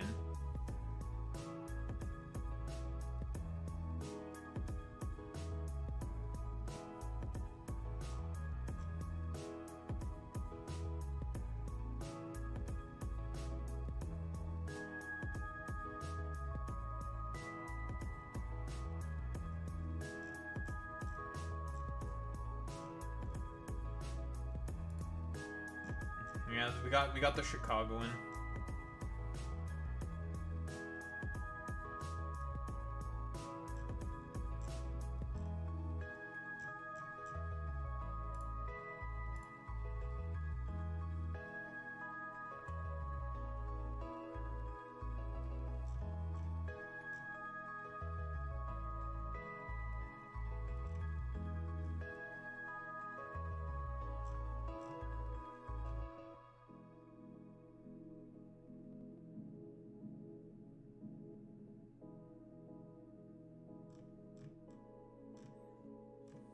That's true.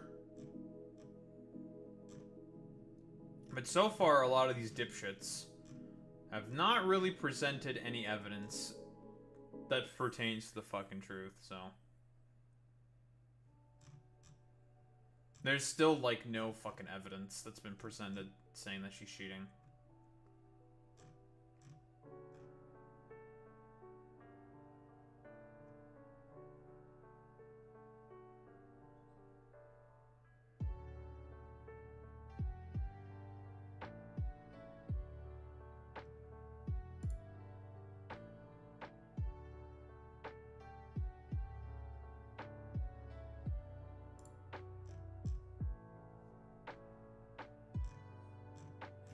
Oh yeah, 1000%. It doesn't fucking matter with all these motherfuckers. It's all just about. I mean, the point that I'm overall making the fucking videos is still maintained, still holds. It's just the fact that she's trans. They don't give a fuck about the gameplay. They've never given a fuck about the gameplay. Even if they have provided any evidence, which they haven't. It's the transphobia is the only thing that matters. That's it. These fucking dumbasses.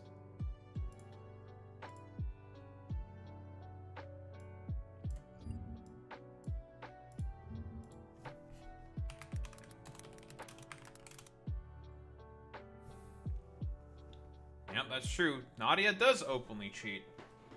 They're still misogynistic. It just uses a vestige, right? You can talk shit about the fact that she's cheating, which is like, wow, you're a fucking piece of shit for cheating. But they're more upset about the fact that she's a woman, so.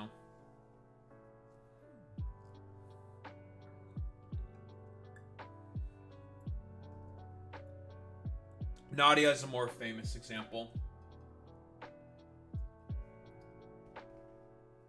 She's a more famous example of a cheater.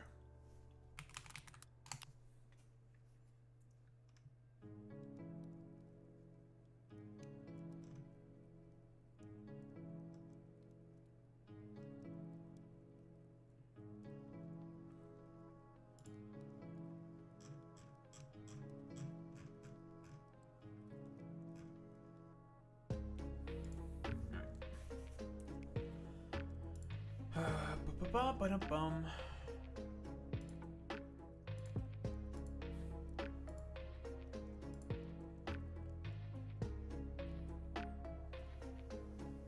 Today is Liberation Day in California. So Gavin is going ahead with the fucking redistricting thing, although it is just an announcement of the referendum. Right?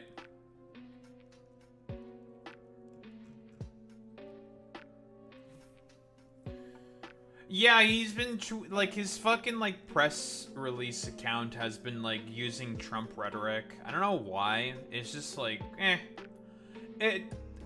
that's how I feel about it. Just like, okay, sure, man. You do that, dude. That's my opinion on it. Just like, okay. Sure, bro. Yeah, that's my opinion on it. Like, okay. It's silly, it's goofy, but whatever.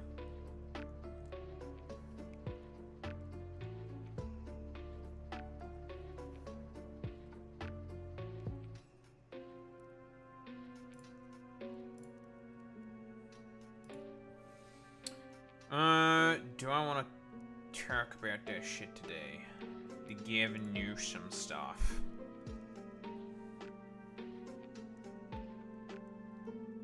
I'll do that tomorrow, actually. But we'll keep it on the docket here. Perfect. Do I not have Gabe N?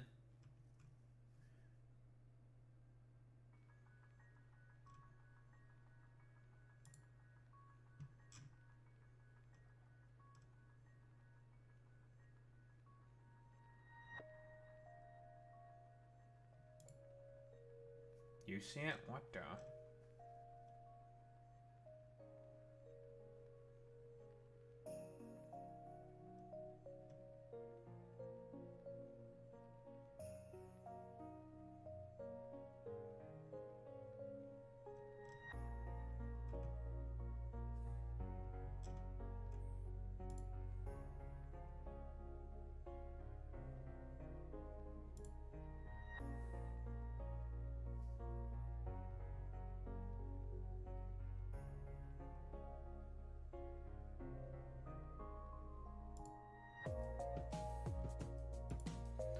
BTTV Global.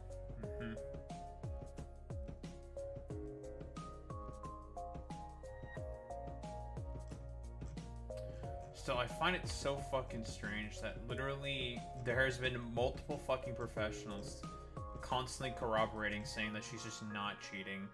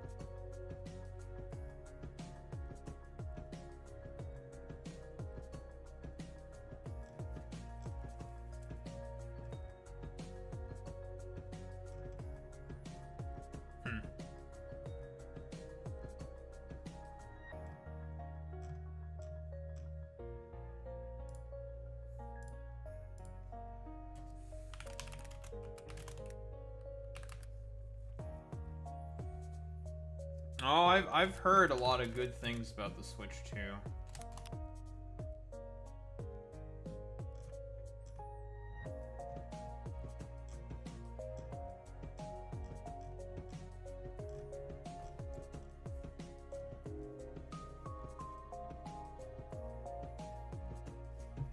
Dude, the fact that there's military fucking checkpoints in DC is fucking crazy, dude.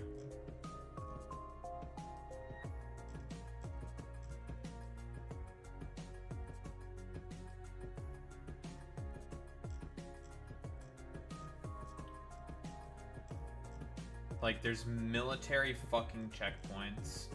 Like, again, like this is the thing.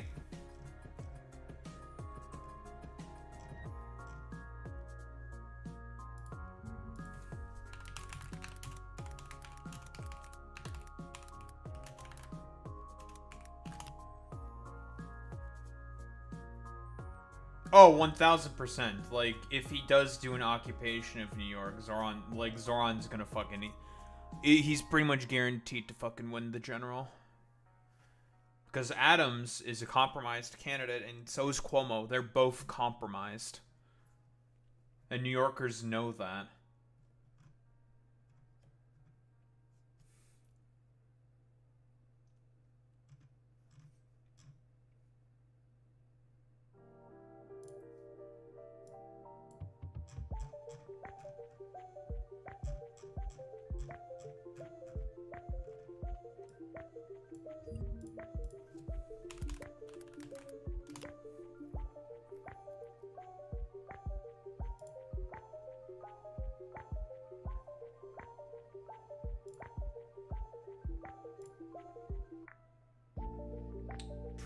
Pretty fucking brazy.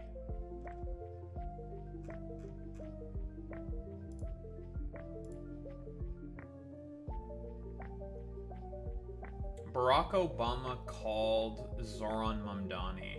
Interesting.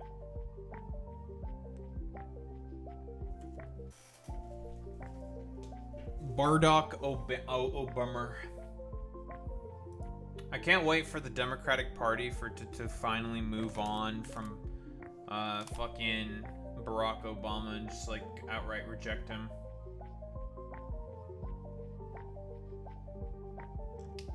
It's gonna be great.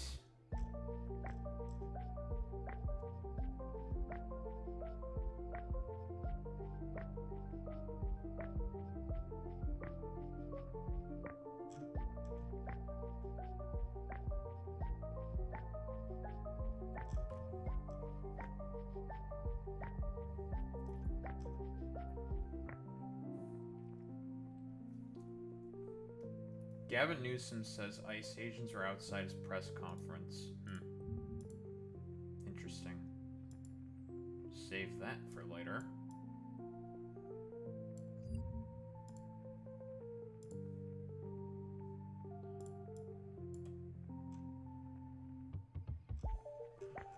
I want to see some of the footage of the military checkpoints.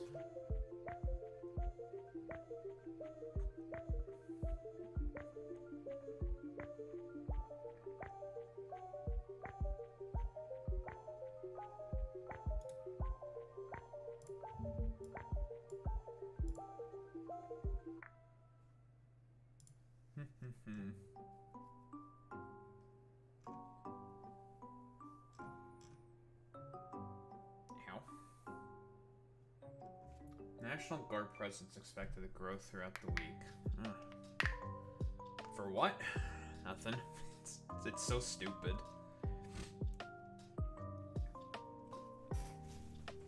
I don't know, I keep memeing about this, but I really do think this is probably one of the most incompetent fucking things I've ever seen in my life in terms of this, like, stupid dumb fuck takeover. This, like, military sort of takeover and shit.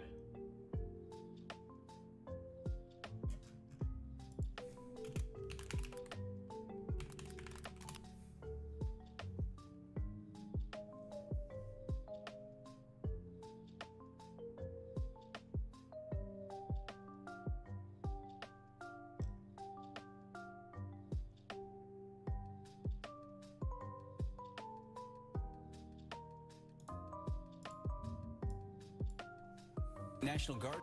Shut up.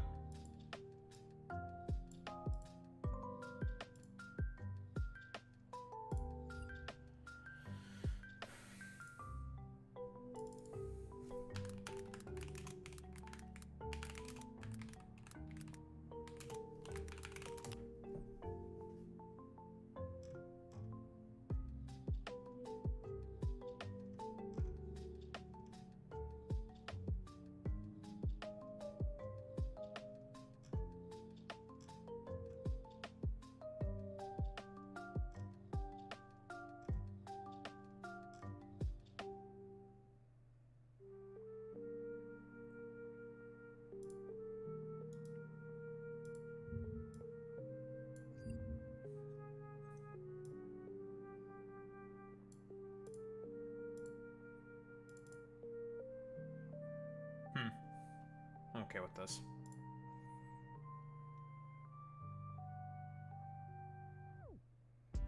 I'll do the nuisance stuff tomorrow. And there's also going to be the Trump-Putin meeting tomorrow as well. That's going to be fun.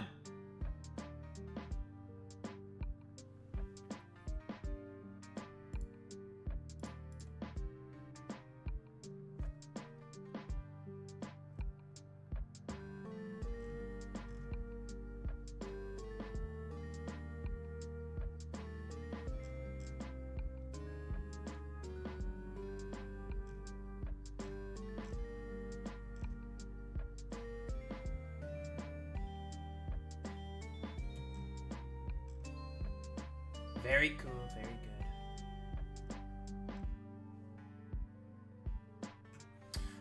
Oh, there's also this, isn't there like some random fucking shit with, Roblox that's going on? Isn't there like an investigation that's about to happen based off of like the abuse that they do to children?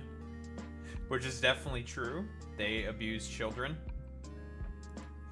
Like, I think there's definitely a video about this out there where basically, children who develop for Roblox are effectively like slaves, effectively, which is pretty fucking insane. Sir, there's child labor, child slave labor being done by you know, by Roblox. It's wild. DC Subway sandwich.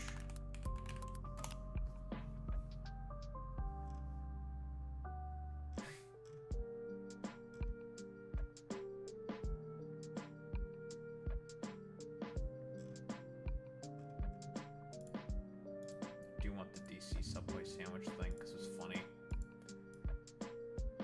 Bro who's understandably very pissed throws a fucking Subway sandwich at a fucking guy. Understandably, of course.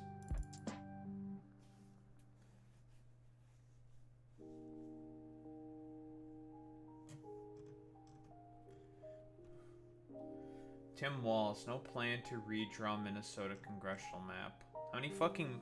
Are there even any Minnesota Republicans in the fucking House?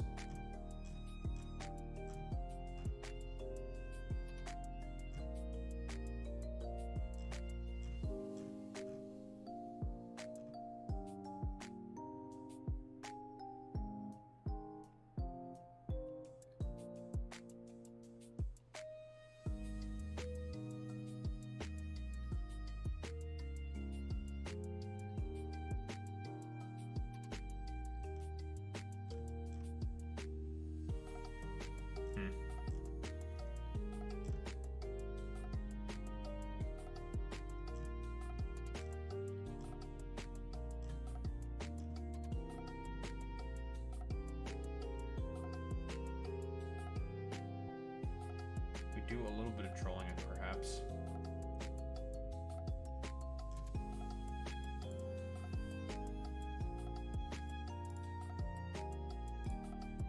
Alright, shut up.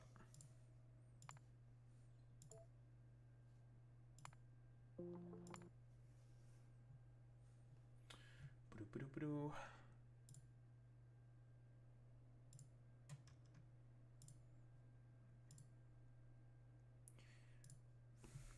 Holy crap, Lois, it's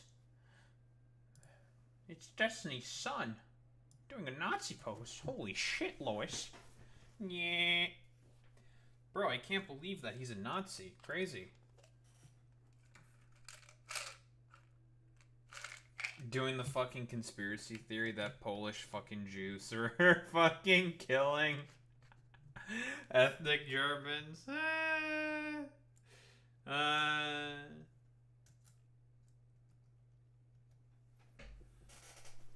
I guess this is the byproduct of having... Honestly, this is quite literally the consequences of fatherless behavior right here. It's Destiny's son.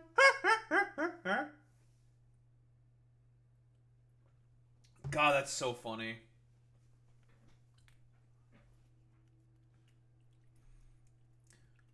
Ladies and gentlemen, some actual fatherless behavior.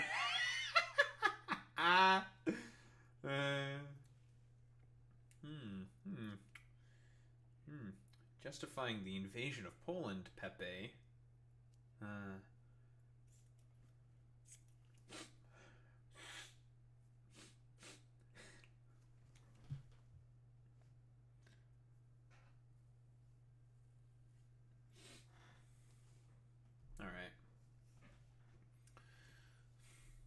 Alright, now we have some actual fatherless behavior.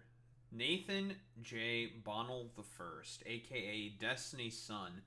The Nazis were protecting the West by invading Poland. Oh, so that's why they invaded Poland. Not because they saw Poland as a national shame, you know, because of it splitting Germany from the rest of Prussia. No. That's definitely not the reason why they wanted to invade Poland so badly. The Reich was a blockade against the USSR and the rest of Europe. Okay, question. Hold on. I have a question then for you, Nathan. Why was the Molotov-Ribbentrop Pact then signed by the Nazis and the Soviets? That's a quick question. Why would they sign this non-aggression pact if the Nazis were supposed to be the bulwark against the Soviet fucking Union? I'm seeing some inconsistencies here. They took up all the responsibilities of the failing Polish government, and they stated this explicitly multiple times. Hitler is a hero. Oh, I'm very certain that that's why you think Hitler is a hero.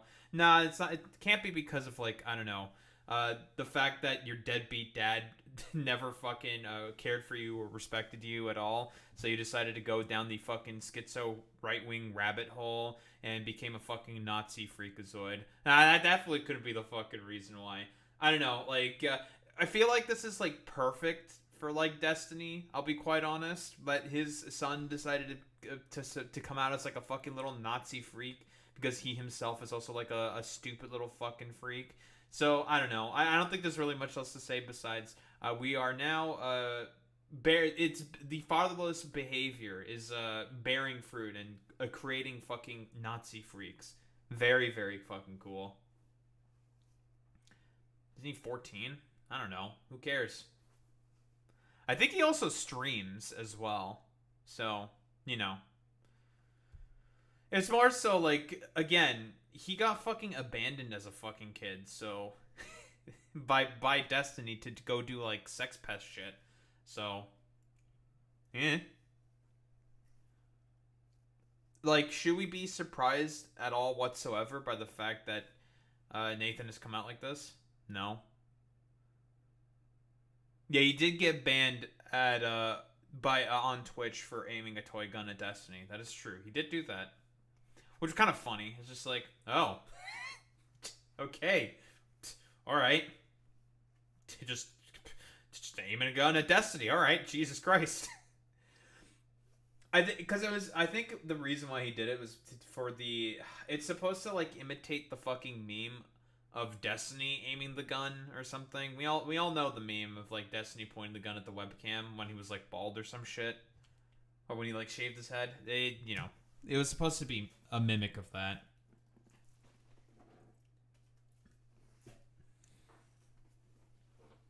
It's so fucking goofy, dude. Mold.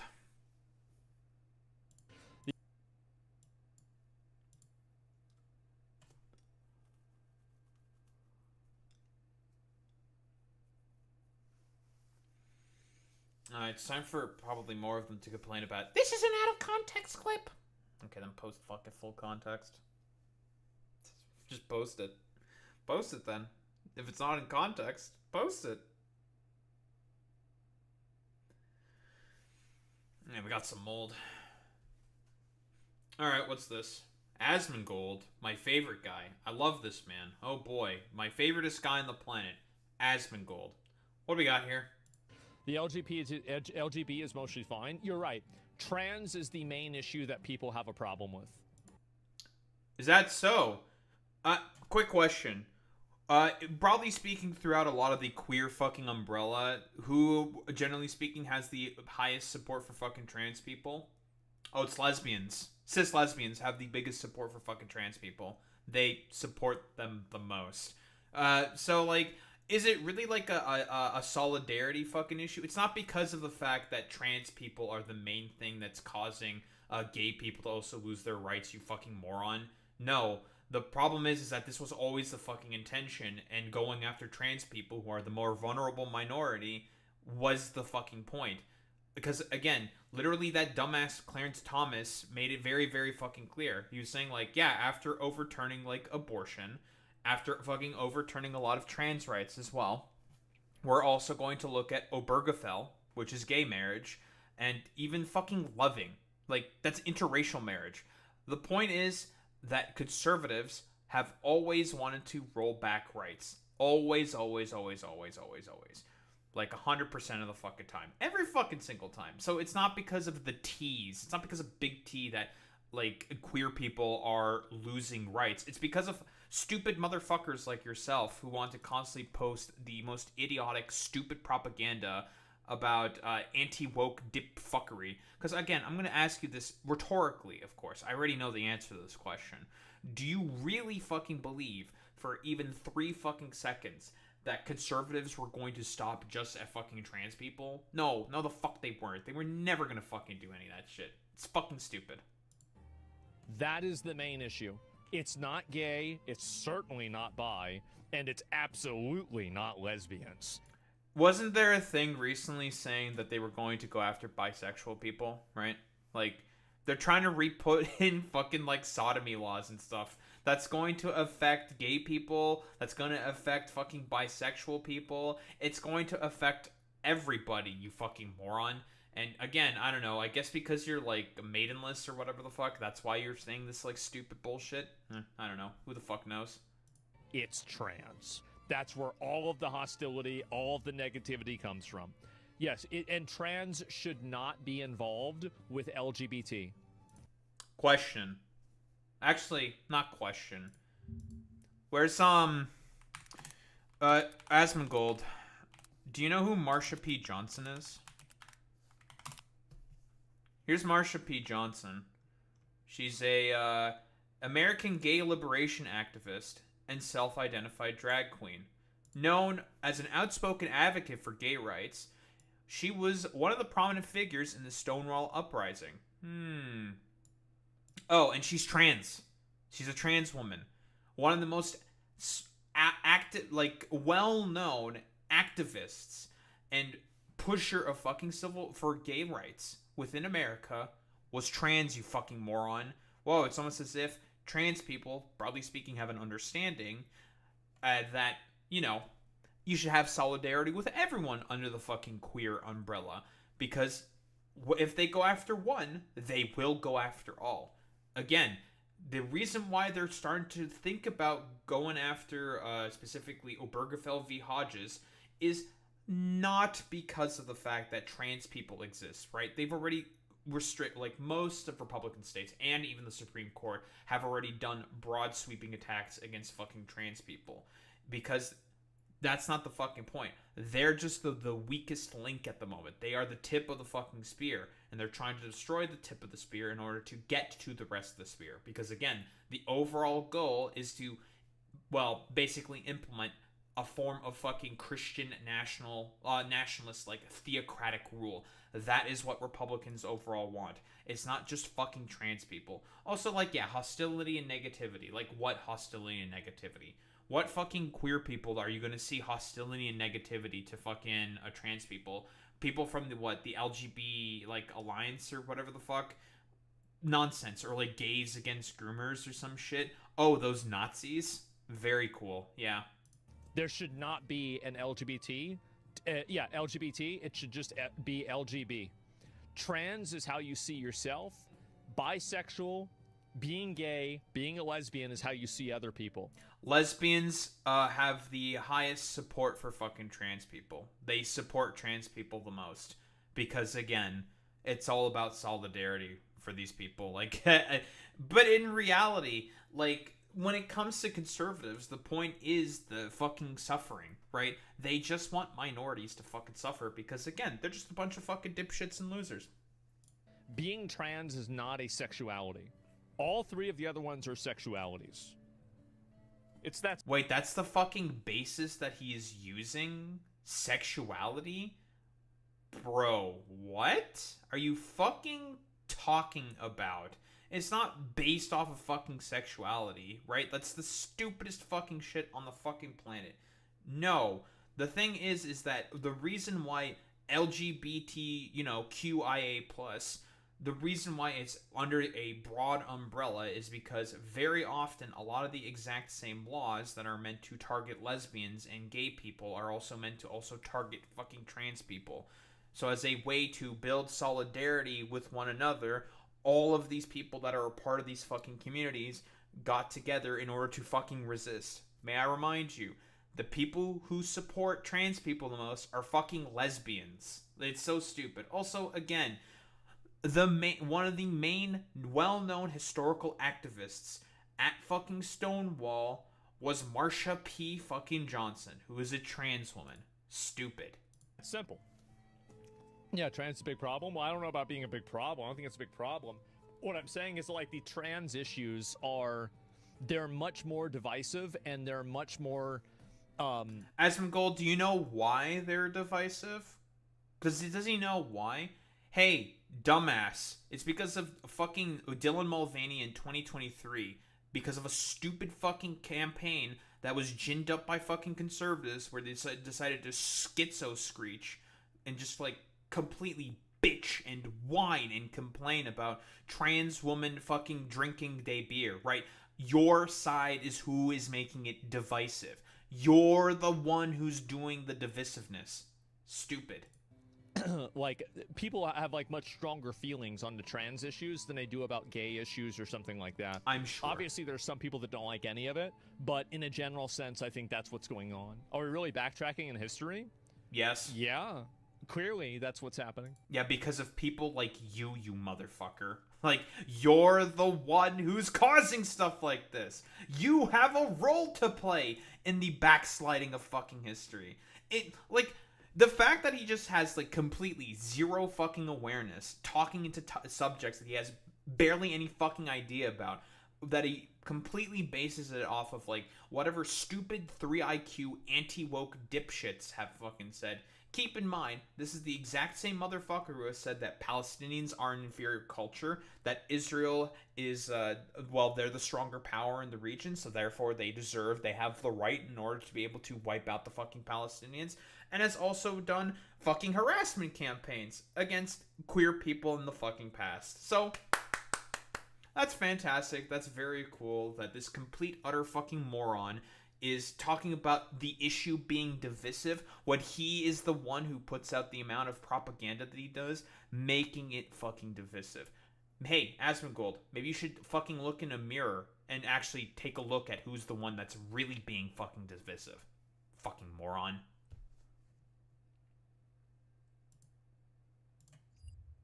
It's just so fucking stupid, man. Yeah, time to put out that video and then have these, like, fucking morons complain about the context. The song, it's not context. Alright, then just fucking show it. If it's out of context, show the context. Okay, fine. I'm willing to give you this one grace. Show the context. They never show the context. Ever. Because context for them doesn't actually matter. They could give less of a fuck about context. Context, in reality, for these morons, never fucking mattered. It was never about the context. They could give less of a fuck about that shit.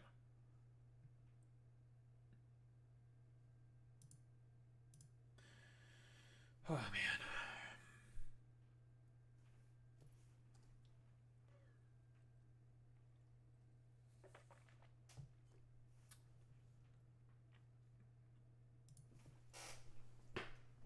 I wonder if I should, I keep getting this thing from fucking Windows saying that I should install Windows 11 for free. Is it worth it? Should I just install Windows 11 for free? Like, Windows 11 is not a great fucking operating system, but it's free, so. Yeah, because I know, like, some of the updates in Windows, there's, like, a bunch of, like, AI fucking bullshit, and it's just like, it's, like, very, very annoying. Unless you're playing with the latest games, because support for Windows 10 will drop off with new titles. That's true. You could turn off Copilot, but it's a process. Yeah, that's like the biggest fucking nuisance, right? The only time I used Windows 11 was when I was using it at work, because obviously the provided resource had the latest operating system. It's just like, I wasn't particularly impressed. I'll be honest. And I can't believe that. I can't believe that Zane is a fucking Windows shell.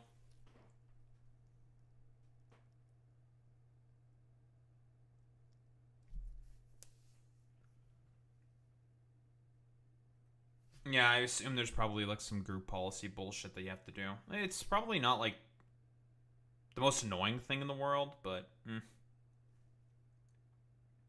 you know, you can figure it out. Anywho, should probably start with this.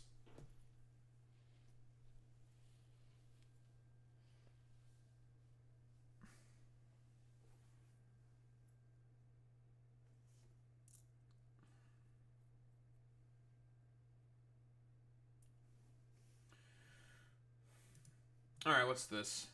Bernie Sanders going after Kamala Harris, saying she lost because she was influenced by billionaires who told her what to say.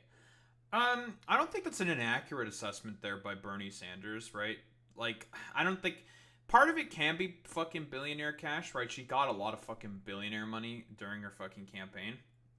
But I don't think that's 100% the sort of case here, right? I mean, that's like Bernie doing his like standard sort of shtick, right?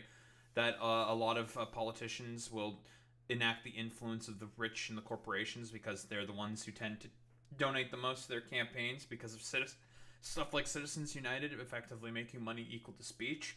But more so, the biggest problem with Kamala Harris's campaign with the fact that she lost is because of a lot of the DNC fucking consultant types who often tend to represent rich. So it's like it's a multifaceted thing. I don't disagree with what Bernie is saying here. I think he's correct, but you know, I wish he would be like more aggressive. I'll be honest, instead of just like doing his like sort of standard shtick. But I don't think he's wrong. But what do we have here? Or more so, like the biggest problem with what Kamala Harris sort of happened is because of Joe Biden. I think the main reason why Kamala Harris lost is because of Joe Biden's fucking ego. Bro thought he was him after the 2022 midterm elections, where his dumbass didn't get fucking wiped out. I think it's only just like a slight gain because it was expected to be a red tsunami. It was more like a trickle. Like it's just like, yeah, they lost some seats. They lost the House, the Democrats did, but it was not as bad as it really could have been. So, Then Biden thought he was the main fucking guy, saying like, yeah, dude, I'm totally like the main reason as to why. And then he decided to stay in the race, despite the fact that he said he's a one-term guy. And it's just like, dog, you are actively cratering in popularity right now, considering what's going on in fucking Israel, Palestine. It is not a good idea for you to stay in. You even said yourself that, hey, you're going to be a one-term fucking president, and that, the primary process basically did not exist at all whatsoever, so people could not really see just how much Biden had fucking deteriorated. Like, they've been hiding that shit for fucking years, and it's just like, God, it's really, really stupid. I don't think it's... I do agree that it's a cowardly campaign, Alex, but I think she pulled away from fucking price cap stuff. Not because of just the media attacks, but I think it's also because of Biden consultants saying that, like, it's not actually going to be a good policy or some shit, right? And the thing is with, like, the Kamala Harris campaign is I think she just basically just got fucked over. It was a catch-22 for her, basically, given, like, her ideology, right? She needs the Biden people in her campaign because she doesn't have any organized infrastructure of her own, because she wasn't preparing any at all, because she's just been completely sidelined by the Biden administration. I really do think that the root basis and the biggest thing to blame is definitely Joe fucking Biden. I think he's probably the biggest reason for as to why the Democrats got trounced like they did in 2024. But I don't disagree that she also ran a cowardly campaign. Democrats put way too much stock in, like, dumbass consultant op-ed pieces in, like, the New York Times and shit like that, even though everyone fucking hates the New York Times, which is very, very stupid. But, what does the big burn dog have to say? What's he got? You said the Democratic Party has turned its back on the working class. You'd said something pretty tough when you were speaking to this crowd about Kamala Harris. One of the reasons, in my view... So I believe this isn't pertaining to his oligarchy tour, which I believe he's doing more and more stops of because of the current recess that's going on that Mike Johnson put in to make it such that the Epstein files don't get fucking investigated in. Can never forget. Trump's in the Epstein files. He's in the fucking files. He is in the motherfucking Epstein files. So, we're just going to keep saying that till the cows come home. No one can ever forget that dumbass is in the Epstein files. But that's, like, part of the reason as to why he's continuing with this oligarchy tour, and he's pulling big crowds. He goes to a venue, it fills up completely, and like wherever he goes, which is quite impressive. Like, I do believe that there was like some polling that came out recently saying that Bernie is currently the most popular politician currently in Washington D.C., which, I mean, it makes sense. Same consistent messaging, not really faltering. The only problem with Bernie is that he's just kind of a coward.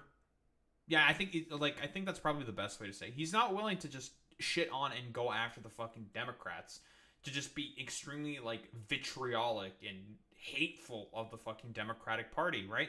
And that would be so fucking popular for anyone to do, because again, the Democrats are very heavily complicit in terms of like the sort of like the sort of malaise that we find ourselves under. Yeah, like, but I don't think he can bring himself to fucking hate. Like, he just can't do it, right? He's like too much of like, he's like a crotchety old grandpa, but not like in a hateful sort of way, in like just a very pissed off, annoyed sort of way about like, why the hell is this all so much inconvenient bullshit that I have to deal with now? Like, what the hell? Not in like a fucking like hateful, bigoted way or something. You know, not that I'm saying that Bernie's a bigot. Kind of like in terms of like the attitude is mostly what I'm pointing out to here. Like, Bernie just doesn't have that kind of sauce, right? He thought that if he just talks about policy forehead, and that's probably going to be good enough. And probably in 2016 it would have been good enough. I don't think so anymore. Like, I think contempt, hatred, vitriol of these corporate establishment dumbasses and dipshits and fucks are probably what's going to be the thing that more so fucking carries the day. I think that's probably the thing that's going to be more effective, rhetorically speaking, going forward, because both parties are extremely fucking unpopular. Like, the Democrats, in terms of popularity, are like at a 40-year low or some shit. Like, and should be fucking obvious why.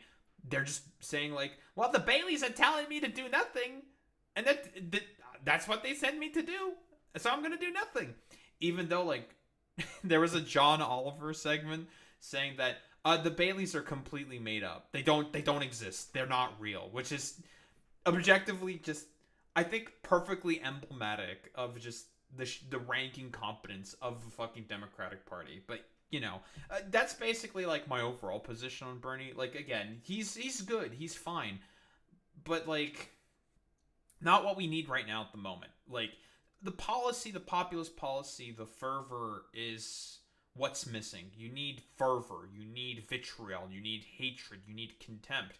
Policy, totally fine, no problem. But this isn't a time about being nice. It is a time about saying, yeah, one side is a bunch of pedophile, rapist, defenders of fucking billionaires, and the other side are a bunch of, like, do-nothing, complicit little fucking morons and dipshits who just want to have the exact same billionaire cash as the fucking pedophiles do. So, you know, I think that's more so the attitude that needs to be sort of embodied, particularly with politics at the moment.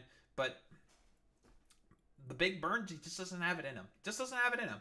That Kamala Harris lost this election is she had too many billionaires telling her not to speak up for the working class of this country. Ouch. He's not wrong. Well, no, I don't think that's, I like Kamala, she's a friend of mine, but she was... See, this is what I mean. I like Kamala, she's a friend of mine. And it's just like, don't say that. She's not a friend of yours. If Kamala could do everything possible to get in the way of your fucking working class populist fucking agenda, it's over. Like, you have to admit to that. You have to say, like, the Democrats are the main people who are gatekeeping a lot of good working class initiatives, along with the Republican Party. It is just the general broader establishment. There's a reason why no one likes fucking Congress at all whatsoever. Will they ever admit Palestine was their main losing issue? I don't think it was Palestine that's their main losing issue. I don't agree with that. Like, I think it's a significant factor that made it such that a lot of people stayed home. I think more so it's the fact that she was just like a coward and just said nothing and believed in nothing. That's what I think is the main sort of issue. People were saying like, hey, what do you believe? What, like, do something. And then it's just like nothing. Just a bunch of nothingness. Like, sure, again, like, the reason why I say it's not fucking Palestine in particular, it's because she was one of the first to call for a fucking ceasefire. Like, let's be honest here. Like, in terms of Palestine, she was the one who started pushing for a ceasefire in the Biden administration itself. But, you know, Brett McGurk, being the main guy who, was doing the main policy in terms of the Israeli response to October 7th. So it's like, you know. Did she call for one before Bernie did? I don't think so, but she called for one very, very early on. Like, from what we understand from articles, she was starting to call for it in like November, December of 2023, right? November, December, right around there. And she did like a speech, I think, in January in front of the Washington Monument saying like, we need to have a ceasefire in Palestine, in Gaza. There has to be a ceasefire. So, yeah, she was one of the early callers for it. But again, Brett McGurk and, well, Joe Biden probably had no idea what the fuck was going on and just let Brett McGurk fucking take the wheel on all that shit. But again, like, a lot of this like attitude saying like, oh yeah, well, I'm friendly with them. It's just like, no, drop that shit. You should not be friendly with these people. Her core consultants, were heavily influenced by very wealthy people. How do you run for president and not? It's a good point that Bernie's bringing up here. Again, like, it's the consultancy class. These, like, do-nothing dipshits who just sit around getting a fucking paycheck and just, like, adopt all the stupid, dumb fucking bullshit from the rich. Like, the Democrats need to get rid of the fucking consultancy class. Like, fuck these people. Develop a strong agenda which speaks to the economic crises facing working families. You have more income and wealth inequality today than we've ever had. You have 60% of our people living paycheck to paycheck. You got a healthcare system which is broken and dysfunctional. And despite spending so much, we're the only major country not to guarantee healthcare to all people. How do you not talk about those issues? He's not wrong. Again, that's just a standard Bernie shtick. And he's not wrong. He does his, like, current, like, standard stump for, like, the past, I don't know, 40, 50 fucking years. This is just standard Bernie, right? But, like, again, like, it needs to be paired with the vitriol and the hatred of the corporate fucking establishment, the elite. That's what's going to be most effective. And so, like, again, this isn't really meant to be, like, a dig at fucking Bernie, because I don't think he should run again, because he's too fucking old. Yeah, good point, Alex. Yeah, we do pay for healthcare, Israeli healthcare. That's true. That is true. Like, the main thing is the particular moment that we find ourselves in, there is no time for niceties, okay? Fuck the niceties. No one wants to be nice anymore. It's all about contempt and hatred for the rich. Broadly speaking, because we've even seen it with the Mike Flood, like, town hall and stuff like that. Everyone in a deep red Nebraska, like an R+5 or +6 district, were yelling, tax the rich. Why are you only focusing on the rich? Why do we not have fucking healthcare? People are pissed and they fucking hate their current representatives. They hate them. So that is an energy that you can speak to, harness, and tap into, and make an effective campaign out of. While pushing for the fucking populist policy, the things that are popular, broadly speaking. Like, people are already going to be like, yeah, well, like, we already know you. Like, we buy into the message hook, line, and sinker. We just want to be able to see the fucking aggression. And Bernie just doesn't have that fucking aggression. He just doesn't have it in his heart. Like, listen, he's great. He's wonderful, fantastic. Big fan of the burn dog. But he just doesn't have the necessary hate, contempt that you need to have for these stupid, dumb fucking pedophile defenders. These, like, complete utter morons. These wretches. These miserable individuals that are currently at the top of the fucking totem pole. These billionaire pieces of shit. And you want to be effective, broadly speaking, you need that contempt. You need that hatred. You need the vitriol. Yeah, I don't think there's really much else to say besides, well, I still like Bernie, but you need more hate in your heart if you want to be able to have effective I would say, political sort of acumen. Let's go with acumen during this current day and age. The hate is necessary.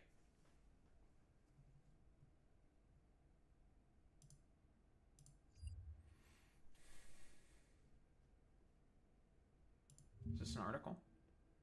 Yeah, it is.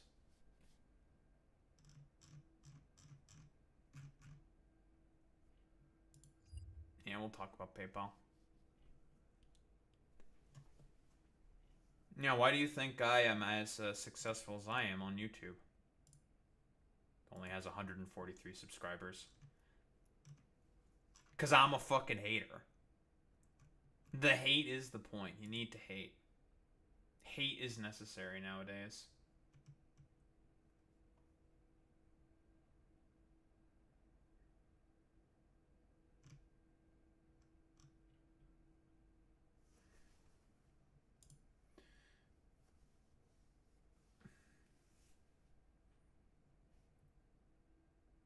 Well, see, that's a reference that I don't understand, but I'm just gonna... I'll just agree with it. Sure.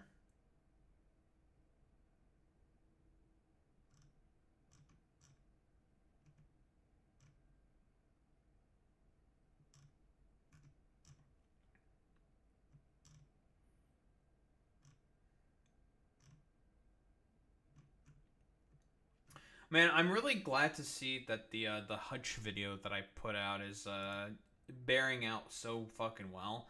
God, he's like, it's just perfectly emblematic because everything this motherfucker is tweeting. Because I mean, he's tweeting like he's really triggered about GQ magazine putting out that stupid, sexy Hassan piece because of course he is, and he gets like constantly triggered with just lefties and that's it. He really is just like a road bump. Like that's it. It's so fucking crazy. Just nothing but a fucking road bump. That is his literal fucking purpose. It's incredible.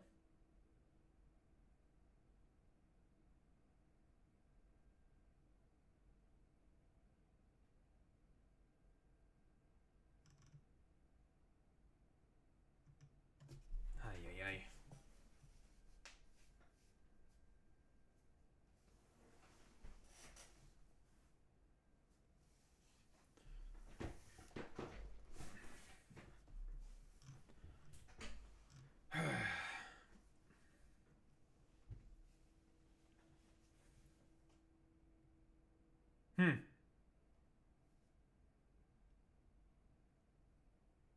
The AG of Louisiana is suing Roblox. Interesting. Maybe I'll take a look into that. I'm curious. Wonder what's prompting all this stuff, right? Basically, it's a metaphor for a curse that which produces bad fruit. I think you might need to work on your sentence structure there, Boy Meets Mini, a little bit.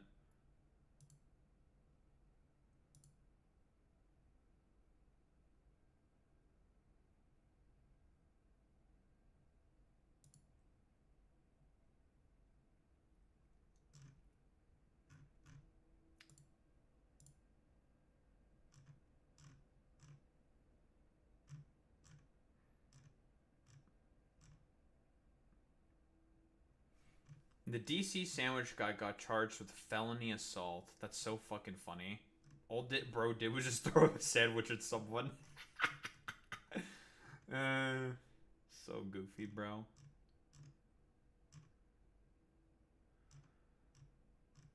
Yeah, but that's assault now, I guess.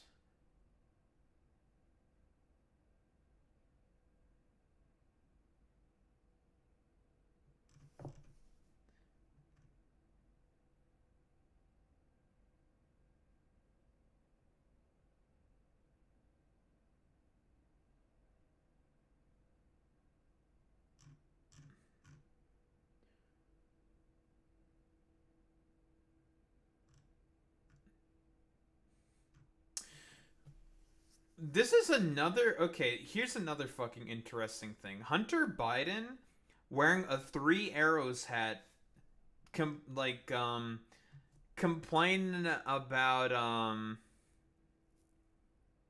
shitting on what Melania Trump thinking about fucking, yeah, he's wearing a 3 Arrows hat.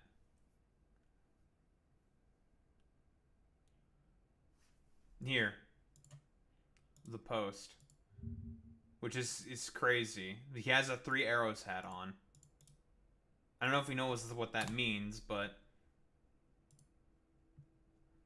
that's during an interview that he has right now with his interview and Andrew Callahan.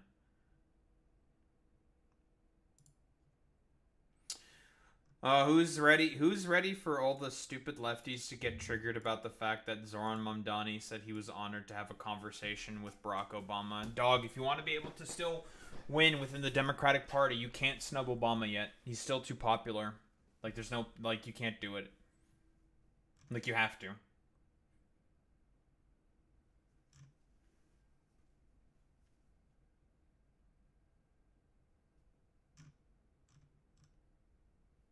Oh, maybe, yeah.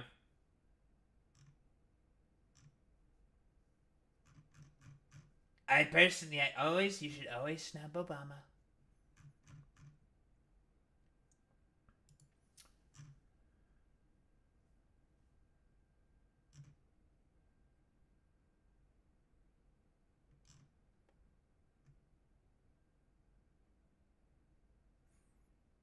Nick Fuentes says he misses his Catboy era and admits to being bullied into pretending to care about the nuclear family because of optics. That's so fucking funny. Whoa. Crazy. Nick Fuentes is just a gay degenerate like everyone else. Who would have thought?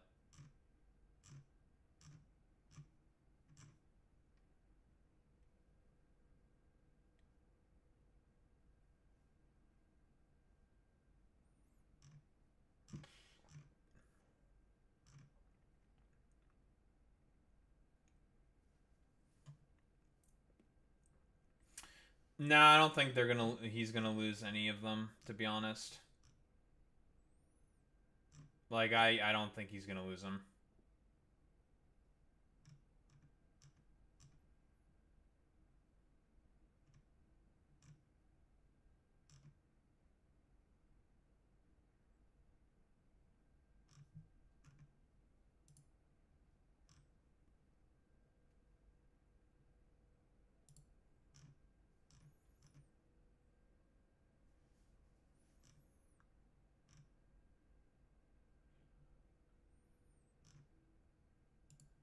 Anyway, let's get started with this shit. So I guess there's some updates in terms of the payment processors versus game aggregators. Sort of, I don't know, fight? I'm going to say fight for lack of a better term. But we got Valve saying PayPal support is no longer available in some regions due to content concerns. Interesting. Well, we got an article here about it. Valve explains why using PayPal for Steam purchases isn't currently an option in a whole bunch of countries. So obviously we know what's going on here. It's because of the fucking stupid collective shout letter bullshit thing that was finally ended up being successful. Because again, the people who run collective shout are a bunch of conservative prudes and dipshits who could care less at all about media and art, but just want to fucking censor things because they're too afraid of their kids actually learning something potentially from fucking video games. Because, as I've said before, conservatives do not see children as human. They see them as homunculi, as simulacra for them to imprint certain directives and orders upon them. It's all about society, or not society, but maintenance of hierarchy and control when it comes to conservatives and their fucking children. They fucking despise children. Why do you think conservatives tend to be the ones who fucking, well, rape kids the most? Because they don't respect them as human beings. Who would have thought? Oh, 1000% there, Boy Meets Minnie. Yeah, they do see them as AI agents, but what do we have here? Update. Valve has confirmed to RPS, aka Rock Paper Shotgun, that this withdrawal of support for Steam transactions by one of PayPal's acquiring banks is regarding content on Steam. Okay, again, it's talking about the game No Mercy. No Mercy was removed from Steam's fucking catalog. the day before Collective Shout penned their fucking goddamn schizo letter on their fucking website, and they decided to go ahead with their stupid campaign. Because again, for these people, it wasn't about No Mercy. It's overall about shutting down media that would basically put out messaging that they disagree with. It's about media control, controlling the narrative for these people. That is the issue. Also, the fact that they're also just terrible fucking parents. If any of these people are even parents. Like, listen, maybe if you actually spent time with your kid and you actually cared about your kid, because again, most of the dumbasses who tend to be like these political activists for like Collective Shout tend to be well-off fucking wives and well-off fucking white people who can afford to spend more fucking time with their children, unlike most people who can't because they're too busy fucking working. So that's cool. Great. Related to what we've previously commented on surrounding MasterCard, in this case, one of PayPal's acquiring banks decided to stop processing any Steam transactions, which cut off PayPal on Steam for a number of currencies, a Valve spokesperson added. Original story follows. Okay, so this is the actual original story. Lovely. This was the update they put here. So, Valve confirming that PayPal did withdraw support for Steam because one of their, the main banks for PayPal, I don't know, it doesn't matter which bank it is, just basically said, like, we're concerned about some of the content on Steam. Either way, it's all fucking payment processor bullshit because, again, Collective Shout could care less about media. They just want to fucking control narratives. If you've tried to pay for something on Steam via PayPal over the past month and a bit, only to be told you can't, Valve have now offered an explanation for as to why, pointing to a bank that previously handled PayPal transactions in certain currencies as having suddenly terminated supports. Folks in affected countries first noticed notifications informing them PayPal was currently unavailable in their part of the world around a month ago. So this has been happening for about a month at this point. Crazy. There's been a steady stream of Reddit posts from folks who've gotten to check out, then to be told this since then. While those examples didn't see Valve offer any explanation for as to what's up, a player has now been directed to one, with the same message having been added to Steam's support page for purchasing issues. So again, we've talked about this before, but the main reason why this is happening in particular is because of that Collective Shout penning of the letter, which was inherently fucking dishonest. And the banks decided to, instead of, I don't know, snub these like stupid schizophrenic fucking freaks who, again, for them it's not about fucking games and media. They fucking hate those particular things, and it's all about maintenance of hierarchy and control. They want to be the main people who defend the fucking not defend but control the narrative. That's the real fucking thing. In early July 2025, PayPal notified Valve that their acquiring bank for payment transactions in certain currencies was immediately terminating the processing of any transactions related to Steam, Valve wrote. This affects Steam purchases using PayPal in the currencies other than Euro, the Canadian dollar, the British pound, Japanese yen, Australian dollar, and the US dollar. So what? That's a bunch of Central and South American polities, right? They all use different versions of pesos. A bunch of places in Asia, the Russians, I assume Africa as well, a bunch of places in all of fucking Africa, the Middle East, shit like that. Hence, folks in the nations that don't use euros, pounds, yen, or dollars of the Canadian, American, Australian variety being unable to buy Steam's wares via PayPal. We hope to offer PayPal as an option for those currencies in the future, but the timeline is uncertain, Valve continued. We are also evaluating adding additional payment methods on Steam for the customers affected by this. In the meantime, please use one of our current payment methods during checkout. If you can't use any of the available options, you can consider using a Steam wallet code to add funds to your account. I've reached out to Valve and PayPal for comment. As of writing, it is unclear whether this is related to Valve's recent policy changes regarding adult content on Steam. Right, because again, no indication of that whatsoever, right? They said that they were going to change a bunch of their fucking content, or content policy regarding adult content, but as we all know, Collective Shout, it's not just about going after adult content. They are inherently dishonest. They tried to go after like games like Don't Starve, go after stuff like Detroit Become Human, because it turns out Detroit Become Human has messages about civil rights in there. Nothing fucking really sexual in there in terms of like pornographic material or women being abused. Maybe there's like, and I'm not sure. I don't know if there's anyone in chat who's played Detroit Become Human, but more than likely it may have been used as a sort of vestige to talk about like, here's how people can be really, really fucking abusive, because that's the actual kind of messaging that they're going after. They don't like the fact that particular narratives are pushed by games that are easily accessible by children who can potentially do a lot of damage and harm and undo a lot of the programming that conservatives teach their fucking children when they're very young. Again, like I've said before, conservatives do not respect the will of children. They do not see their children as human. They see them as simulacra, as homunculi, meant to have particular directives and thoughts implanted into them. That's the point. Which they claimed they were in response to pressure from payment processors and other financial parties like acquiring banks, who themselves look to have been pressured by anti-porn campaign group Collective Shout. I don't agree with calling them an anti-porn campaign group. They are just a conservative group. That's it. The point is they are pushing Satanic Panic 2 electric fucking boogaloo bullshit. That is the point of all this. It might be unrelated, while Valve have only offered vague window of early July as the point when PayPal began backing out. The earliest Reddit post I found from someone affected is July 12th, which looks to predate the adult game/payment processor drama kicking off by at least a few days. At least now folks aren't left wondering if this is just a temporary outage or routine maintenance. Hopefully Valve can find some way to at least offer those using affected currencies more alternative options when they push their cart full of Euro Truck Simulator DLC and other stuff that's not Euro Truck Simulator DLC related to the till.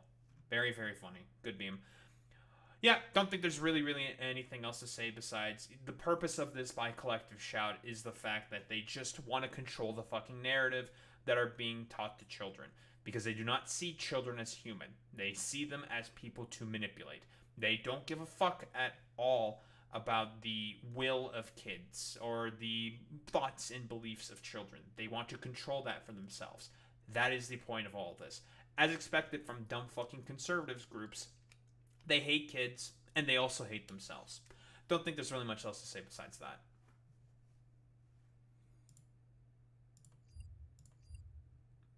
Nice.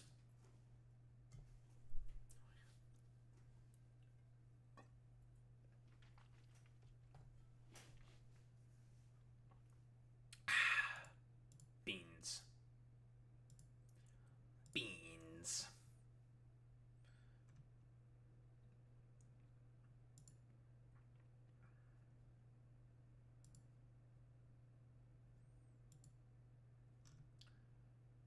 Ba-dum-ba-dum-ba-dum-ba-dum-ba-dum.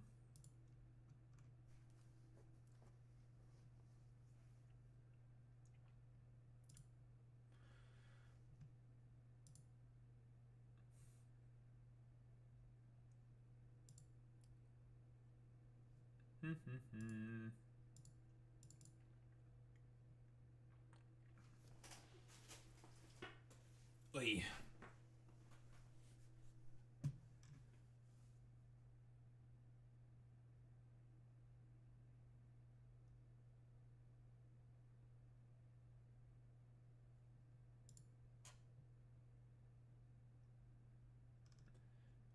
Goated with the sauce.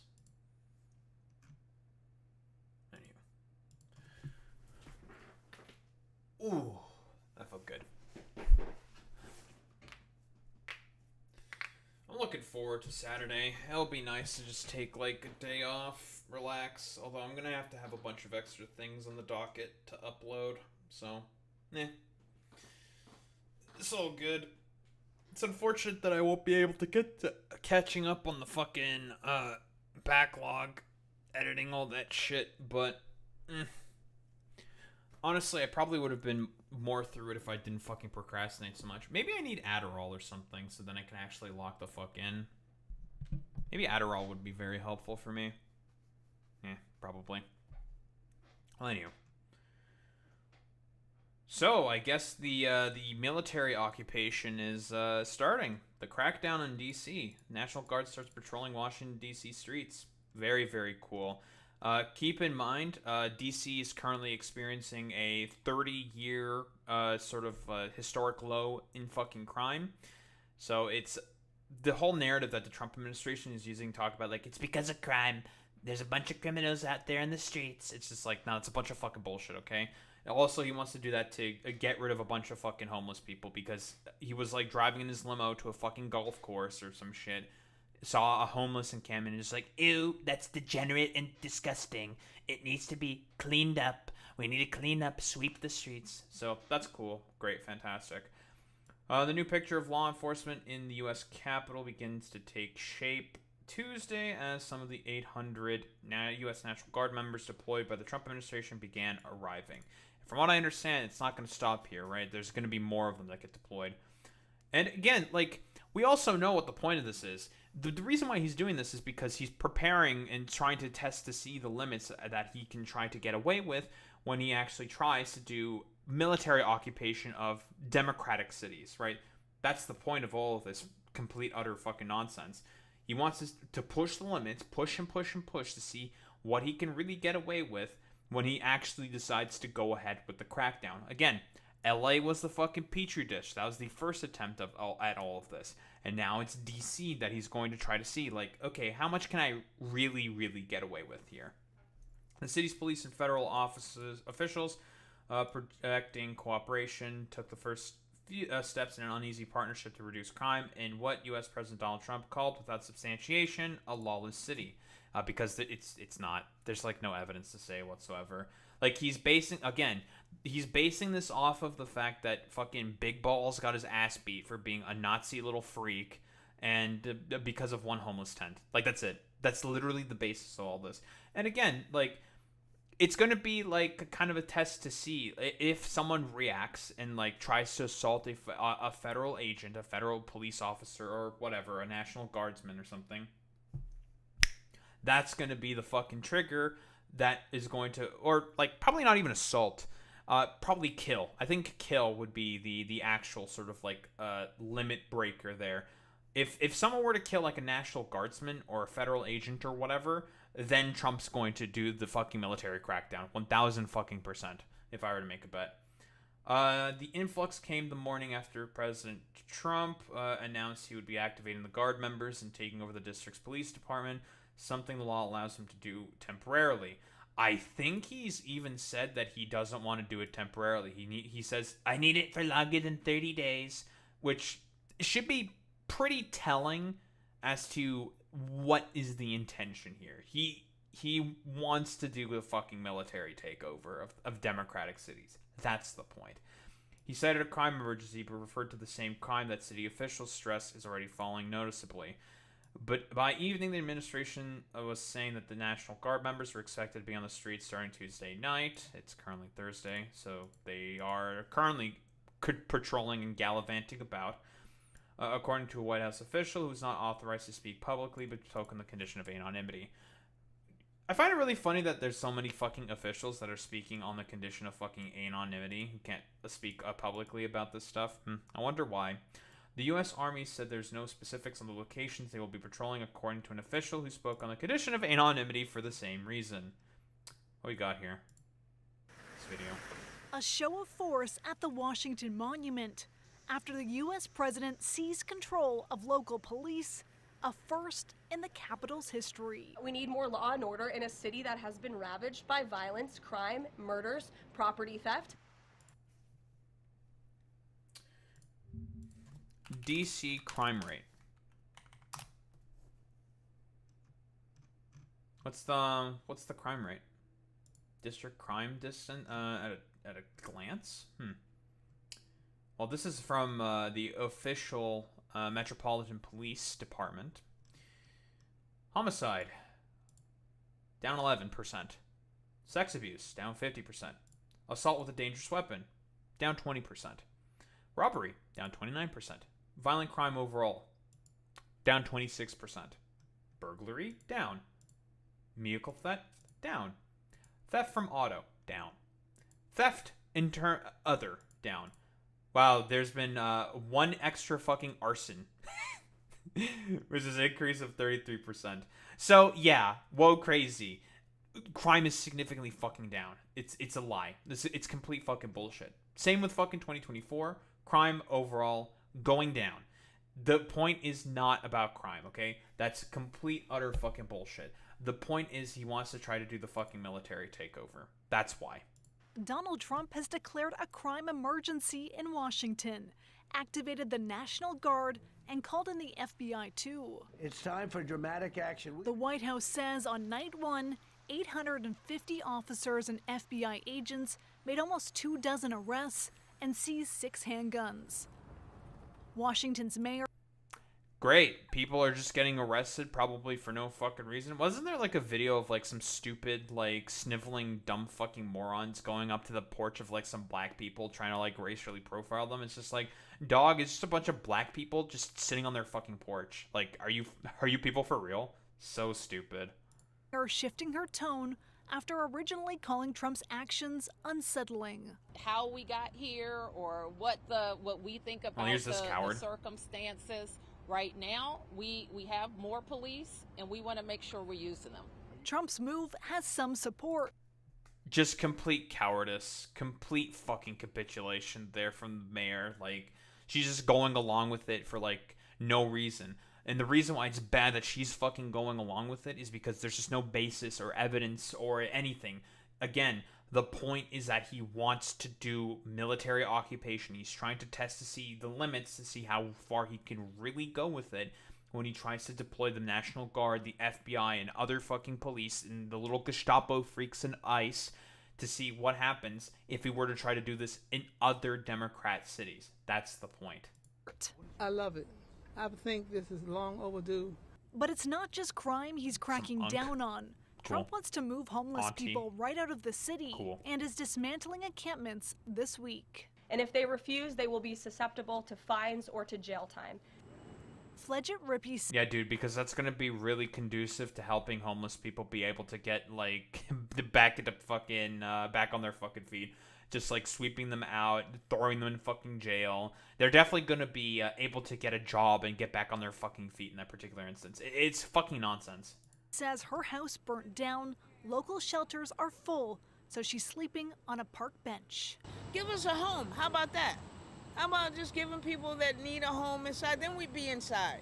You just want to just throw us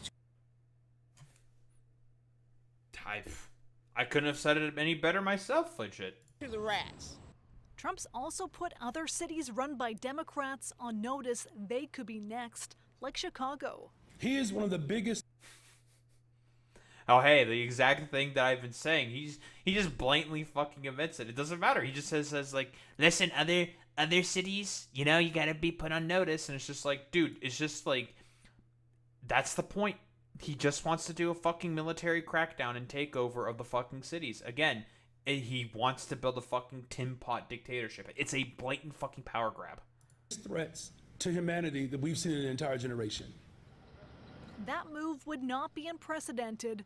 Trump deployed the National Guard in Los Angeles in June against the mayor's wishes. And it was unnecessary, and to me it just all boiled down to being a stunt. And I just don't think you should use our troops for political stunts.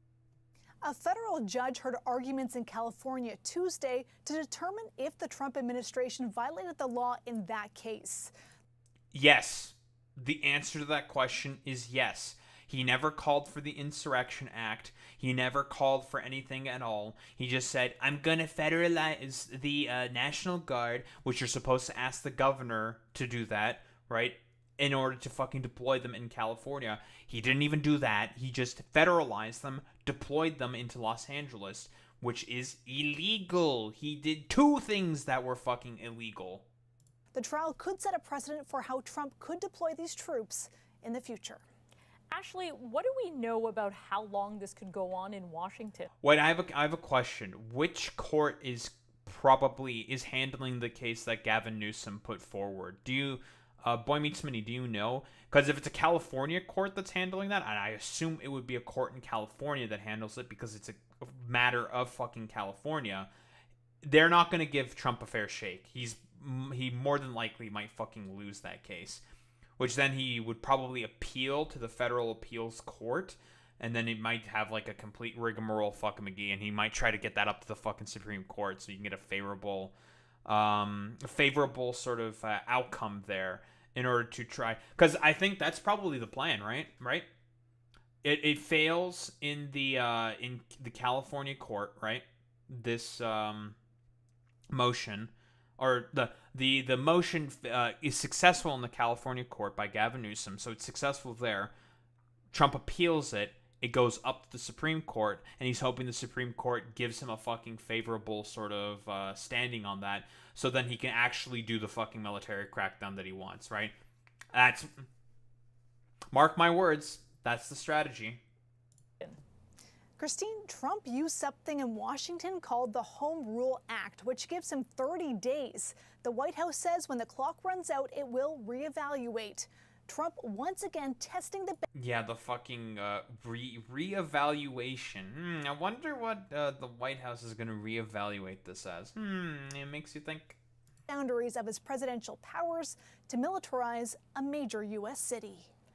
By the way, I also blame Obama for this fucking bullshit, for being able to sort of like help further and further fucking centralize more and more power into the fucking executive. Obama, Bush, all these like stupid, dumb fucking 21st century dipshit moron presidents who basically made it such that this like complete utter orange fascistic buffoon can just like do like, I'm just gonna do like whatever I want, fuck you, I don't care.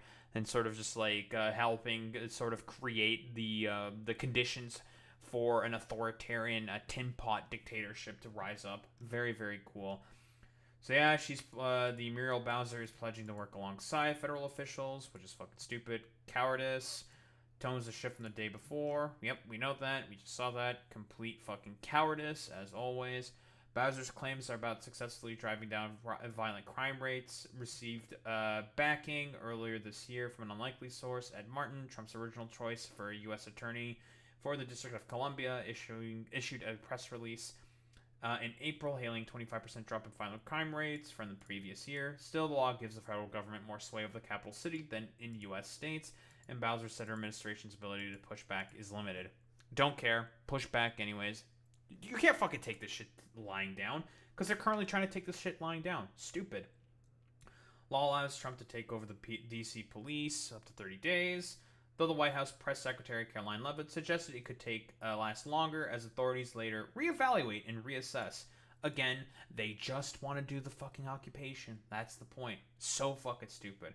Extending federal control past that time will require congressional approval. Since when has the Trump administration cared about congressional approval? Something likely tough to achieve in the face of Democratic resistance. 850 officers and agents fanned out across Washington on Monday, arrested 23 people overnight. The charges, he said, included homicide, drunk driving, gun and drug crimes, and subway fare evasion. Oh no, not the subway fare evasion! Whatever shall we do? Nonsense. And then, no more information on those arrests, of course. For Trump, the effort was to take over public safety in D.C., reflects an escalation on his aggressive approach to law enforcement. It's not an aggressive approach to fucking law enforcement. He wants to fucking take over the cities themselves because he knows that if he were to try to go ahead with specifically putting up the fucking dictatorship, actually becoming a fucking dictator, what he more than likely needs to do, and he knows that the Democratic cities are going to be the ones who resist the most. And they're the ones who provide most of the fucking revenue and power and ability of the fucking United States. He knows that, so he needs to make sure that he's ready with military police and to be able to crack down on that shit immediately. Otherwise, the resistance is going to probably be too much. Although I don't think this is going to be broadly... I think if he were to try to go ahead, I think the whole country would revolt against him, because there is no fucking shot in any fucking circumstance that people are going to take that shit lying down. Even some Republicans are going to be like, yeah, I don't think so. Like, like, this is not it, dog. Like, this is pretty fucking crazy. Remove 70 homeless encampments over the last 5 months. People who were living in them can leave, go to a homeless shelter, go into a drug treatment. The problem is that all of those are full. Caroline, because the material conditions are not being assessed on the ground, especially by your fucking freak in orange freak in fucking goddamn power. So that's cool. Trump's declaration of a state of emergency fits the general pattern of his second term in office. Declared states of emergencies on issues ranging from border protection to economic tariffs. Stupid, by the way, because again, he's just trying to use this as justification to just do whatever the fuck he wants because he wants to be a dictator. It's all about power for him. Enabling him to essentially rule via executive order. In many cases, he has moved forward while the courts sorted them out. Crazy. He's using the fact that the courts are going to be slow about this to his advantage to push his, like, stupid bullshit. So, that's really, really cool. But what do we got here? We have, the Subway sandwich guy. Because, again, DC is not taking this sitting down. They are fucking pissed. And there's a lot of fucking protests that are going on. I know that this clip has been making the rounds. They're what? You see these fascists right here? Huh? Fascists? Fuck you! Fuck you, fascists! True. I laugh, but that's the truth. We ain't talking real shit. I need to do some background studying about the He's real. He's a king. What vehicle? The ones they pulled up in. These fascists. Oh, the fascists tried to the federal bite investigation. Where did they? What vehicles did they show up in? They showed up in unmarked. Where are they? Where? Of course, they're unmarked, as expected. I probably, he wants to make a bet that they're all also masked up. I wonder why. Right, the white truck right there, the white car right there. That white Jeep over there. All the white cars. All those white cars. Yeah.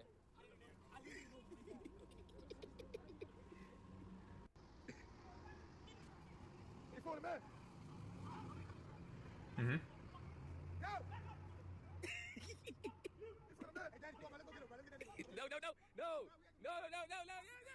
you don't got me super bad. No.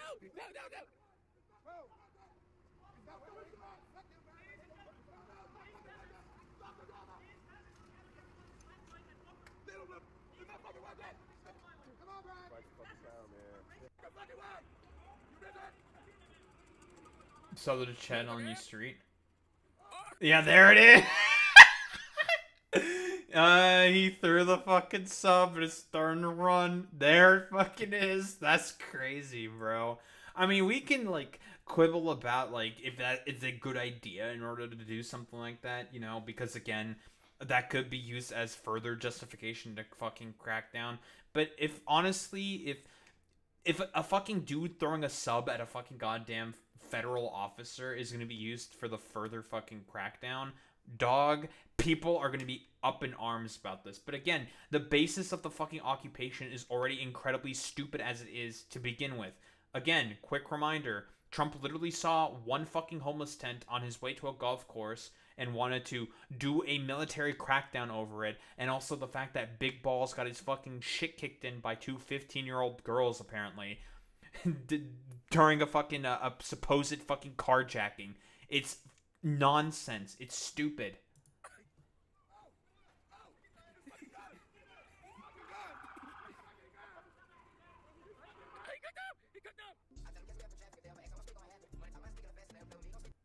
It's so over. That's crazy. There's a fucking sandwich. But what do we have here? So, some videos. The National Guard takes over Washington, D.C. So, basically, from what I understand right now, they're, like, setting up a bunch of military fucking checkpoints and shit, which is fucking crazy. It's, like, this is it. He's trying to do fucking military crackdown. Like, quite literally. National Guard troops rolled into Washington, D.C. overnight as part of President Trump's federal takeover of the city's police. Officials say the move targets rising violent crime, but as Lucas Tomlinson reports, city leaders are condemning the move as an unprecedented overreach. The National Guard has arrived in the nation's capital under President Trump's orders to fight crime and reduce homelessness. White House Press Secretary Caroline Leavitt says this ramped-up presence will last for a month.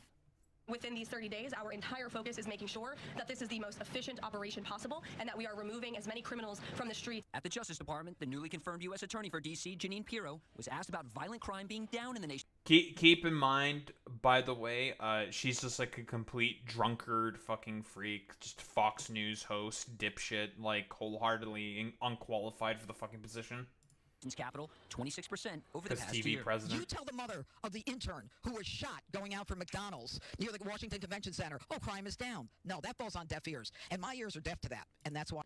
But crime is overall fucking down because there has been efforts that were being put in because, again, the crime wave fucking happened in DC as a result of COVID and material conditions not being properly fucking addressed, and crime is going down. Whoa, it turns out crazy. In order to be able to have, like, once you put in particular policies, crime, you can't hit the crime insta-gone button, okay? That's not how that fucking works. It's stupid. It takes time for these policies to take effect. Silly. Why I fight the fight. Federal law enforcement agents are also assisting. FBI Director Like, if anything, this is just going to make crime go up, having all these, like, stupid, dumb motherfucking, like, federal agents run around, gallivant about, and just randomly fucking arresting people because people are going to get pissed about it. Posting the results. On the first big push of FBI supporting Donald Trump, initiative to make D.C. safe again, FBI reported 10 arrests with partners. These include 1 arrest on a search warrant for a prior murder charge, multiple unlawful possession of firearms, multiple outstanding warrants for DUI, and 1 arrest for violation of a restraining order. President Trump has ordered 800... Like, you need a federal crackdown for those specifically. That's supposed to be stuff that's handled by local law enforcement, you stupid motherfuckers. Like, that's not up to the federal government to take care of that. Like, again, nonsense. National Guard soldiers to help local law enforcement patrol the streets. The D.C. police force is short about the same number of cops right now. The head of D.C.'s police union says he doubts that crime has come down as much as city officials say. Oh, I'm In sure. Washington, Lucas Tomlinson, Fox News. Even though literally, hey, police union guy, you're the exact fucking department that you represent. It seems to contradict what you're saying, you fucking bootlicker, saying that, whoa, overall, violent crime is down 26%. Like, what, is the fucking goddamn statistics that are being put out by your fucking precinct, by your fucking police officers, are they lying? Is it wrong? Like, listen, cops have lied about stuff like this before, but, like, lied about crime overall going down? Like, are you people for real? Nonsense, it's bullshit. But we got the big man himself. What does the big man have to say for himself? God damn it. Pressed the wrong thing. But here, we got the... Dude, fucking YouTube has gone so ass with this experiencing interruptions shit. But yeah, we got the big man himself. Statehood is ridiculous. We want to straighten the place out. Statehood's ridiculous. It's unacceptable. It's the Democrats want it because the Democrats have, about 95% in this little area. Even I didn't get it very much. They want that. They want to pick up 2 senators, and it's not going to happen. It's not going to happen. He just blatantly fucking admits why he thinks it's just like a power grab. Well, you know what? Like, you're perfectly okay with, like, doing everything possible to cheat. So, I don't know. Like, personally, I'm totally fine with this. Listen, if DC had fucking statehood, then they'd be able to do a lot more to fight a lot of the stupid fucking bullshit, right, that you're currently trying to do, which you don't want in particular. Because, again, you're just a fascist and a petty authoritarian that just wants power for himself. Happen. And that's the least of the reasons why, by the way, but that's one of the reasons why. Sure. What we want to do is make Washington, D.C. the greatest, most beautiful, safest capital anywhere in the world, and that's going to happen. Yeah, by throwing everyone into a fucking hole somewhere. Like, really? Do you really think, considering the recidivism rate within the U.S., it's going to make everyone safer? No, it's going to make everything worse because, again, they're going to leave and then re-offend. That happens all the fucking time in the United States. Just throwing them in jail and throwing the fucking key away is not going to address the problem. But then again, he doesn't care about addressing the problem. He hates the poor. He's never going to address the problem.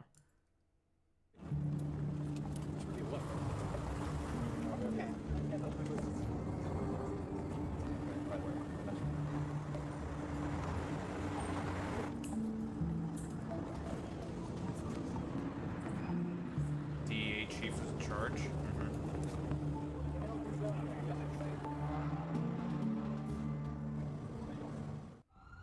National Guard troops began arriving at the D.C. Armory Tuesday morning on the president's orders. Trump said Attorney General Pam Bondi would be overseeing the implementation of his plan. Ultimately, the chain of command is as such. The President of the United States, the Attorney General of the United States, our DEA Administrator Terry Cole, who is now serving ahead of the Chief of the Metropolitan Police Department. They will be working together. Roughly 800 National Guard troops. A bunch of just like complete, probable, utter schizophrenics and freaks, obviously, have to be the ones that are doing this like supposed crime crackdown, which, I don't know, guys, like, I'll go to the statistics again. Crime is overall fucking down. The point is that this is just a power grab. That's the point of all this. Troops have been activated with 200 of them designated to aid local law enforcement. We're going to take our capital back. Although local leaders, including Mayor Muriel Bowser and Police Chief Pamela Smith, said they were blindsided by Trump's takeover announcement Monday, they struck a diplomatic tone when speaking about the federal takeover Tuesday. What we've done at this point is we have provided the team, the administrator, with a strategic plan on how we will provide resources around our city. I think it's something that is doable. Attorney General Pam Bondi released a statement on X following her meeting with Bowser Tuesday, saying, "We agree that there is nothing more important than keeping residents and tourists in Washington, D.C. safe from deadly crime." Dog, what fucking tourists, dude? Tourism is down all over the place in the United States. No one wants to visit that fucking authoritarian crackpot fucking shithole that you call a fucking country. Because again, they're afraid that they're just gonna get randomly fucking detained by ICE Gestapo freaks. Which has happened. Like, Canadian citizens, for fuck's sake, have been detained by state agents within the United States of America. Wild. It shows violent crime in Washington, D.C. has been declining since a 2023 spike with 2 years of sustained improvement. Bowser said, Guys, it turns out when you decide to implement policy that are meant to take down crime, it goes down gradually. It doesn't happen instantly. There is no button that instantaneously stops crime. This is like, broadly speaking, I hope that the point that I'm overall raising here is understood. The point is not about stopping crime. That's an excuse. Like, Republicans love committing crime. They love criminals. Listen, like, Donald Trump was the main guy who pardoned about 17 fucking hundred, like, January 6th rioters who were all fucking criminals, right? All those motherfuckers are criminals. They love fucking criminals. They don't give a fuck about stopping crime and criminals. If it's criminals that they can go after, right, for people who can't fucking fight back. But if it's people that they agree with, you know, they're fine with that, no problem. Said she'd like to make the most of the additional support to drive down crime rates even further. I'm Sherelle Hubbard reporting. Take a look. These are teachers, officers, first responders, parents, siblings, and friends. I was there as guardsman after guardsmen walked out of the D.C. headquarters for the National Guard. An emotional Fatma Ba was dropping off her fiancé. She told us his orders say he will be deployed for 13 days. He just came back from guard responsibilities and was preparing to get back to his family and day job. It was devastating. He was hurt. You know, he was ready to go back to work. He just came back from drill on Sunday, you know, serving in drill. So it's just like everything is just happening so fast at rapid speed for him. The Ba's have 2 children who saw their dad for less than 24 hours before he had to return to serve. As a guardsman, the mayor's office says the National Guard will coordinate their efforts with MPD. Sure, man. On this corner off of Minnesota Avenue in Southeast D.C., those who live here and community leaders are talking about the Trump takeover. I haven't seen the National Guard deployed. You don't know exactly where they are, what communities they're going into. After speaking to Eugene Branch, National Guard vehicles were spotted near the Washington Monument. But Branch said it's his Ward 8 neighborhood that needs help fighting crime. We haven't seen any of that over here in Southeast D.C. There's a part of the city that, as I say before, may have a cold, but this area has pneumonia. We need to make sure that there's justice for the whole city, that there's equal attention in terms of love and justice. 800 National Guard troops ordered to D.C., but on day 2, Ward 8 ANC Andrea Davis says there's been no sign of the deployment here. But she also disagrees with the tactic. This is not the answer bringing the National Guard. We need more resources by way of more police officers. We need to get rid of the 2-year college requirement so we can bring forth more qualified candidates like Maryland and Virginia. If you were to see, like we mentioned, boots on... It's very interesting, again, like, every sort of, like, local, like, individual saying, like, yeah, they're, like, we don't even know what they're doing. They're just, like, kind of walking around. We have no fucking clue what's going on. And again, like I said before, they're setting up a bunch of military checkpoints. Again, the point is military crackdown.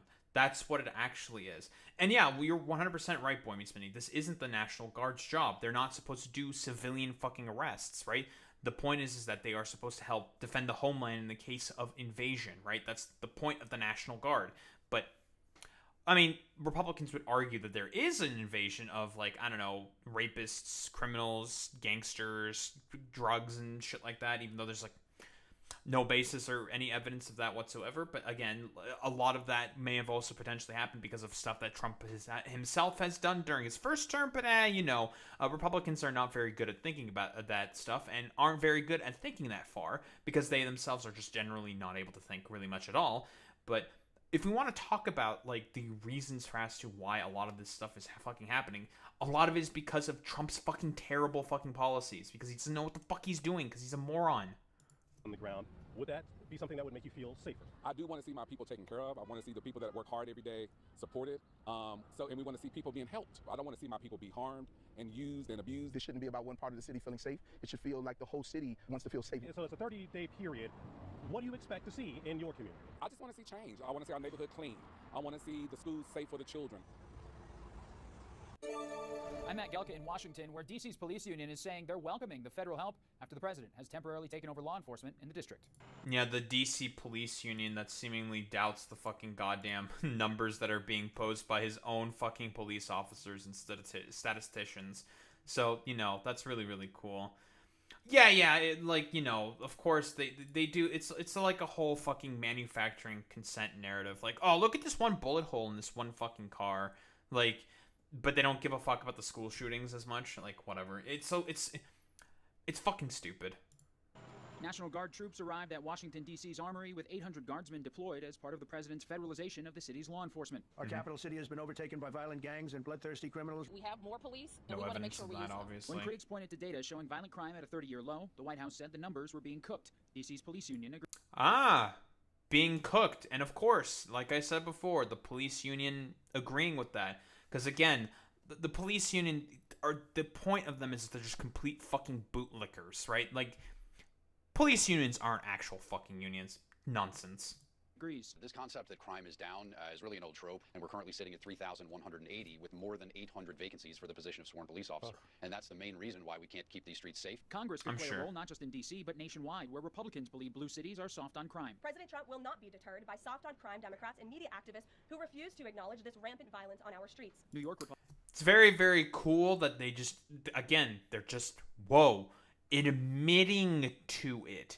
They're just admitting to it, saying, like, the point is the fucking military takeover. Like I've been constantly reiterating. They just want to do a military fucking crackdown on blue cities specifically because they think that they're being soft on fucking crime.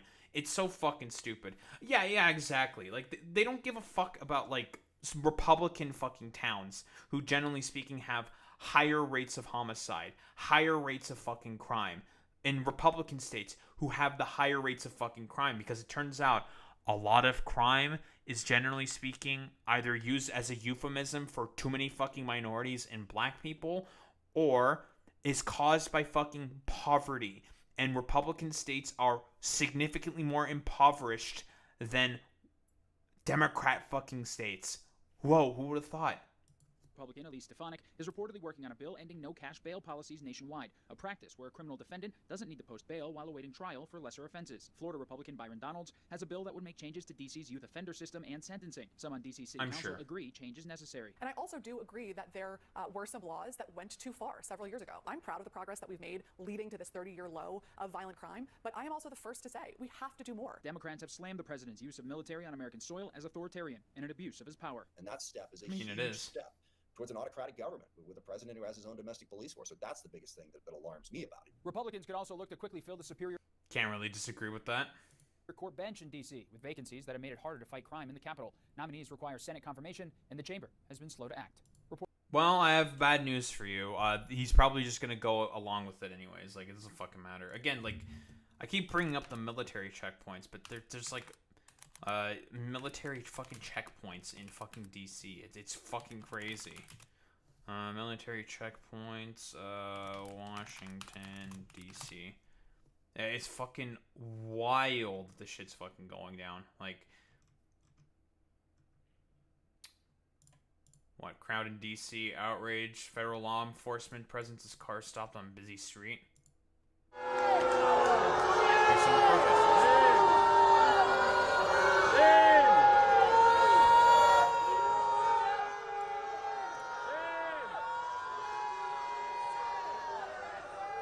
That's not what no cash bail means. It means that cases are decided on a case-by-case basis if the person can leave, not how much they are able to afford bail.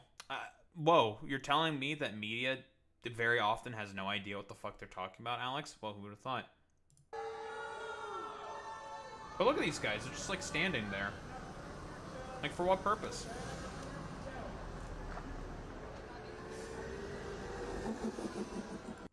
Like, the checkpoint is fucking routine. No, I don't think it's routine. Again, the point is the military fucking crackdown.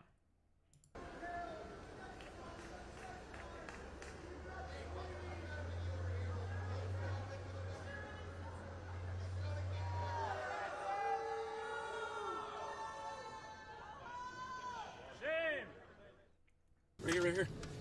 Based of those individuals that are protesting. Again, I don't think there's like really much else to say besides the point of this is rather fucking simple. It's not about fucking cleaning up the streets. It's not about fucking decreases in crime. Again, crime has gone down, but of course, Trump would prefer to listen to the schizo police union head who has a vested interest in trying to beat up as many black people on the streets as possible. It's not about any of that stuff. The point is that Donald Trump is seeking to test the limits of his power in terms of doing military crackdown within democratic cities specifically. That is the point of all of these actions that he's currently taking. It's never been about keeping the fucking streets safe. Crime in all aspects are down in fucking DC, except for arson, which got only went from 3 to 4 attacks. Oh no. There's another case of fucking arson. It's the end of the fucking world. But every metric of crime, as per the Metropolitan Police Department themselves, saying that they are all down. But of course, these motherfuckers are just going to say well, the numbers are fake, they're not real, because these people don't exist in reality. No, the point is the crackdown. The point is the military fucking takeover. And Trump is continuing to push and push and push the limits to see what he can really, really get away with, while Congress continues to sit on their fucking thumbs, with their fucking thumbs up their asses, and doing fucking nothing about it. That's the real point about this. He wants to do a power grab. It's all about the fucking authoritarianism with him. That's the point. Don't think there's really much else to say besides he's just a fucking Tin Pot dictator who wants all the power for himself. That's it. Nice.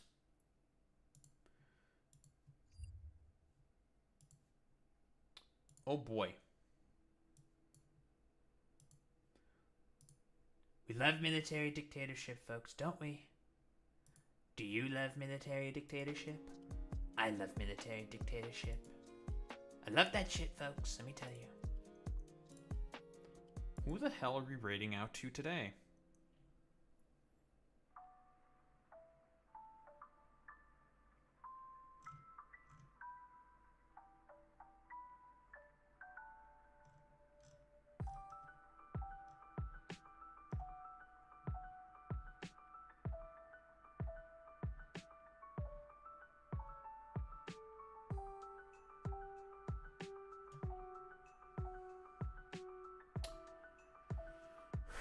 Ay, ay, ay, bro.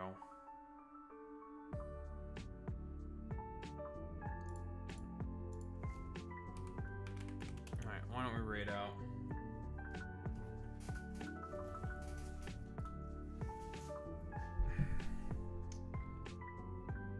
Alright, why don't we raid out to one hand politics, one alt. Raid settings not allow you to raid at this time. Blast. Getting trolled right now. Who the hell else am I gonna raid out to then?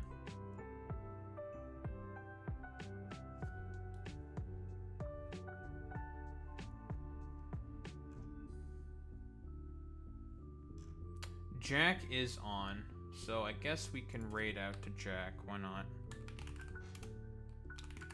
Riverboat Jack. She's in a riverboat, jacking it or something. I don't know. Alright, raid messages. Is the bot still fucking broken? Why is the bot broken? I have to figure out how to fucking fix that thing.